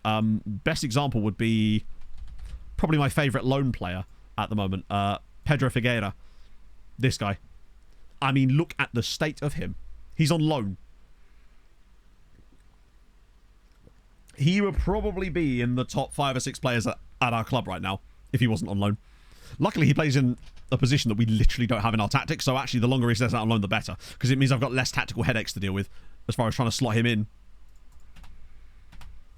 Palacio did play well, yeah, annoyingly. Yeah, if he was at a club with a competent manager, things would be a dream. So Hadrien will get some round progression for that, presumably. No? Maybe they already got given it, perhaps, from the qualification round or something. It does seem like it's just kind of not giving us points now. Either way, we're still ahead of Spain. That's the main thing. And honestly, all we really need to do is stay in the top 4. Which it looks like at the moment we'll be fine. Because at the moment we're pretty much going to gain on everyone around. We actually gain a lot on Spain next year as well. Bizarre got... Hey, we got 16 million for him. I still do wonder if Roy will get one last... Okay. Sleemer have not gone for the Bucher approach. They've gone for Jack Canoose. Oh, for God's sake. Lads, can you not? I know that it's a loan market guy, but could you, like... They've gone from very cautious to cautious. Enjoy the second division. He's only mildly better, yeah. It's literally that.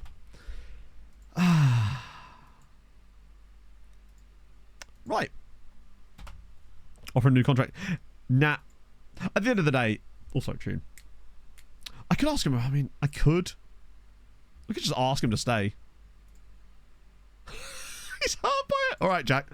What I've noticed as well, if you do these meetings, it actually seems to make them more likely to leave. I find sometimes they tone it down, but I've never had a player, one of these guys actually say, "Oh yeah, I'll stay, boss." Yeah, he's actually under contract as well. Change contract offer? What do you mean change contract offer? I haven't offered you a contract, but sure. I should have said my ice coffee, it's true. It would have all melted by now. His give a fucks are on vacation, true.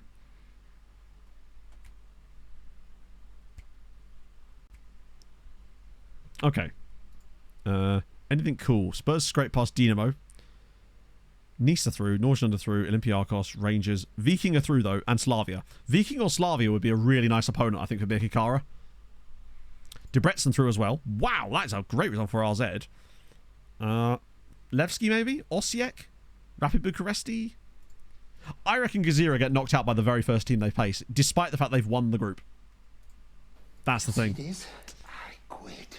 Yeah, Park bench were in the knockouts. They were benching all them Parks. They made it through with 6 points, which is uncharacteristically low in the end. 1 win good. Thank you very much for the follow. Staff gave an offer to keep him, maybe. Okay, so Basaldo is in. We take that. And Datherson is in, despite the fact that I dislike him immediately. Yeah, Fiorentina not winning a single game. Do you know what? The thing is, if England had West Ham in Europe this year, and bear in mind, West Ham got knocked out in the playoff round of the Conference League, England would be close to 20 points already. The amount of extra points West Ham would have got on them is crazy. We just need that to happen a few more times. But even so, you can see that even without that, it'd be much worse if they did have it. But we knew it was going to be super tough. Like, I'll be amazed if we get anywhere near even 15 points this year. Like, are we going to better the...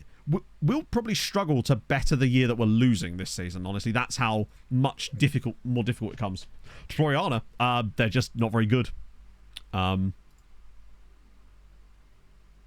they are probably coming back up again. Oh, wow, Dingley have absolutely shat the bed. They're looking like they probably will come back up again, but they are very, very poor. 27-year-old. Which 27-year-old? Point me in his direction. Don't get bored of it. Nah, exactly. I mean, not that this is my hometown club or anything, but I just don't find I just don't get bored of it. Looking not progressing any tips. So how have you done your squad building? I presume it's a case of like, because I find there's a certain point where it does become like a, oh, the 27 years. Sorry, yeah, it is crazy, isn't it? I find that the biggest thing is when you're building a club up, you reach a sort of ceiling that it becomes hard to push through. And the reason for that often is because players that will make you better won't sign for you because you've not got the reputation or anything like that. And the only way to really push through that, that's annoying, is to be building from within from way before that. Signing as young as you can to try to develop the players into those guys. Like half of our squad. So for example, Reynoso, Padilla, Pereira, Babasi, Kravets, Gillet. Honestly, I would say, other than Ibanez and maybe Björk Sultan, our entire first team squad, starting 11, probably wouldn't sign for us if they were at other clubs right now. And the only way that we've been able to obtain these players is by signing them young and then developing them into what they are now. And I think that's how you push through. That and having a team that is stacked full of players that have loves big matches. Genuinely, it's so important. And Jack Knaus has gone. Right. Well, hopefully they'll get relegated. Because we don't need them bothering us with their silly nonsense anymore. And I think having a cautious personality is going to be really tough for them to even get promoted again. Because, yeah. The contract left wing back. Which was the out of contract left wing back? Who was that? I don't remember seeing one. Because I think my plan next year is for Isaac Eze to probably come back and play in that role as a backup. But if you remember his name, I can have a look. Good luck, get relegated. Literally, yeah. Live, love, laugh. Laugh, laugh, laugh. Cool. So Melita in the league. Oh, imagine if FC Copenhagen knocked out Milan. That would be funny. And too, Club Brugge are actually still with a chance against Liverpool here. Ah, damn it, man. On a relatively old computer. Oh, yeah. Well, it depends what you mean by relatively old. How old are we talking here? FM, generally speaking, in its current state, will run on anything, right? Last look at team reports. It was a couple of weeks ago, but you're right. We probably should check in again, actually. Oh, especially. No, we absolutely should, because we haven't checked it since I did this. Thank you for staying on top of that, chat, because what the fuck? Ooh. There's a few. We're sort of in a weird bunch of teams at the moment, so there's some potentially good CA, but they're often older players. It's when I see one of these guys, look across and find that he's like 18, then I'm like, okay. But like, yeah, FM will run on a lot of things. Next year will be different, which is why I'm having to build a new PC for it. Well, that's not because I think FM would still run perfectly well on this PC next year. It's just with the streaming stuff on top of it. 90, maybe you're pushing it then, yeah. So I'm actually trying to run it on a car radio. Yeah, I think the only way to truly reach those heights is you have to develop young.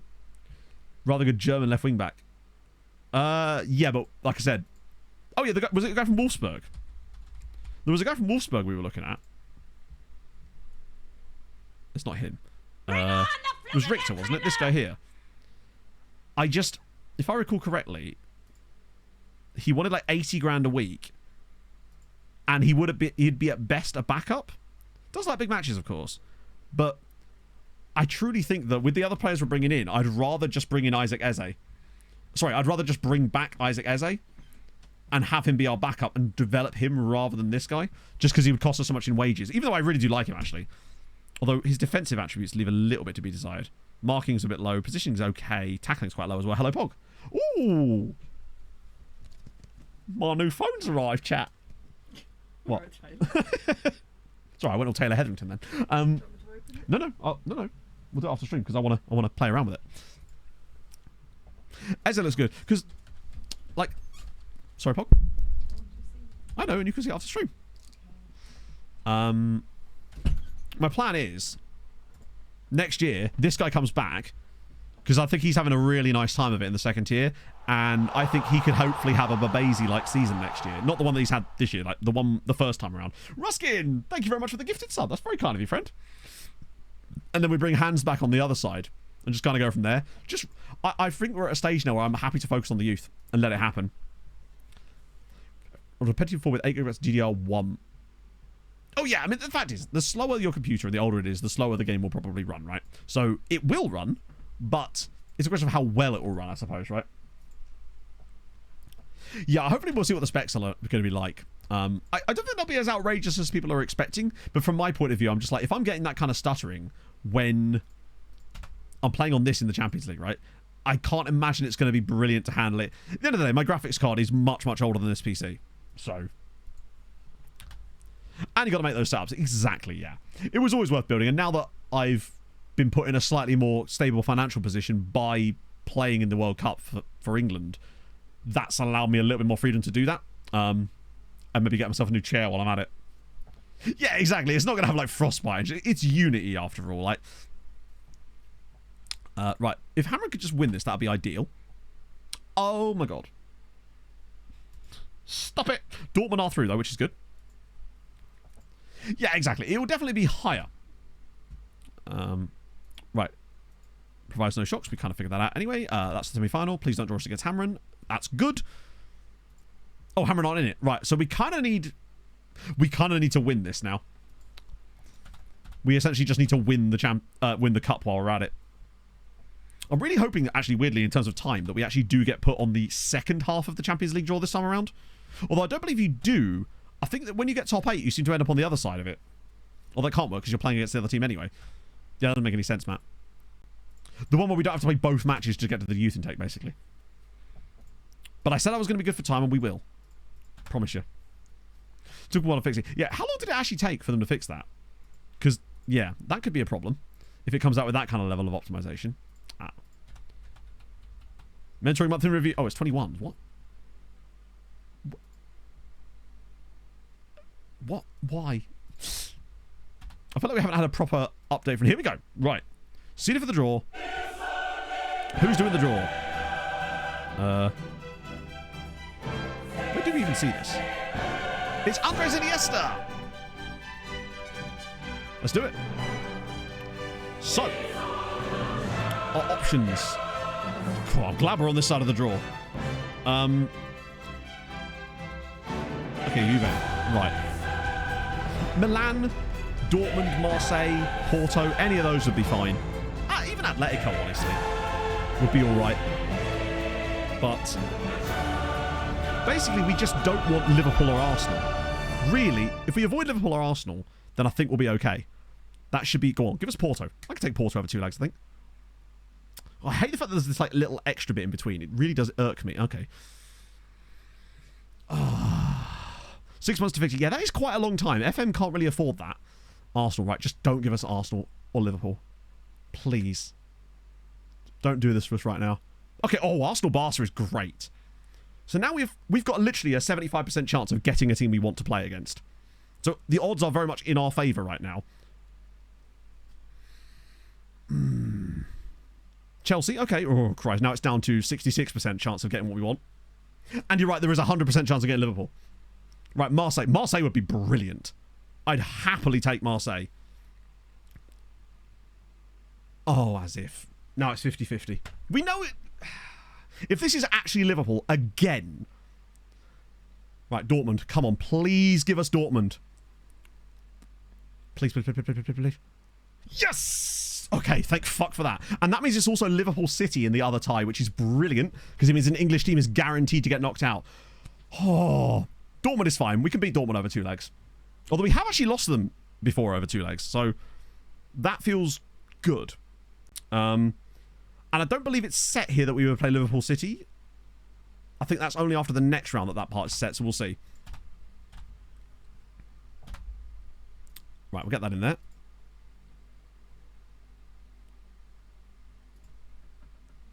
Oh, I think also... Oh, it's done it as well. It's put us on the good end of it too.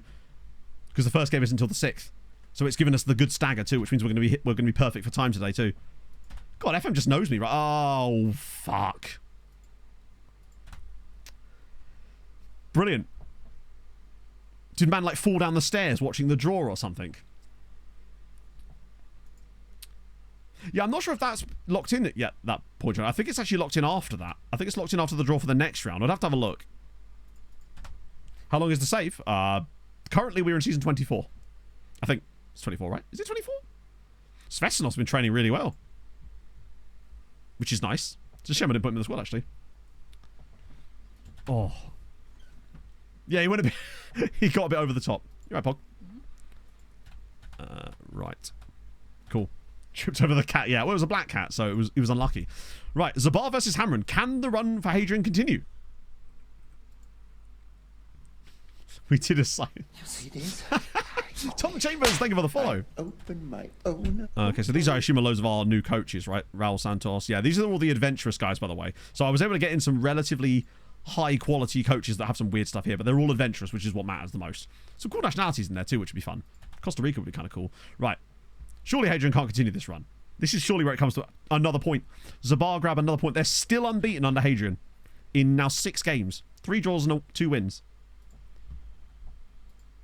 Right, Pineda's going to have to start the next game, which means he can't play here, but Crompton's also injured. So it looks like it's going to be a Fulvio day.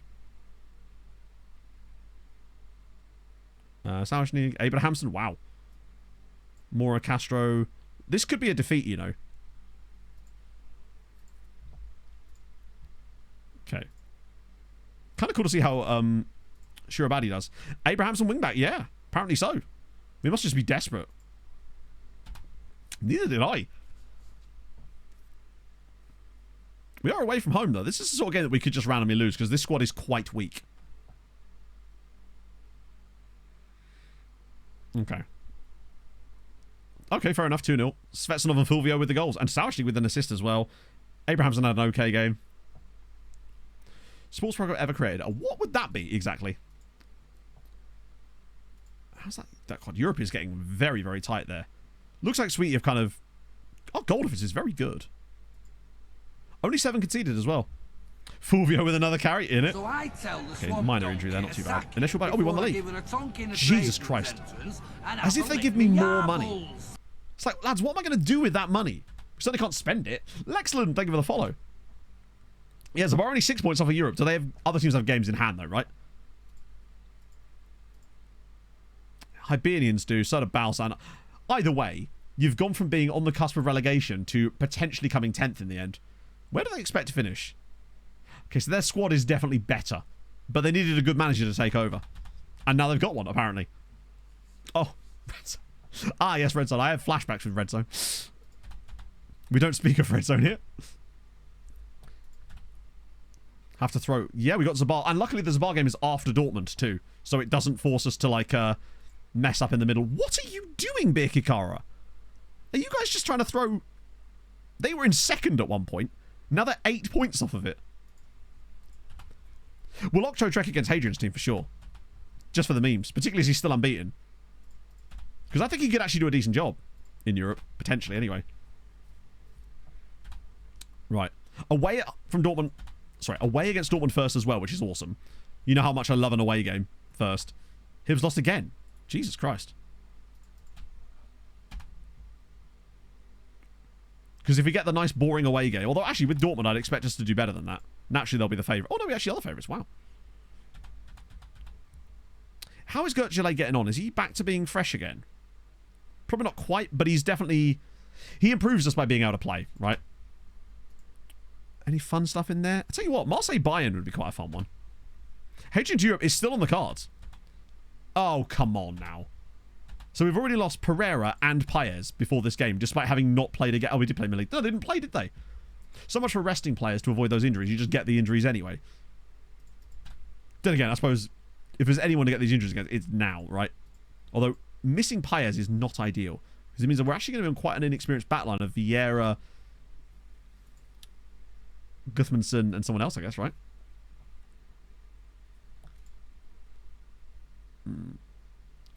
Oh yeah, I mean, just I prefer younger players in general. Just you can develop them and mold them into what you want, right? Okay. So I think the youth intake should be around about here, slap bang in the middle. But oh, the mountain's now Maltese.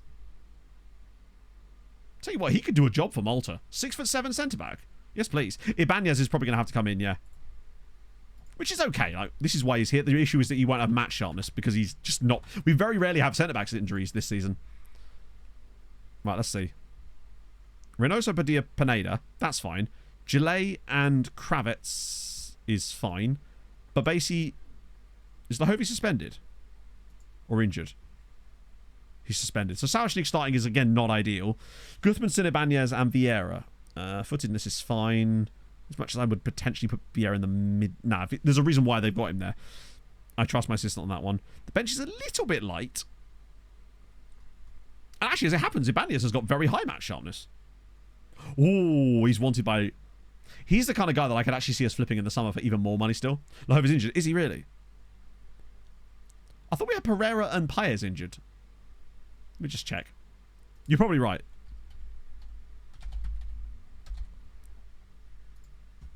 Oh, yeah, you're right. He is, isn't he?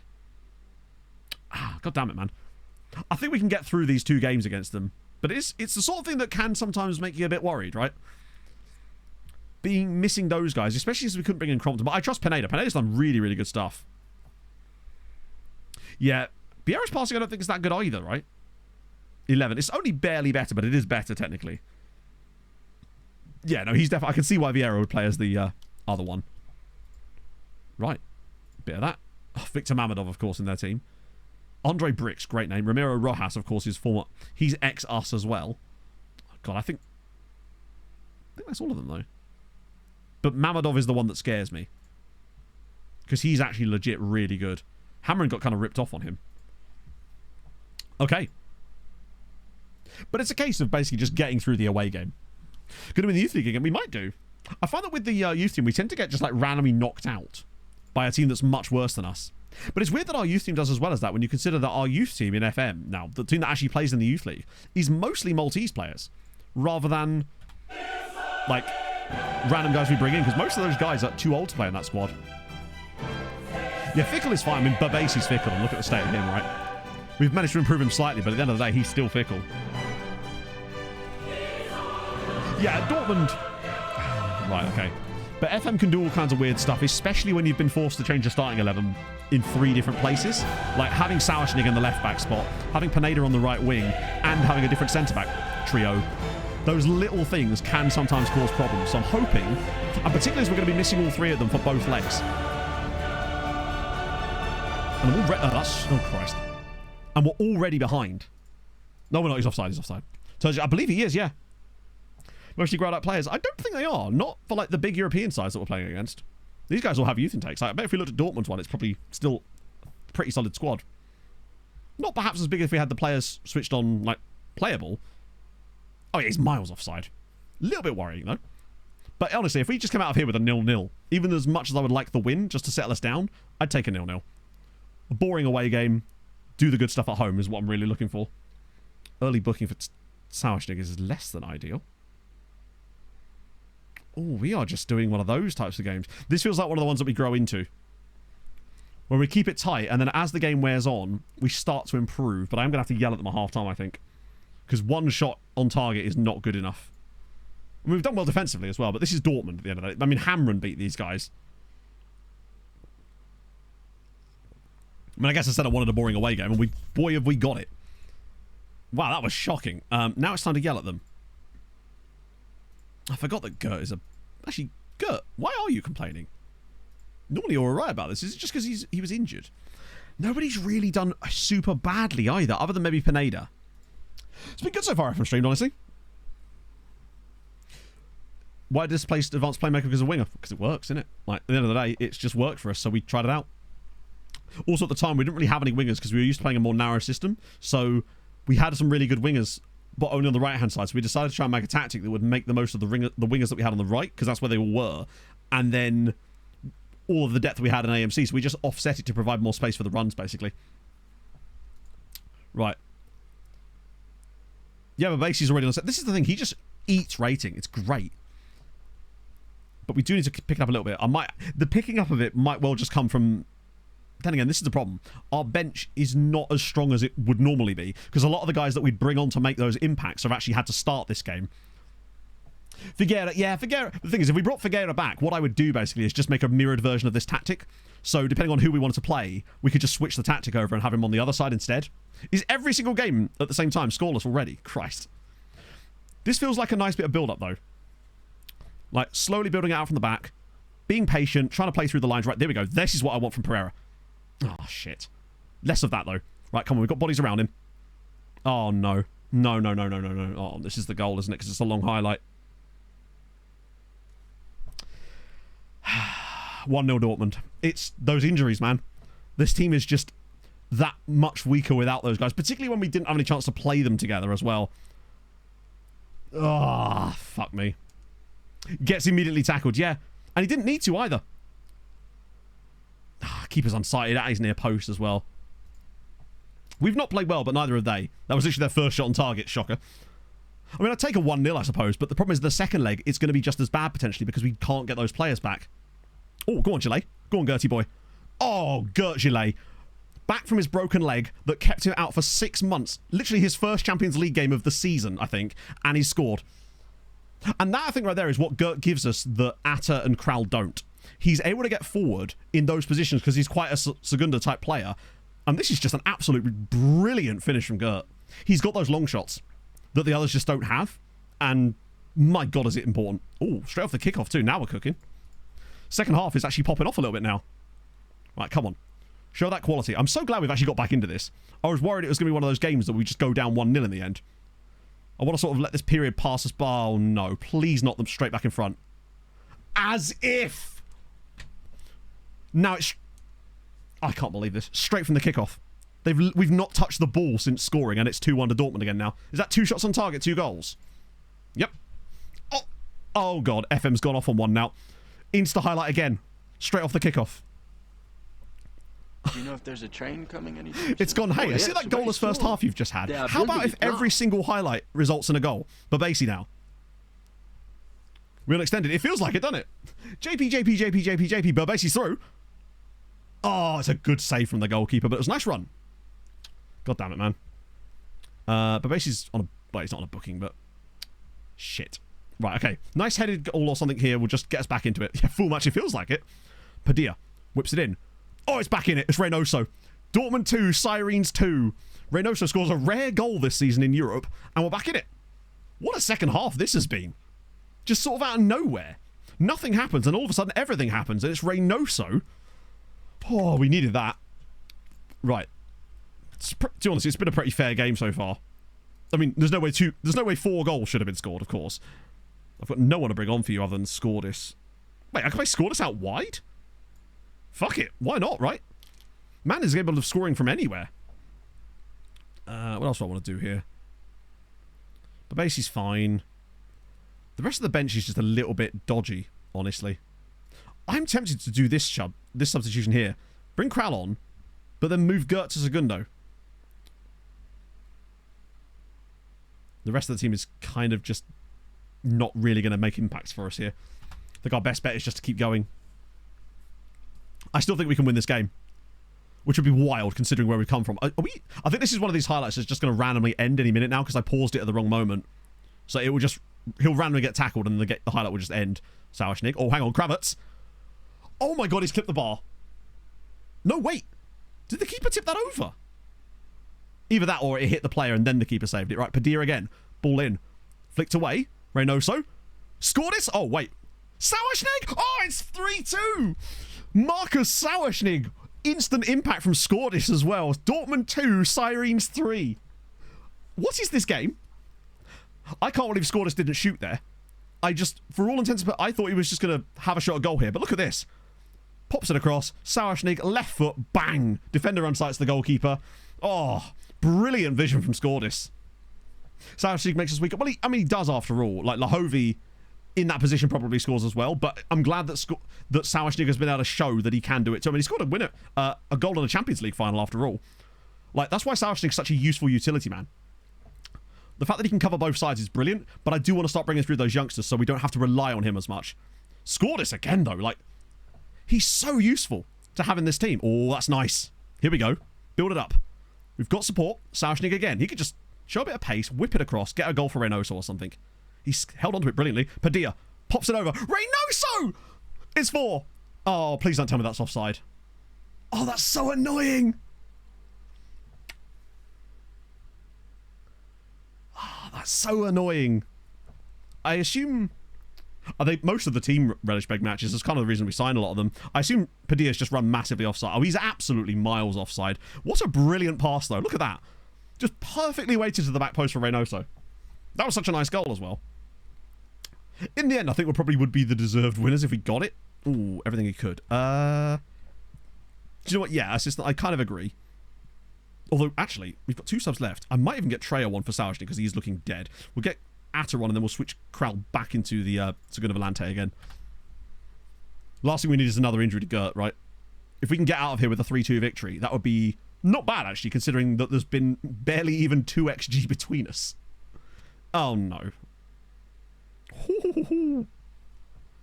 Yeah, we've had to make the most of our opportunities in this game, and we have done exactly that. Dortmund 2, Sirens 3. We get the away win, albeit in weird circumstances, but just to get through this game with those 3 crucial injuries to the team, and I think all 3 of them would be back for the second leg, not for the second leg, but for the next round if we get there. And obviously, I think at home we'll be able to be a little bit better, because they'll have also had a game to play with each other too. Yeah, other games sort of didn't really pop off, did they? 1-0 to Arsenal, then just 0-0s in the other. And ours was going that way. Bear in mind, all 5 goals were scored in a 13-minute period. We just went, second half, we'll give them something here. Massive result. Good for coefficient. Love to see it. Also, speaking of, we should know the draws for these guys now, right? Zero are playing Osijek. That's doable. And Birkirkara are playing Olympiakos. Now, that worries me, because Olympiakos were really bad in the groups and then knocked out Sweetie a couple of years ago. Happened to anyone else? Let's have a little look. It does happen to be sometimes. I don't know what causes it, but usually I find that it doesn't really matter, because you can just X off of it and go into the game.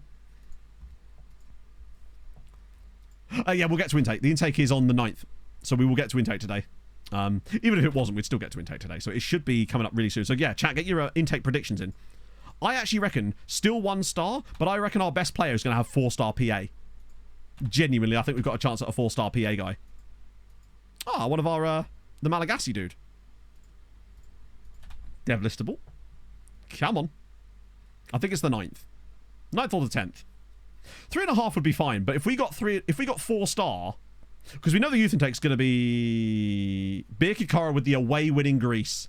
Get in, lads. Doing the business. And Gazira with the away win in Croatia. 2 goals from the... What?